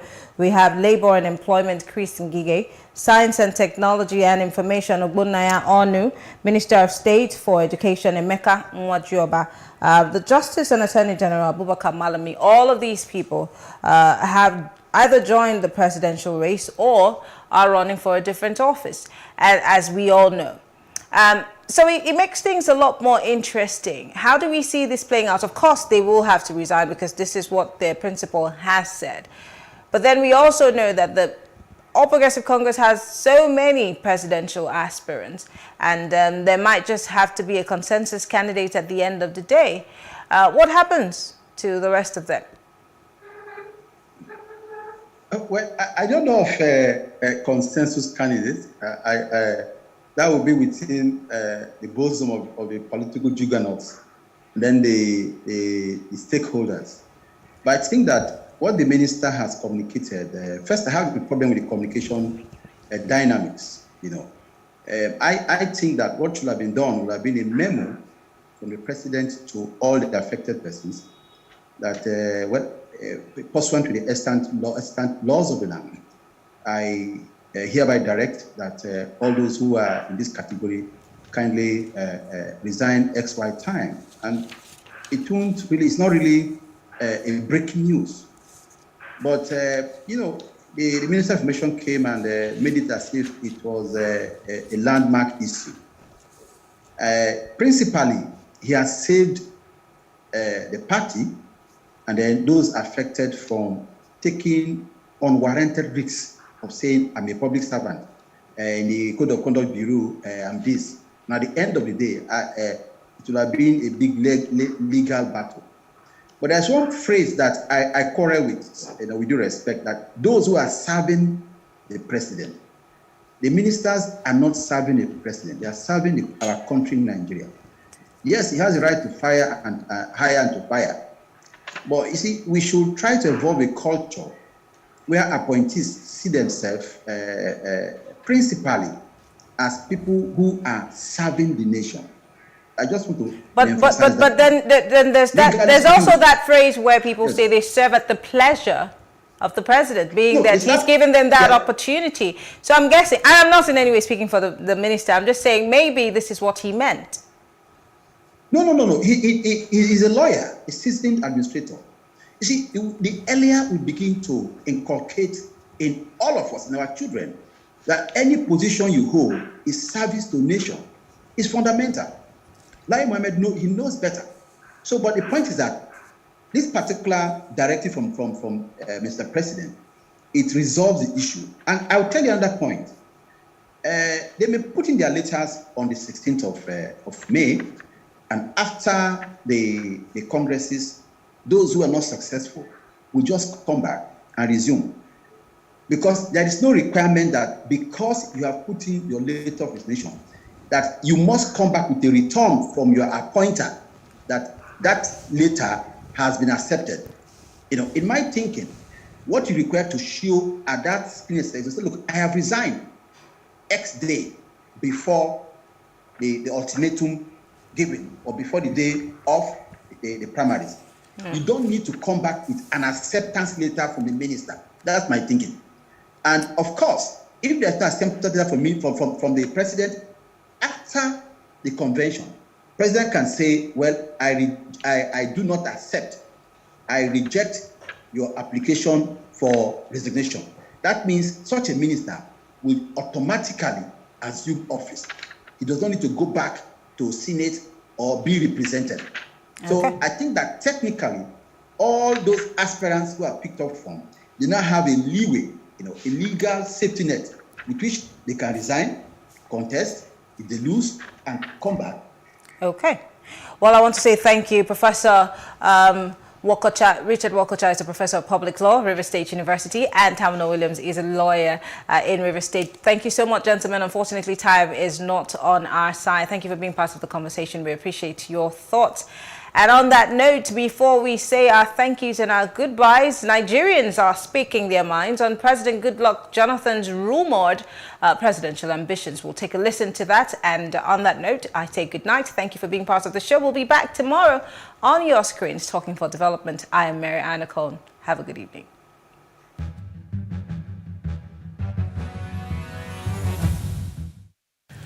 Somebody of his caliber should not come so low to accept that. Okay, moreover, the PDP that was the platform for him to earn that respect is by so doing brought under ridicule. For him to dump the PDP that took him to such heights and then cross-carpet to APC in this kind of embarrassing situation is uncalled for. In fact, it's going to be politically suicidal for him, and that will rubbish the respect he has earned over the years, locally and internationally. I see it as something that they are playing on intelligence, on Nigerian intelligence. How can the President Jonathan said he rejected? Is he going to tell us that he doesn't know that those people are going to obtain funds for him? Has never met up with those group before? So can he just, it's not possible for a group to just wake up one day and say, we are purchasing a form for somebody. And the person now said he's rejecting it. Alimajiris people, who are they? Do we have association of Alimajiri in Nigeria? These are the people some governors are chasing away. Alimajiris now gang themselves up and saying they are obtaining 100 million naira of form, purchasing it for an ex-governor, ex-president. These are the people that they are throwing on our intelligence. While we are having ASU, they are on strike. Can't they gather this money and then pay the salary of ASU? Look at our children, they are outside. He should reject it. You understand? As he rejected it, it's very, very good. To my own opinion. Because as a stakeholder, he's not supposed to come back for the president. You understand now? They just want to, the way I'm seeing it, they just want to kill his spirit concerning the political, what is going on in this society. I hope you understand what I'm saying. If he must come out for election, not Meyatiala that we bought a form for him. So he need to reject that. And if he's coming for aspirants, there are not APC.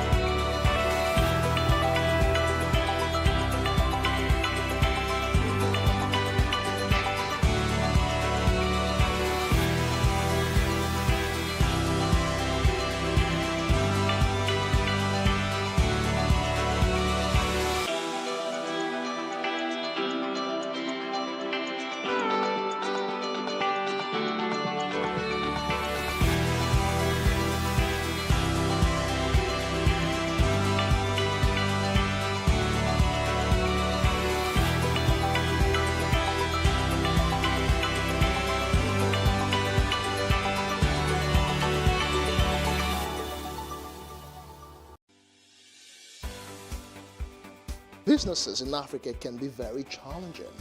In Nigeria, it is particularly intimidating, and successful builders have learned how to navigate a hostile environment to unlock opportunities. But one major challenge businesses face is how to filter through the noise and identify where their ideal customers exist.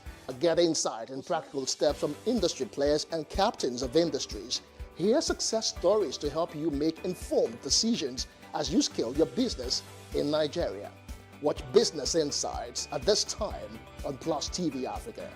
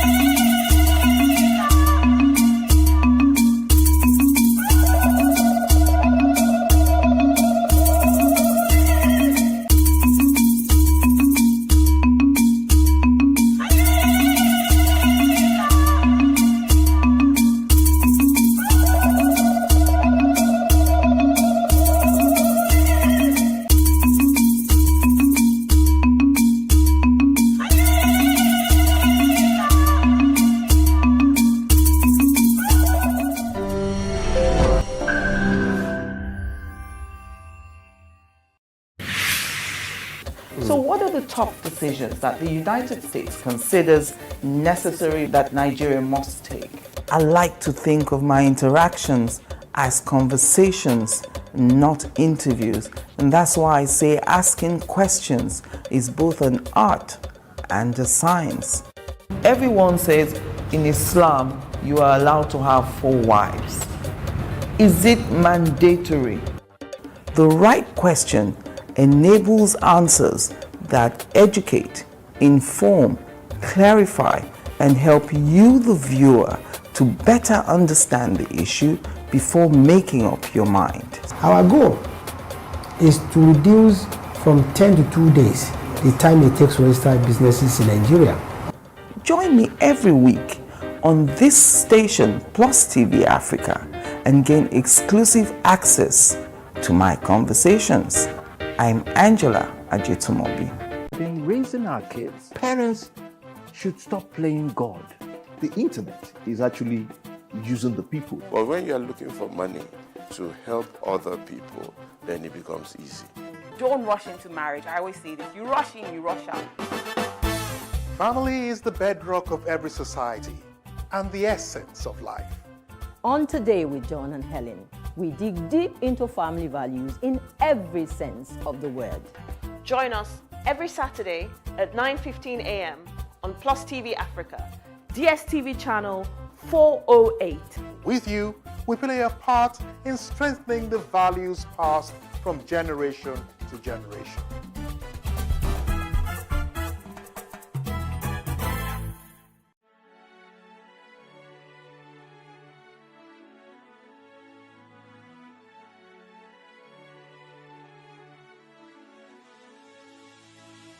It is engagement we need to have. Those who suffer miscarriages are never taken into account. Members of the National Assembly are also influence peddlers. You are sitting on Nigerians' money. From the barbing, I pay my rent. On the barbing, I send my children to school. A consultative engagement. No any tangible notification before they ban us. It's one thing for people to be at your back and the heat of the moment. There's another thing for them to still be with you when push comes to shove. I will do everything to take Lagos out of the national grid.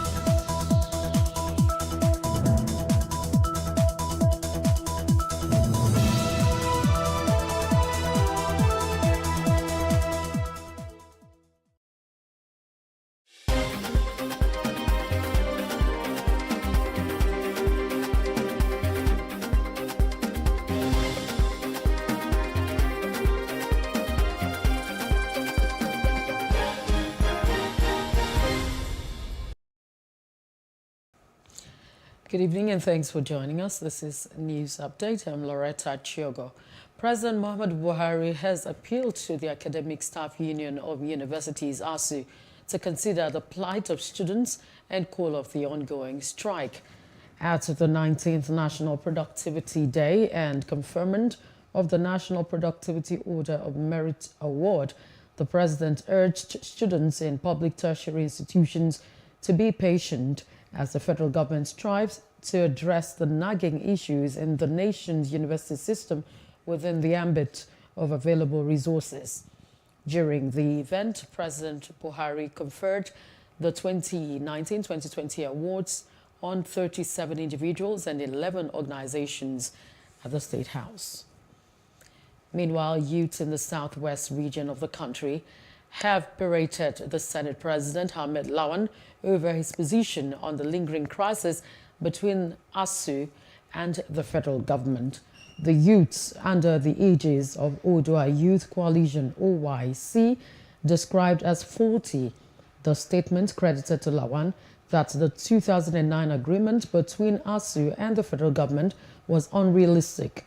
They have vowed to barricade federal roads across southwest states if the government refused to yield to the demands of ASU within 7 days.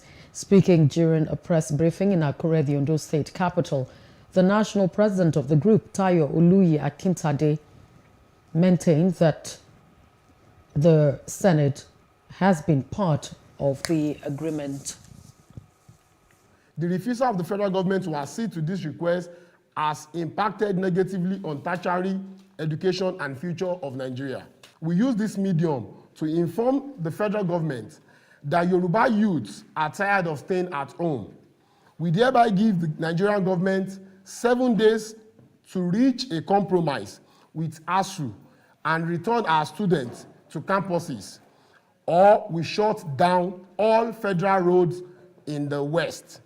We value education in Yoruba land, and we won't watch the effort of our heroes past go to waste. We have seen that for years, these people do not actually listen to dialogues. They do not actually listen to people that come to them to ask questions. I think they understand that when things are turned upside down, they respond. And I think this is the approach we are taking. And I'm very, very sure, I'm confident that after this, this our plan to block all the federal roads in the southwest, I think they will respond to our request. Another setback looms in the nation's education sector as members of the Academic Staff Union of Polytechnics, ASUP, prepare to embark on a warning strike. ASUP President Anderson Ezebe stated that Polytechnics lecturers would withdraw their services in a 2-week industrial action with effect from Monday next week, a decision reached at the emergency meeting of the union's National Executive Council to review the response of the federal government to its ultimatum.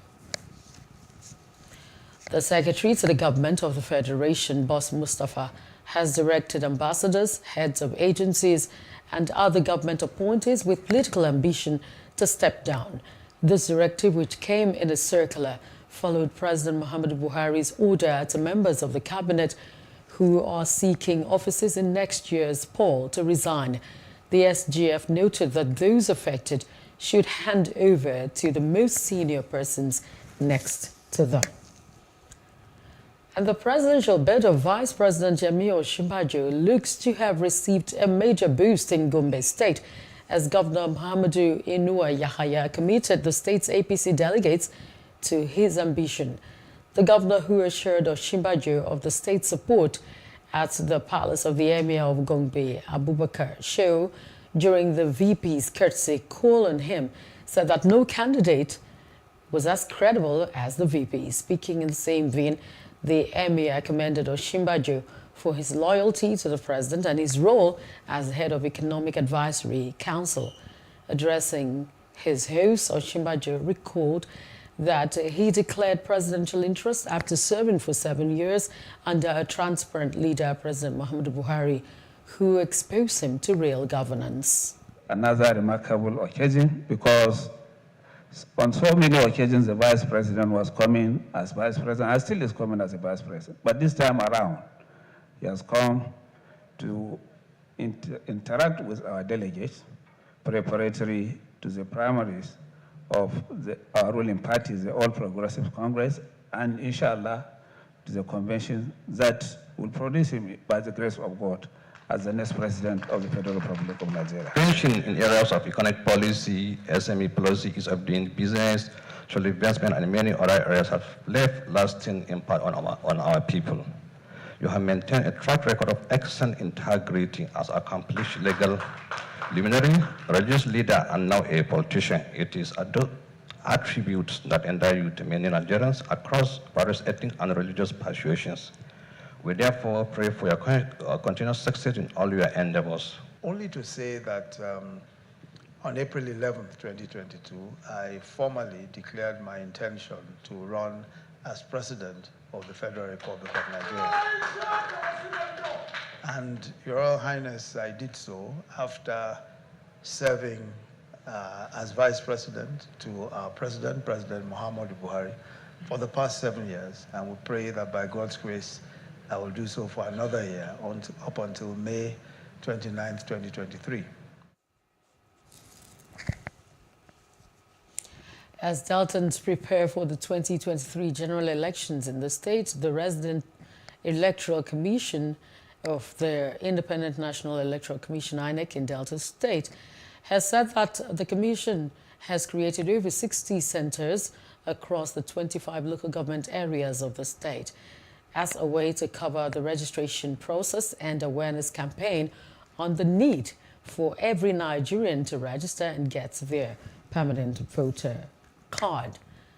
Tom made the statement in a one-day special media CSO's dialogue on deepening citizens' understanding of the amended Electoral Act 2022 put together by INEC and TMG in Asaba, Delta State. Our correspondent, Akpo Mejuru, Friday filed in this report. We were almost staying at the 26 centers. We now have about 60-something centers in the state.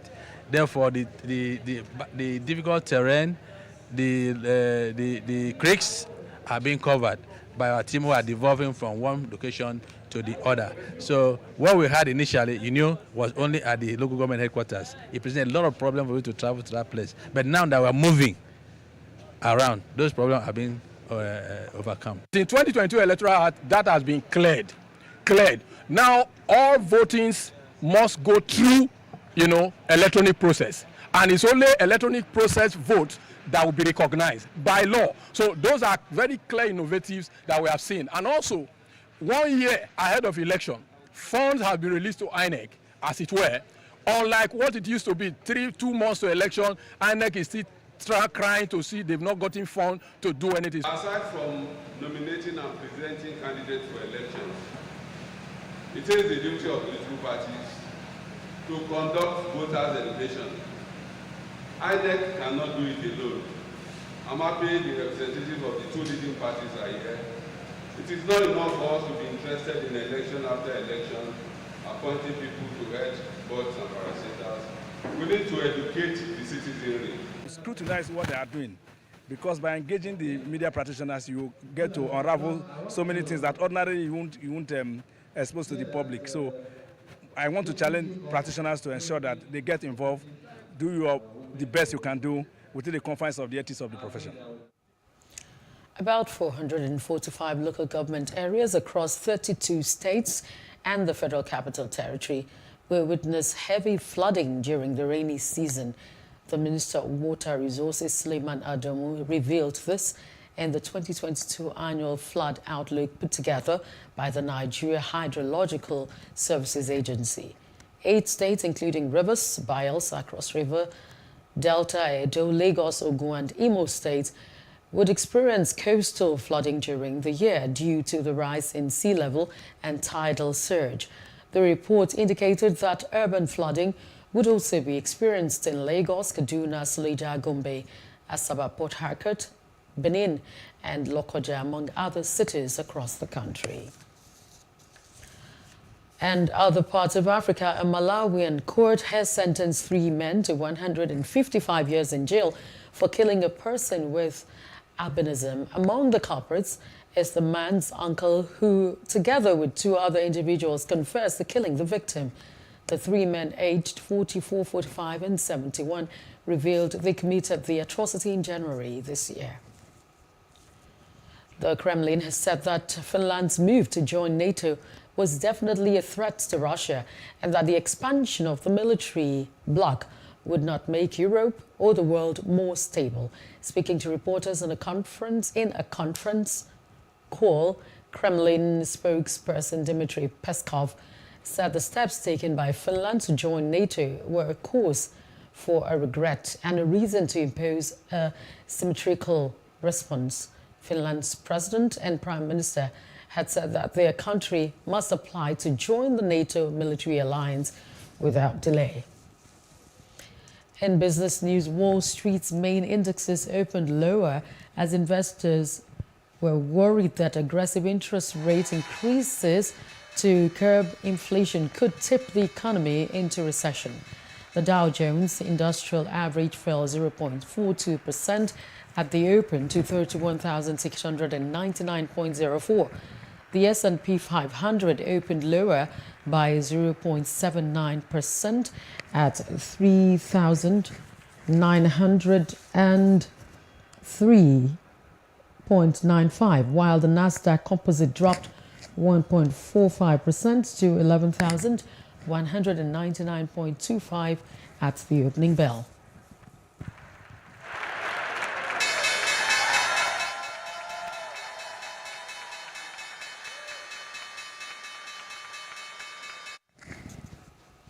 The rock, the biggest white diamond ever auctioned, sold for a hammer price of $18.8 million, for far short of the record for such a jewel, as the 228.31 carat stone, larger than a golf ball, was sold in Geneva by Christie's auction house. There had been high hopes that the rock would smash the world record for a white diamond, which stands at $33.7 million, fetched in the Swiss city in 2017 for a 163.41 carat gem. But the bidding, which started at 14 million francs, came to a halt after 2 minutes at $18.6 million, though the price will increase once taxes and the buyer's premium are added on it. And that's the news this hour. Do follow us on our Facebook, Twitter and Instagram, and also subscribe to our YouTube channel at PlusTvAfrica and PlusTvAfrica Lifestyle. I'm Loretta Chogo. I'll see you again.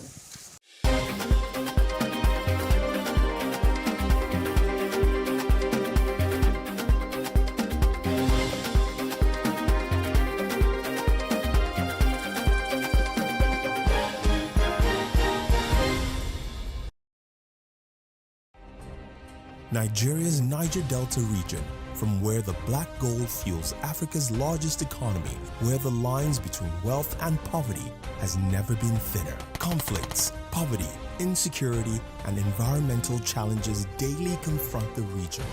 How can the Niger Delta story be changed for the better? Join Mamude Akuga at 9 p.m. every Friday evening on PlusTvAfrica as he probes deep in search of solutions. Inside the Niger Delta with Mamude Akuga, the authentic voice of Nigeria's oil-rich region.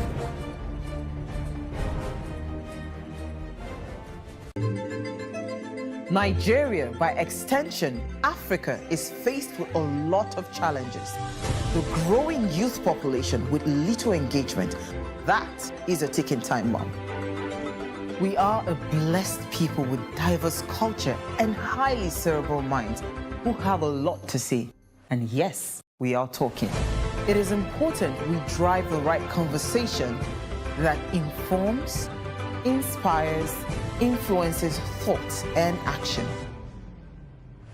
If we say there's beauty in our diversity, then let us embrace our diverse culture We must continue to courageously be the voice of transformation as we are the hope for the future. Yesterday's conversations shape today. What are you saying to shape your tomorrow? We know you have a lot to say, and we are here to hear you. Hey, what's up, guys? You're welcome to another edition of Plus Event, and I remain your host, Ifeoluwa Oshukeye. Your absence isn't an excuse anymore, as Plus Events is all you need, as we bring you the glitz, the glamour, and loads of fun. Oh, definitely. But no question. He's a living legend.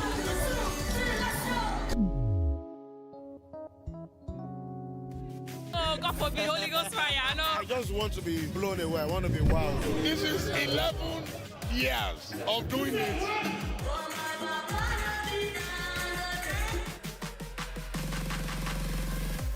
I'm surrounded by so much positivity. No, it's okay. Yo, what's up, my people? It's your boy Starboy Terry.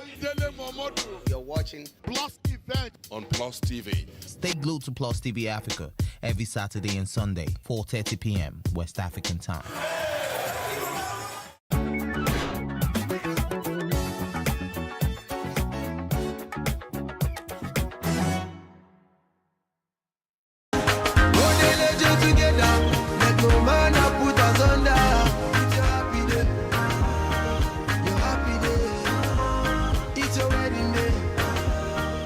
From the star-studded guest lists to the distinctive ashwabis to even the hashtag trends on social media, Nigerian celebrities sure do know how to make a wedding the talk of the town. It's the month of May, the start of the second quarter of the year, but April was a month filled with delightful, attention-catching weddings. Let's have a look at the weddings that caught the attention of Nigerians in the month of April. It's almost safe to say that Rita Dominic's wedding ceremony was the most attended celebrity wedding since Banky W and Adesuwa Etomi's carnival-like wedding in 2017. Rita and her husband Fidelis Anosike said their I do's on the 19th of April 2022 with a long list of Nollywood icons and A-list celebrities in attendance. Owerri, the host city of the wedding, witnessed an influx of visitors as celebrities turned up in their numbers, all glammed up for one of the industry's finest. Guests in attendance included the likes of Nollywood veteran Joke Silva, Chidi Mokeme, Ini Edo, Hilda Dokubo, Uche Jombo, celebrity designer and stylist Swanky Jerry, Uti Nwachukwu, Big Brother Nigeria's past housemates, Ese Iriata, Lucy Edet, and Mercy Eke, amongst many others. Social media was buzzing with the hashtag RealDeal22, which trended on several social media platforms. In a sweet succession of Rita Dominic's viral traditional wedding party, multi-award-winning filmmaker and director of blockbuster films like King of Boys and The Wedding Party, Kemi Adetiba and her Ghanaian heartthrob, Oscar Himan Aka, tied the knot traditionally on the 23rd of April 2022 in a colorful movie-like scene with the hashtag Undeniably Yours 2022 trending all over social media that day. The wedding had a theme flamboyantly African, which Nigerians and Ghanaians stunningly embraced as they showed in their flamboyant African outfits. Kemi's traditional wedding outfit showed her Ekiti, Efik, and her husband's Ghanaian heritage. Her first outfit was a graceful green lace gown that made many stare. She then wore a second outfit, which was a royal Efik regalia, an indication of her maternal roots in Akwa Ibom. Then came her last outfit, which was a mini kente attire with beadings all over, which matched perfectly with her husband's Ghanaian outfit. Simply stunning. The guests in attendance featured multiple celebrities with the likes of Shola Shobowale, Toke Makinwa, Ebuka Obi Uchendu, Zainab Balogun, Toyin Abraham, Sean Fakwa, Uti Nwachukwu, Aka Nnani, Tools, Banky W and his wife Adesuwa Etomi, Ini Dimma Okoje, Big Brother Nigeria past housemates Alex and Pere, amongst many, many others.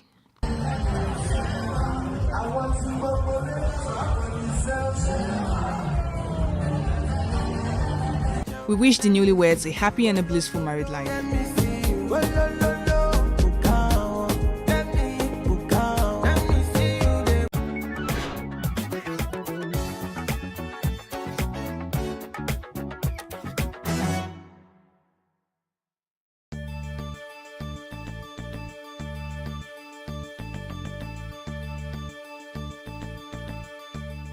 Fever is a clinical condition where there's an elevation of the body temperature above normal.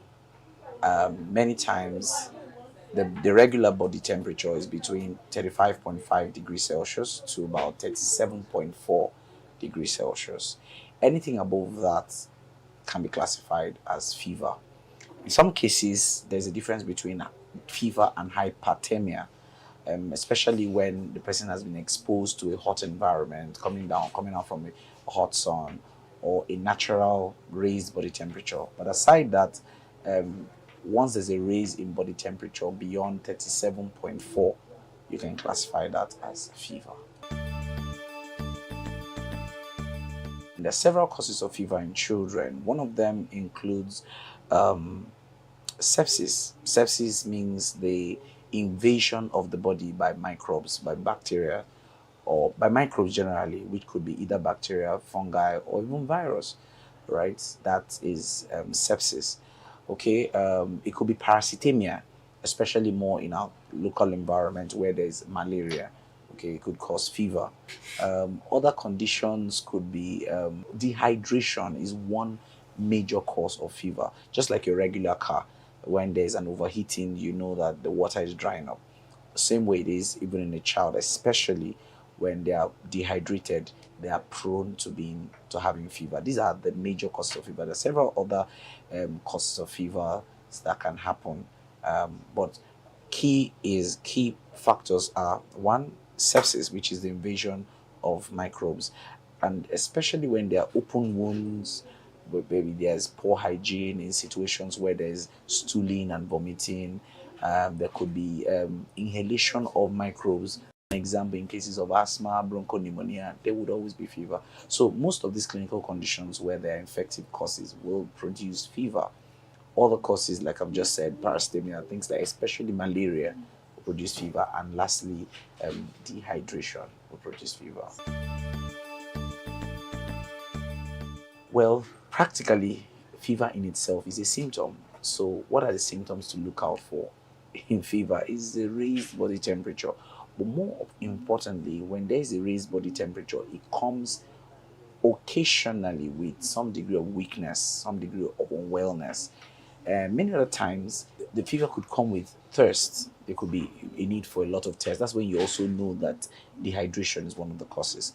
One of the other things to look out for is any other surrounding symptom around that fever. And of course, any other surrounding symptom. For an example, open wounds, like I've said, and any form of infection. First, every mother should have a thermometer. You don't say that my child has fever because you touched the child. Oof, it's hot. Fever is not measured by your hand. It's measured by a certain device called a thermometer. And it's simple. There's a handheld thermometer and there is the thermometer, the auxiliary thermometer or the mercury thermometer.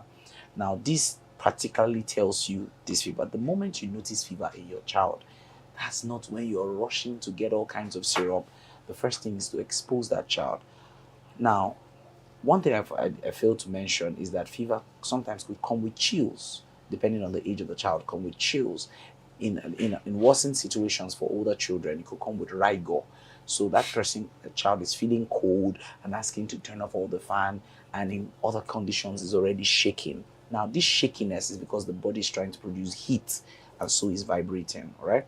Now, when you notice that, because the child is feeling cold, doesn't necessitate covering and turning on the fan. No, that's even when you expose. That's when you want to tepid sponge. Tepid sponging means dipping a towel into normal water and tabbing over the body. It's not bathing with cold water or ice-blocked water, right? So you use normal water and tepid sponge, wrap around until that temperature comes down. If that temperature is not able to come down with that, you can advance to the use of simple drugs like paracetamol.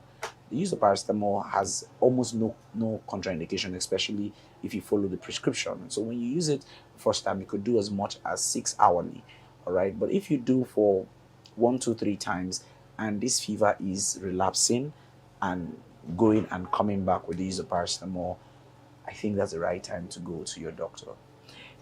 Now, Many times many mothers want to use ibuprofen. I don't recommend that you go as far as using ibuprofen. You could use it, but use it on your way to the hospital to see your doctor. So basically, fever is one of the most predominant conditions in children, and it can, if not properly managed, especially in children between the ages of 6 months to 6 years, it can result into something we call febrile convulsion, where the child begins to shake, and of course that damages the brain. So in other words, you must prevent the escalation of fever by constantly controlling it. And if you do that for 24 to 48 hours and that child is not getting better, I advise you go see your doctor. My final word is that fever is not a symptom on its own. Many things cause it. You don't treat the fever, you treat the cause of fever. Fever many times comes with association, and you want to find out what are the other associations. And when you take a close history, you see that that fever has progressed into something else, maybe cough, maybe stooling, maybe diarrhea. These symptoms help the clinician to find out what is wrong with the patient.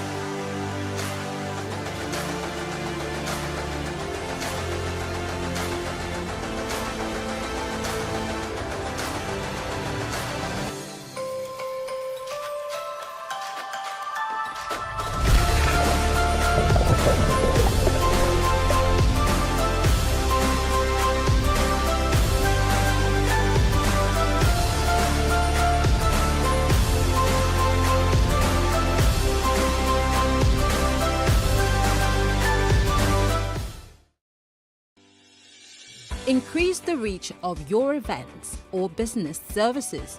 To advertise on Plus TV Africa, please call 0906 000 5719 or 0909 040 8408, or send an email to marketing@PlusTvAfrica.com. Plus TV Africa. Big stories live here.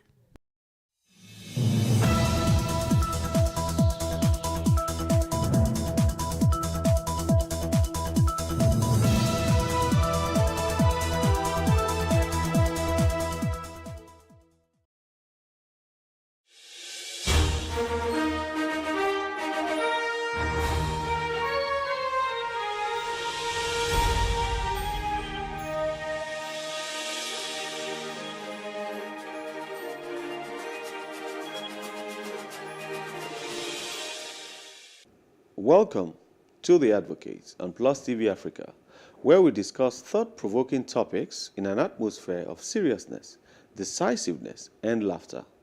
Here, we call a spade a spade. Today, I'm asking if we can truly have change in 2023. Comfort is asking if we, the adults, have failed the kids.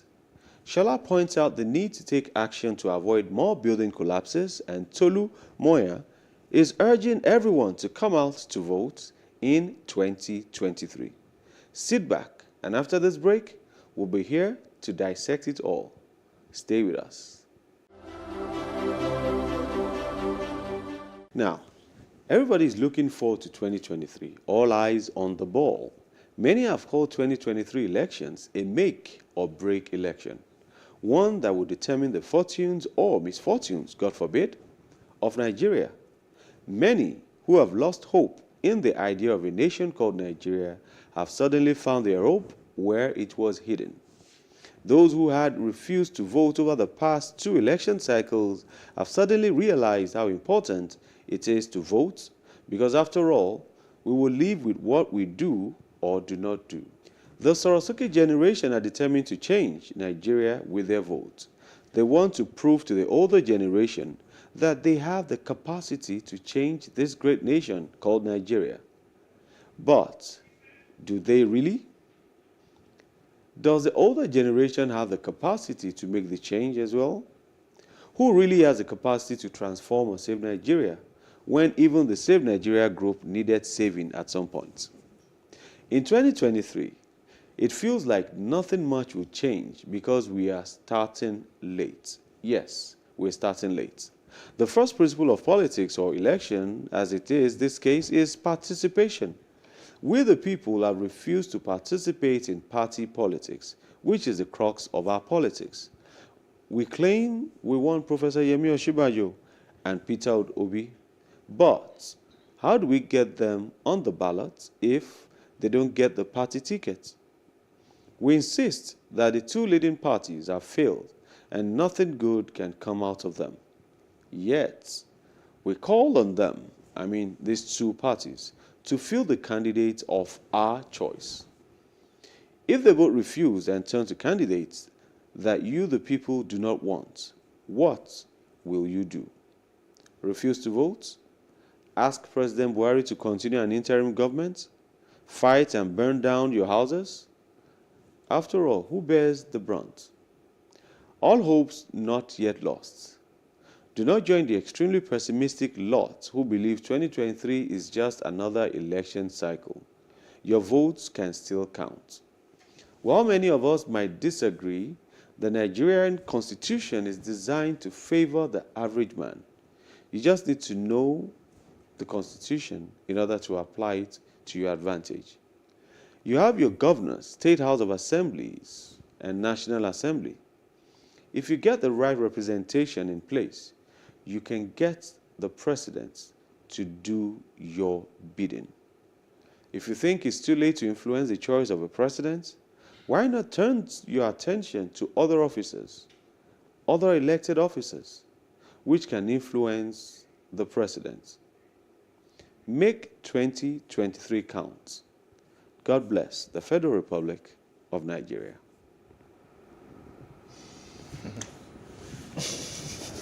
Yeah. It's very interesting, Kayode, that you bring this up. It's interesting because my advocacy is more or less an extension of this. Talking about the election and looking at the past cycles, and then the numbers speak for themselves. It's interesting. It's almost as if we want change, but we're not willing to pay for it. Yeah. Yeah, but we'll never get this thing on the platter of gold. Never. In the history of history, no one has ever gotten change on the platter of gold. If you either fight for it, you always fight for it, and there's a price to pay for it. The question is, are we willing to pay that price? What is the price, and are we willing to pay it? See, that first thing is the real question. Yes. What is the price? Yeah. Because we don't even know, a lot of us don't even know the price, let alone attempt to pay the price. I saw you nudge, disagree. No, I kind of disagree because right now we have just two options. We have the APC and the PDP. Even if you have a good candidate from another party, the candidate has a very, very slim chance of even coming out, of even getting the form. And we all know how expensive the form is. We had for APC, it's about 100 million. Million. So for somebody to be able to afford that form, if we want change, there's certain things that need to be resolved from the bottom. From the bottom. Why would the presidential nomination form be for 100 million naira? I do not understand that rationale. I really do not. But another thing is, in Nigeria, we usually have two options. Some people say, okay, if somebody good or competent comes from APGA, everybody's like, oh, the person is just wasting his time. There's this assumption, So are we really ready for the change? We're not ready, and nobody's willing to pay that price. I'm just going to say something before, because I know Comfort is probably ready to say to go as well. So, for me, you pretty much also answered some of the questions. So you said, for instance, that sometimes we spend too much time or attention, we give too much importance to those two people at the top. Remember, they have governors to work with. Yeah. They have House of Assembly members. Yes. They have the National Assembly. You have that. So it's not just at the end of the day change is not just going to come from one man sitting in Aso Rock.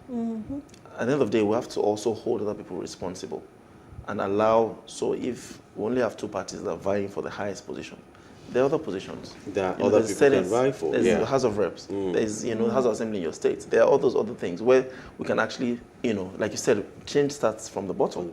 That right there is the bottom. It's your local government chairman. Is the councillor. That's where it actually starts from. I'll tell you a story on that, but let's go to Abuja. Comfort, what's your view on this, your take? My answer to that is no. No, it's a simple no. There cannot be any change, whether it's even a light change. It will not happen in 2023. And this is why. You put it down to the fact that we need to get our PVCs and go and vote. The problem is way beyond just the voting. The whole structure is wrong. Someone mentioned the issue about even the cost of the forms for various parties. I don't know how much SDP is asking, or ABGA, these are the other ones, and the COA party, and these are the ones that are, we can remember their names. But the point is why, I don't know who is supposed to complain about that, really make an issue of that. That should have been brought to a standstill.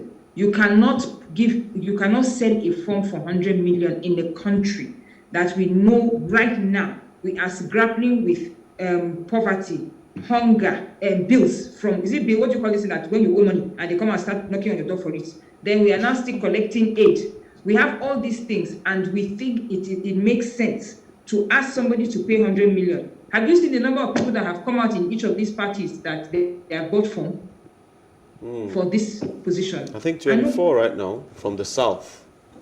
Wow. Nobody is saying anything. So I said, so that's how much? 400 million. That's already 400 million. More than there are 24 people out from the south. Yeah, that's 2.4 billion. That's 2.4 billion. Yeah. But I think that's both APC. So what I'm saying is that, and nobody has asked them to come out and, how did you make that money? We have not come out to ask that. Exactly. Then you now spoke, there was one flowery place that you said, it's just for them to understand the constitution, that the average man has a lot of, what do you say, a lot of hope, a favor, that the constitution, how many Nigerians who are even not average understand the constitution? Talking of the average man that you're referring to. So that one, that in itself is a huge issue. Then I'm part of the pessimistic lot, so that we don't call ourselves pessimists, we call ourselves realists. The 2023 is just another election cycle, because as long as it is these old people and these usual suspects that we are recycling and are can afford the 100 million to be able to get onto the ballot box, then why isn't it just another election cycle? Wow. So the answer to your question again is still an emphatic no. Thank you. But you see, let me combine what you just said with what Tolu said. And I'm going to do this giving you a very real life experience. I have a colleague or friend who just relocated to the UK. And says where he got to, is it Southampton or where? I can't really remember the area. He said this area was just classified under another local council. And developments, I was shocked when he said they were not getting the kind of development they want. I said, you can't see where we need development for Africa. So he said they were not getting the kind of development they needed, so they complained to the council. The council didn't do anything. I think they took it to a higher authority that take us out of this place. You're not getting what we needed. They didn't get the kind of response they needed. And they just did one thing. Collectively registered a party. Wow. And right now, the guy is telling me that right now, they have 5 candidates that are ready to vie for the next election within the council. And immediately they did that. The council that, is in charge of them now came to them that, you didn't need to go there. We're telling you we're bringing development. It's just a process and all that. Now, what I'm saying is this. There is nowhere in the world, like Tolu rightly said, where change is given. You earn it. You fight for it. Yes. And you keep changing strategies till you get the one that fits your option. Now, in Nigeria, where we are today, I don't care about you having 200 parties. It's not a big deal. INEC will not stop you. All INEC is saying is they cannot have a party and be relevant without the seats. So what's the best way to get a seat? Local government elections. ADC, I think they have one chairman or councillor somewhere in Lagos or one of these states. They have about 2, and I think they have one Senate or someone in National Assembly. They don't have any governor, and they were not deregistered. So as the people, you see, we the people need to come to that conclusion that, listen, 2023, leave the presidency. Just saying that on the side. Let's focus on our House of Reps. Let's focus on our governors. Let's get the results we need from these people. And everything, it will change. It's to the line. You just need to start that process. Yeah, absolutely. So I totally agree with you. I don't think it's going to be drastic or, abrupt or instant, overnight. I think that there will be change, but it's going to start little by little. It's not going to be drastic. And one drop of water is progress. Yeah, exactly. Right. Exactly. And once it starts to, you get the power of volume, power of numbers, then before you know, one day it's a cup of water, before you know it's a bowl of water, before you know it's a drum, before you know it's an ocean. That's it. So, 2023, the youth should not give up if they don't see the names of the people they want on the ballot sheet. Well, up next is Comfort. Stay with us. How can we have peace without justice? Plus Politics. It's not just another political conversation, it's about keeping you in the know. The relevant interviews, asking the tough questions to those that matter. Get the answers you need. Does it mean that the people who were injured, people who were shot at, those who were involved in that stampede are not going to get justice? It is unfortunate, it is sad that we have a government of deaf and dumb. Analysis from top experts. The last election was not really an election. We feel that Obasanjo has a very special place in his heart for hating Ijaw people. I think it really boils down to two things. One, trust and accountability. Plus Politics, every weeknight at 7 p.m. on Plus TV Africa. Hello and welcome to Space and Style, a property show designed to connect various stakeholders across the property value chain. We can also provide realistic solutions and deepen your knowledge about the interesting world of real estate. We shall showcase architectural design, interior design trends, lifestyle and real-time property news updates, and the right way to navigate through property development and investment. Join me every week on this channel as I take you through an exciting journey in the world of real estate. Space and Style, 6:30 p.m. on Saturdays and 5:30 p.m. on Wednesdays. Have we failed? The mother cut a pitiful picture. I wondered if I had been the mother, would I have been a picture of composure as she relayed to the whole world the heinous crime that had befallen her daughter, referring to a viral video. The interview blew the scandal wide open, and the viewing of the video skyrocketed. I was outraged. I wondered how 10-year-olds could be involved in, well, for their age, such despicable acts. The mother must have been distraught as she referred to the contents of the video as rape of her daughter. The law would only prosecute the boys involved as participating in juvenile sex and send them off to some reform house. It was just 10 seconds that turned out to be 10 seconds too long for me. I didn't sleep that night. I was shocked by what I had watched and could not watch the rest of the 36-second video.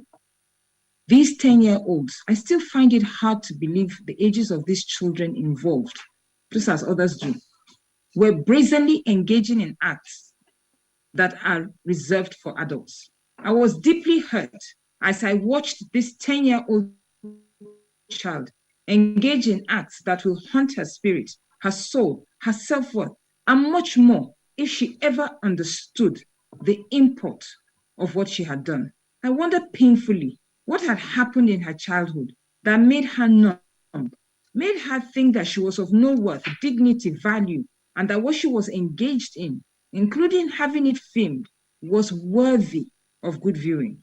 It hurt to think that she had once more been failed by the adults in her life, as her mother told the world an untruth and exposed the fact that she had been left to her devices for too long, that someone had groomed her to the point that her innocence had been cruelly taken away from her. The mother's media mishap led to self-appointed investigators to dig, and they found the girl on social media with a healthy following as she seductively gyrated her way into more and more followers. The final tragedy was when she released a statement asking for forgiveness, that is the girl, and announced announcing that she will be off social media for some while. They say that there's always a silver lining in bad situations if you look for it. If the mother had not made that video crying rape and people had not watched it and debunked the rape story, what would have happened to the boys? Really, what would have happened to the boys? What will happen? Who failed this girl? Have we failed our children? Can we find our way back home? If yes, how soon? When this happens again, because oh boy, it will we be ready to help these children psychologically, emotionally, physically, and spiritually, who have been caught up in the wickedness of adults? As it is, there is no playbook to deal with the aftermath of such devastation. Okay, over to you guys. Yeah, I've said my mind. Yeah, you see, Nigeria has one problem, and that is the failure among the many. Among the many. But I mean, I believe if we can tackle this singular problem, a lot of other things will fall in place. And that's the failure of the community, community leadership. You see, when we were growing up, I tell people, I mean, and let me link this to all the corruption and everything we speak about in Nigeria. When we were growing up, I tell people that, listen, corruption has always existed, not just in Nigeria, everywhere in the world. People have always embezzled. But they had this concern that if I go back home, or my name is mentioned, how will the guys in my community treat me? You see, there's that self-worth, that camaraderie, that togetherness that is missing now. It is, parents need to look for food, like we say. Yes. We need to go to work. But in your absence, is that uncle an uncle? Just after this, I mean, after this incident that we're talking about, about last week thereabout, I was taking a walk down my estates, and I saw this guy. He should be in his 30s or late 20s. There was this school that was having their inter-house sports, so they were using a field next door, and because of that, the students were all walking, some were walking and stuff. And there's these girls, they were clad, they were wearing sportswear, not tights, but they were young girls, maybe 15 or so. And this guy that was walking ahead of me walked for about 20 feet or about 50 yards, let's say. And all he did was look back and stare at the girls. And that is somebody's uncle. Yeah. It's just messed up. The community now, so many things are wrong. Absolutely. I mean, to answer your question, comfort, I mean, the simple answer is yes. You know? Okay, answer the question. We have failed. We have all failed. And you know, I had this conversation with my wife. It was, I mean, even just thinking about it now, it still breaks my heart. I didn't watch those videos. I didn't watch any of those things. I couldn't get myself to. I mean, I have an 8-year-old. I mean, she'll be 10 in 2 years. Well, you know, close my eyes, she'll be 10. So, I mean, I couldn't bring myself to watch. But you know, I remember a phrase growing up. This is why I say we failed. The answer is yes. You know, when we're going to school or going there, our parents will say to us, remember the child of who you are. Remember the child of who you are. You know, just that sentence, that phrase was enough to keep you in check. All they were saying to you is, as you leave this house, remember everything we have taught you. Remember the values. Remember the discipline. Remember the things we have taught you. How many of us parents today, parents, guardians, uncles, aunts, can say that confidently to our children as they go out? Remember the son of who you are, or remember the daughter of who you are. The reason is simple. We haven't taught them what have we taught them? We haven't taught them anything. Yeah, personally, I think what I've done is expose them to YouTube, TV, and the madness of the world. Get them busy while you do sort yourself out. Busy. We've shacked in our responsibilities. It's really that simple. God bless you. And because we have shacked in our responsibilities, we must go back and pick up these responsibilities and just do the right thing. It's as simple as that. And let me just add to what you're saying, that the reason they can't tell the kids to remember the son of who they are is because they don't even remember the child of who they are. They don't even reflect. They don't reflect what they want their children to do. Yeah, exactly. Can I say to my daughter, act exactly the way I act when you go out? Can you say to your son, when you go out, act the way you see your father act? That's what it means when you say remember son of who you are. Because they painted a picture, they gave us something to look up to. Do we still have those kind of parents? No, that's old school now. You can't be doing that's the way. No, that's the way it's branded. I'm not agreeing with it. I'm just telling you, when you dare say that outside, that's old school. So there's so much on my mind. There's so much on my mind. Talking about have we failed? Yes, we have failed. Now, while growing up, we had mothers that we had mothers and fathers, really, not just about mothers now, because these days we need to realize that parenting is joint effort, not just the mother or just the father. So while growing up, we had our mothers, teach us certain things. It was just automatic. It was, you just get to, grow into I tell people the kind of secondary school I went to, and people ask me, how are you a good girl? Like, oh wait, because a lot of ladies in my school were smoking, but I didn't smoke. Now it goes back to your, kind of foundation I had. Absolutely. Yes, my mom never told me don't smoke, but I just knew that it was not something that I should do. Just knew that it wasn't something I should do. Yeah. And now these days, we have the internet, like you mentioned, YouTube and all of that. So while growing up, I remember I never watched cartoons. I think I watched Super Ted and maybe Voltron. You can pretty much say what year you were born. Yes. The cartoons you watch. Or Sesame Street, So there was really no, and these days, even cartoons you need to watch cartoons. Like, I was watching a cartoon on, I was even working, I was at home, I was working on my laptop and my kids were watching TV. And I just saw that the cartoon they were watching on Disney Junior, they actually kissed.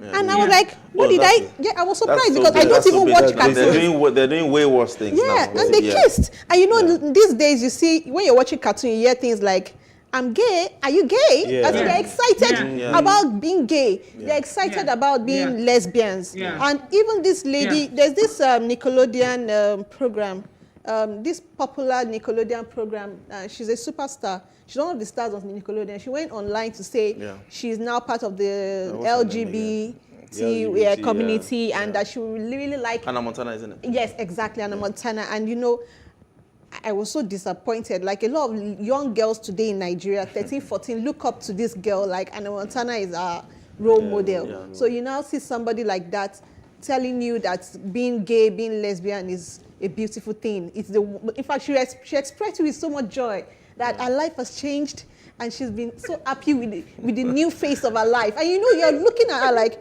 are you normal? Are you okay? We don't know what Plus TV's stand is on these issues. Well, however, because but clearly the media has an agenda. Exactly. And it's very clear. The agenda is very clear. It's now a question of you as a parent, or you as a guardian, or you that has been put in charge of a child, to determine what you want for your child. I'm not going to tell you what to tell your own child. Of course. Do you get what I'm saying? But monitoring your values. I can tell my child what she should do and what she shouldn't do. I expect that, like you said, without having been told, comfort, this is gone. Let me know if you get started. And you see, so that just to round it up, as you said, the parenting had never been taken away. We just became, as you said, we just lost it. And we lost it because one thing, we're following what is it? Money. That's the truth. Yes. It's the issue of money. And because we want to go to those places where the shoe and travel, look, slay, look, everything, we sacrifice the children on that altar. Parenting had always been, I don't know where the narrative is coming that we are leaving parenting to the mothers. It was supporting. Women are the ones who are at the primary. We can fight it all we want, but women are the ones that are endowed to nurture. What the man will do is you will do the nurturing. When it is time for the big gun to come in, you go to the father. Yeah. So we balanced it out. Absolutely. Yeah, it's a balanced approach to it. Yeah. Fathers had the It's not children that will say that they knew that they could not sit in head and made it look as if parenting is one new or whatever. Both parents have been involved. It's just that because the world has decided that we all of us should just come out and leave the children at home, men too are sharing their responsibilities. Number 3, this issue of technology is a monster. I don't understand why we just decided to outsource our children to TV, tablets, iPhone. You actually hear parents give us, what do you want me to do? It's the world. It's where they should be. I don't understand that. As you said, how many we were controlled, even TV when we were growing up, because parents knew that you needed to read You had out to and ask play. before You you put needed on to the socialize TV. and all that. It wasn't TV. Yeah. We had the time. We had set times. Why did we leave such a monster that is even controlling us adults in the hands of these children? The mother in this case is who I want to flog because she had no idea what was going on with this girl. And it was Comfort, I know if you continue. Sorry. Okay, sorry. All right. Yeah. So may God help. I don't know whether it's may God help all of us or whatever. Anyway, up next, Ishola, stay with us. So what are the top decisions that the United States considers necessary that Nigeria must take? I like to think of my interactions as conversations, not interviews. And that's why I say asking questions is both an art and a science. Everyone says in Islam you are allowed to have 4 wives. Is it mandatory? The right question enables answers that educate, inform, clarify, and help you, the viewer, to better understand the issue before making up your mind. Our goal is to reduce from 10 to 2 days the time it takes to register businesses in Nigeria. Join me every week on this station, PlusTvAfrica, and gain exclusive access to my conversations. I'm Angela Ajetumobi.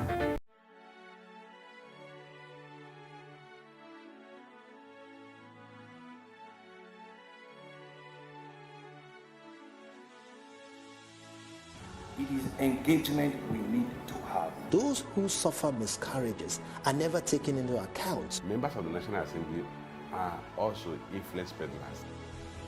You are sitting on Nigerians' money. From the barbing, I pay my rent. On the barbing, I send my children to school. A consultative engagement. No any tangible notification before they ban us. It's one thing for people to be at your back and the heat of the moment, and another thing for them to still be with you when push comes to shove. I will do everything to take Lagos out of the national grid.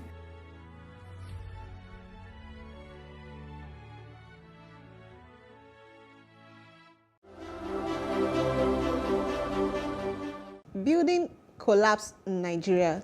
Time to take action.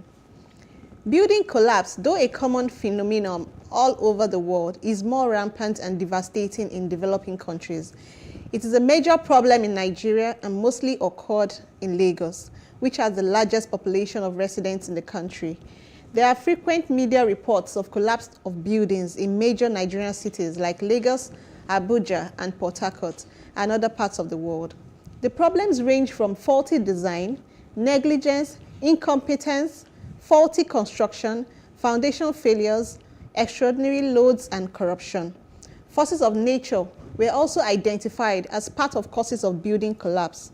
The major reasons for building failures include the use of substandard materials, quacks, and failure of designs during the construction. It is pertinent to note that the incidence of building failures and collapses in Nigeria has reached an alarming level, and the stakeholders need to wake up and stop treating these continuous occurrences with levity. On several occasions, it led to unnecessary loss of lives and destruction of people's properties, thus becoming an issue of major concern since it poses threats to the national development of our great nation. Generally, citizens, including professionals and government, must take a step in order to prevent the common problem of building collapse in Lagos and Nigeria at large. The responsible government agencies and professional bodies must create awareness of the need to obtain planning permission before building. They must also insist on the need to engage professionals in the construction of buildings. Guys, what do you think about building collapse? Let Comfort go first. Yeah, Comfort, what do you think about the building collapse? There was a recent incident in Lagos last week. Oh wow, just last week. Yes, there was one last week. Ebute Metta, precisely. Shola? Yes. Please go ahead. Are we saying that the last two parts, that the responsible government agencies must create awareness of the need to collect and building permits and professionals? Everybody, including me and you, know that these agencies exist. they come out to extort. We know them. So it's not that we don't know them. It's the issue of the system failure, as we say, and the fact that even we Nigerians especially have become just devoid of all moral in value systems, honestly. We are the ones that will go to them, show them, bribe them. Exactly. Everybody will say it is where I work, I will chop. They will take the money, compromise. So it's not as if they engage the professionals. The professionals are hungry or greedy and compromise. So this one fact, it goes beyond what we can see on paper. This is what the Bible calls a complete renewing of mind. That's what is needed here. They need to renew. I don't know whatever it was that has been put into us to bring us this honestly, sorry, Mom, I have to go spiritual on this. Thank you. When all else fails, right? Yeah. Yes. Because I mean, but for me, I think it's one major question. When buildings collapse, the site is seized, it's taken over by government. That's the location of the building. What happens to the contractor and all the people that work on the building? The guy who supervised the mixing of the cement, the contractor, the foreman, or what do you call them, who is supervising the entire process. At every stage of the building, the architects, do we check if the structure is okay? All this stuff, do we do it? Because if all these things are being done and licenses are being seized and people are sent to prison, it would deter a lot of people and make people a lot more conscious. That's one bit. Secondly, do Nigerians themselves care about their lives and the lives of other people? Do we feel that the fact that and my life I live, do we understand that we're responsible for other people around us? Because if you're putting up a building and you know that the structure, the quality of that building is weak, then you're very inhuman.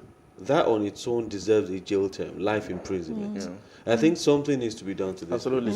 You know, I'll share an experience with you. You know, I mean, like Comfort said, it's a system failure. Exactly. I did an event with some expatriates in 2011. And we're setting up, it was an event in a hotel, a big event, massive event, it was an award ceremony, one of the biggest in Nigeria. And they brought some consultant from South Africa, so while the decorator was setting up, the guy asked me, so at what point do they do the fire drill, the fire test? I said, what's that? It's funny, right? I said, what's that? He said, oh, they're putting drapes, right? I said, yes, they're not going to test it with fire. I said, you want this place to burn down? He said, no, are you being serious? He couldn't, he was totally, his mind was boggled. It was like, what? You could just do things there. There's no agency that checks. So, I mean, that's an event, right? An event of maybe 3 or 4 hours. Now, think about a building that has to sit there for maybe 20 or 30 years, or more in some cases.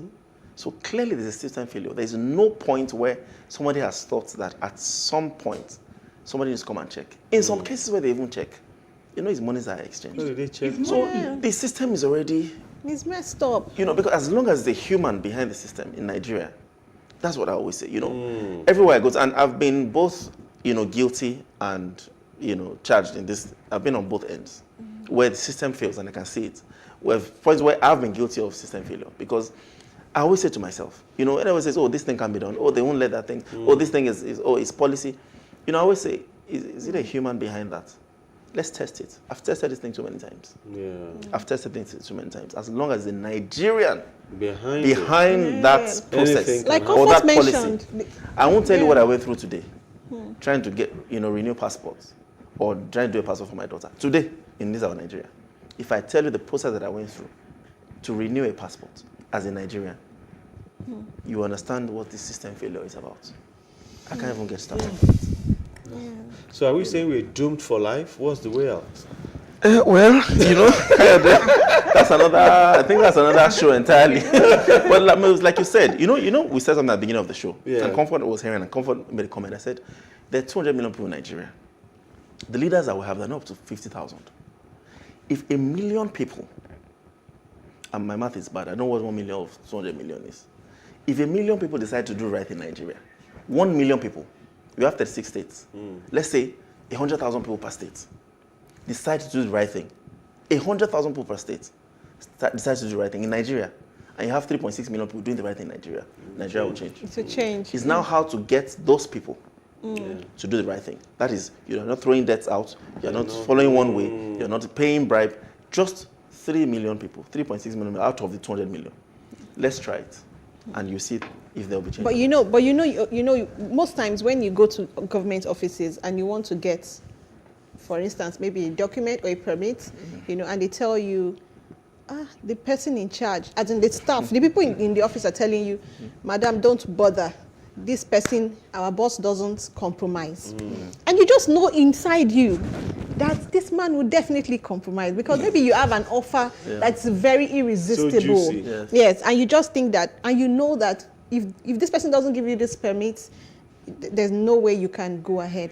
And over the years, I know like you mentioned, we've been guilty. I've been on this side and I've been on the other side. Who hasn't? Yes, and this person now tells you, okay, I'm not supposed to do this, but I will help you. That's it. So that's where it starts. That's where it starts. I will help you. Exactly, I'll help you. So we really need to work on ourselves as Nigerians. And like you mentioned, if we have just few people who are willing to stand, for what is right, then but we see, would while go. you wrap up, I agree with you that we need to do that, get those few people. But I think more importantly, we have a few people that do this. I can speak for myself. From the way you speak to, I know you. I mean, I know what you stand for and everything. I try. We all try. Nobody's 100%. Now, Yeah. I'm very sure from the top of our heads, if we also look, around our friends and everything, we can get maybe 50,000 people. But what we don't do is speak out. We do it and we keep quiet. And everybody thinks, oh, he's done what everybody does. If we all can speak out, there'll be a change. Yes. Yes, what God cannot do does not exist. Preach, preacher. All right, Shala. Yes. Up next is Tolu. Stay with us. Hey, what's up, guys? You're welcome to another edition of Plus Event, and I remain your host, Ifeoluwa Oshukeye. Your absence isn't an excuse anymore, as Plus Events is all you need, as we bring you the glitz, the glamour, and loads of fun. Oh, definitely. Right, no question. He's a living legend.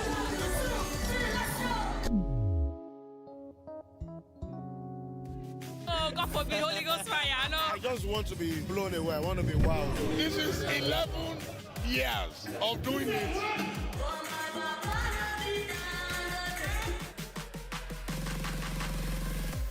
I'm surrounded by so much positivity.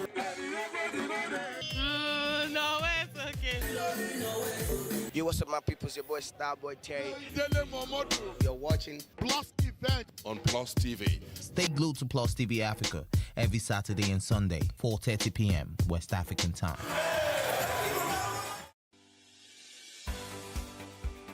Businesses in Africa can be very challenging. In Nigeria, it is particularly intimidating. And successful builders have learned how to navigate a hostile environment to unlock opportunities. But one major challenge businesses face is how to filter through the noise and identify where their ideal customers exist. Get insight and practical steps from industry players and captains of industries. Hear success stories to help you make informed decisions as you scale your business in Nigeria. Watch Business Insights at this time on Plus TV Africa.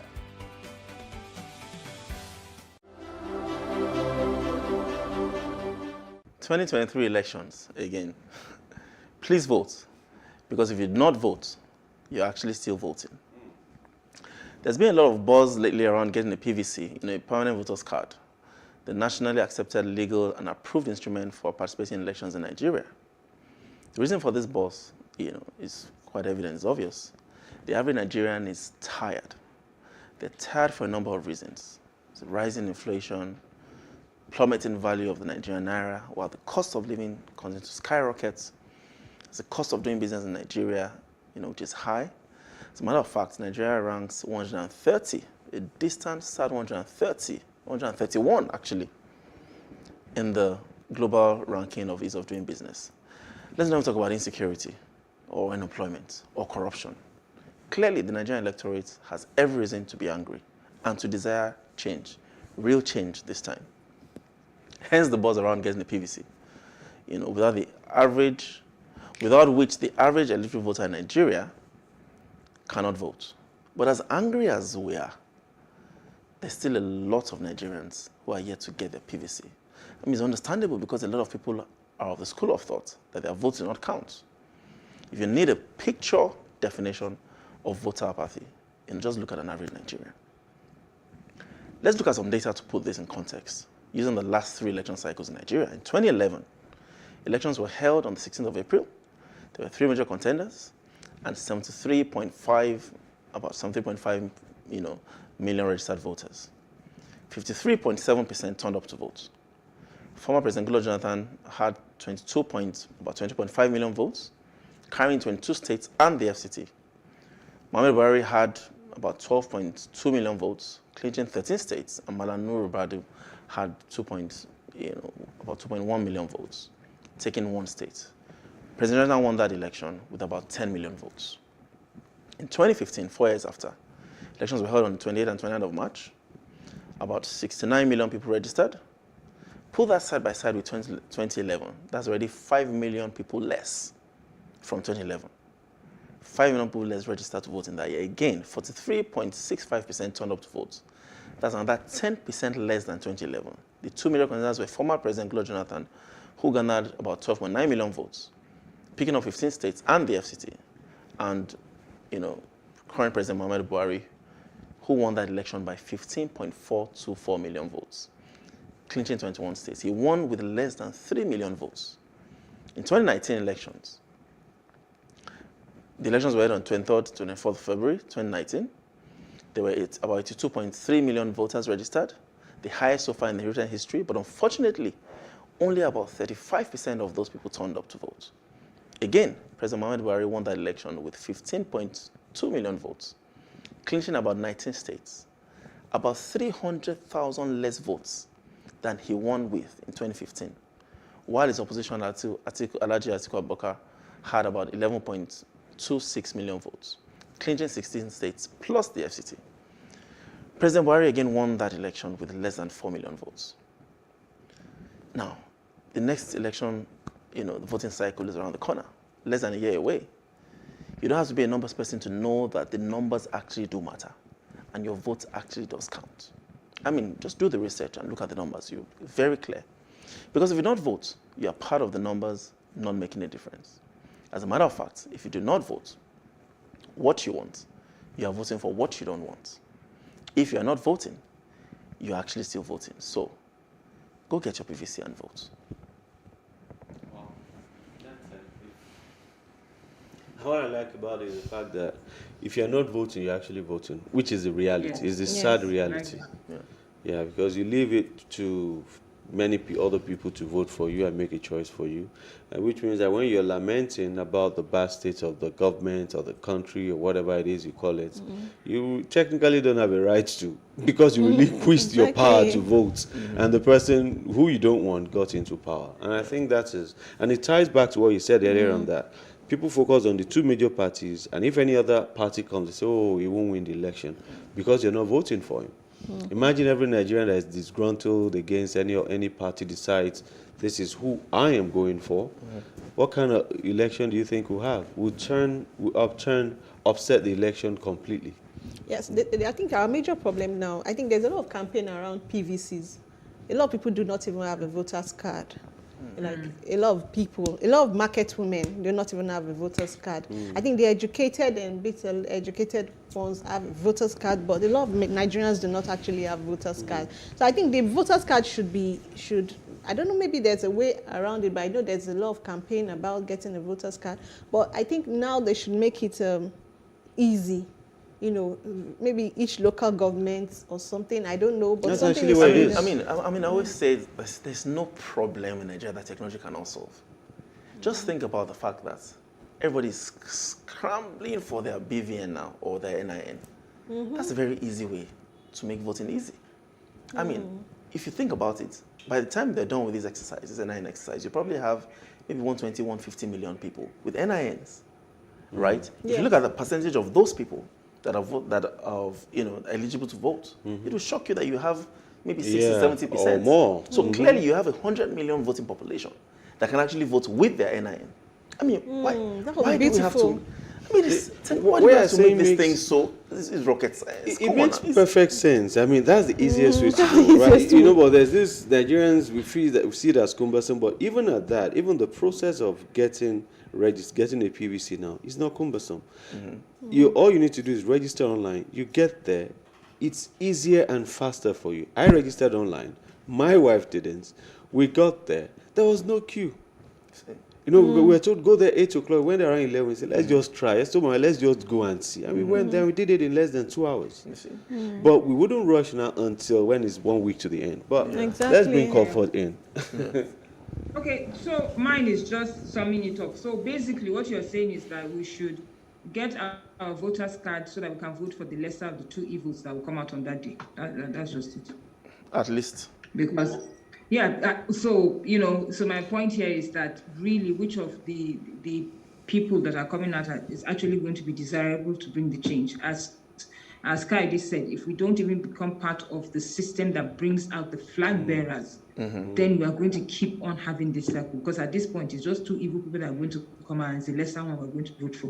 Now, before Tolu comes in, I think rather than say vote for the one of the lesser evil, why not just waste your vote on any other candidate? Imagine we all decide I won't vote for any of these two. I want to waste my vote. I want to go for somebody else. You voted. Yeah. Actually, be lucky to have a one-trick pony. Okay. Okay. Because I mean, it's a game of numbers at the end I of the also day. think. We have to really run. I mean, we thank you for your attention. While the program lasted, we hope that our conversations resonated with you and that in some small way encourage you to contribute to your immediate environment. Little drops of water, they say, make a mighty ocean. Don't forget, the advocacy continues on our social media platforms on Facebook, PlusTvAfrica, #TheAdvocateNG, and on Twitter and on Instagram at PlusTvAfrica, #TheAdvocateNG. To catch up with previous podcasts, go to plustv.com, plustevafrica.com/TheAdvocateNG. Don't forget to subscribe to our YouTube channel, PlusTvAfrica and PlusTvAfrica Lifestyle. Join us next week, same time on this station. Let's keep advocating for a better society. See you next time. Bye-bye. Bye-bye.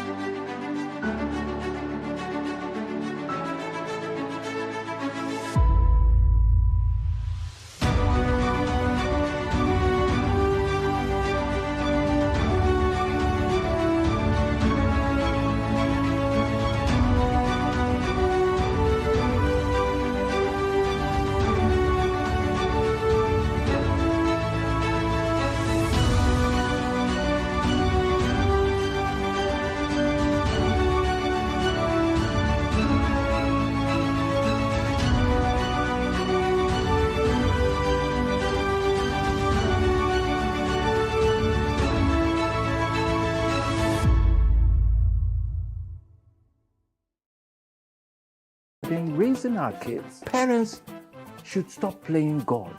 The internet is actually using the people. But when you are looking for money to help other people, then it becomes easy. Don't rush into marriage. I always say this. You rush in, you rush out. Family is the bedrock of every society and the essence of life. On Today with John and Helen, we dig deep into family values in every sense of the word. Join us every Saturday at 9:15 a.m. on PlusTvAfrica, DSTV channel 408. With you, we play a part in strengthening the values passed from generation to generation.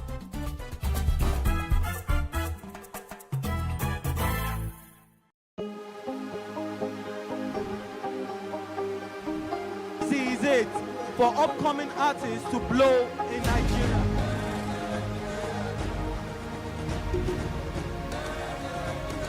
Welcome to Plus Trending. I am Booking November, your host, saying thank you for joining us on today's episode. Welcome back. It's tea time on PlusTvAfrica. Practice makes perfect. I'm not perfect yet, but I'm a lot better than I used to be. He's a king. He's entitled to marry 100 if he wants to.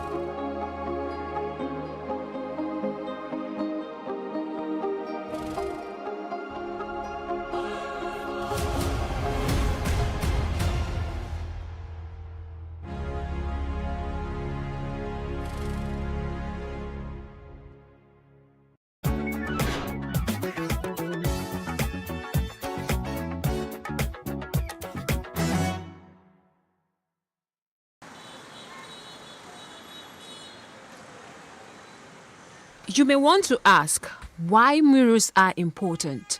It is no secret that murals make neighborhoods beautiful. They add color to building walls and streets which would otherwise go unnoticed.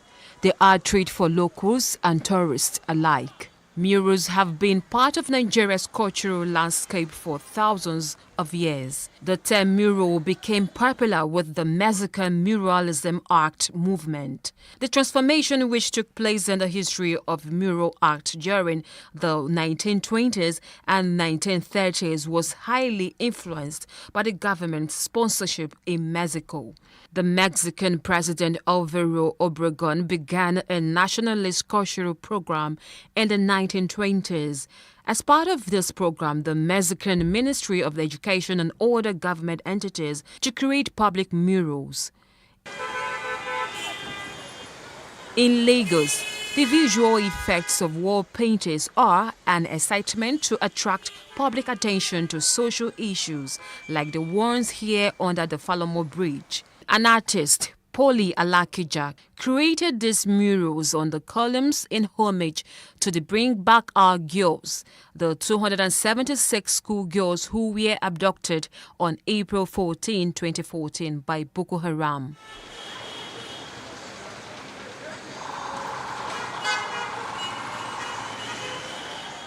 We speak to an artist, Ebenezer Omole, a 34-year-old who started off as a child and has been painting for many years. This is one of the locations where he has some of his works. He explains the processes involved. There's a way I blow this color. When you look close to it, you see as if it's flowing down, it's flowing down.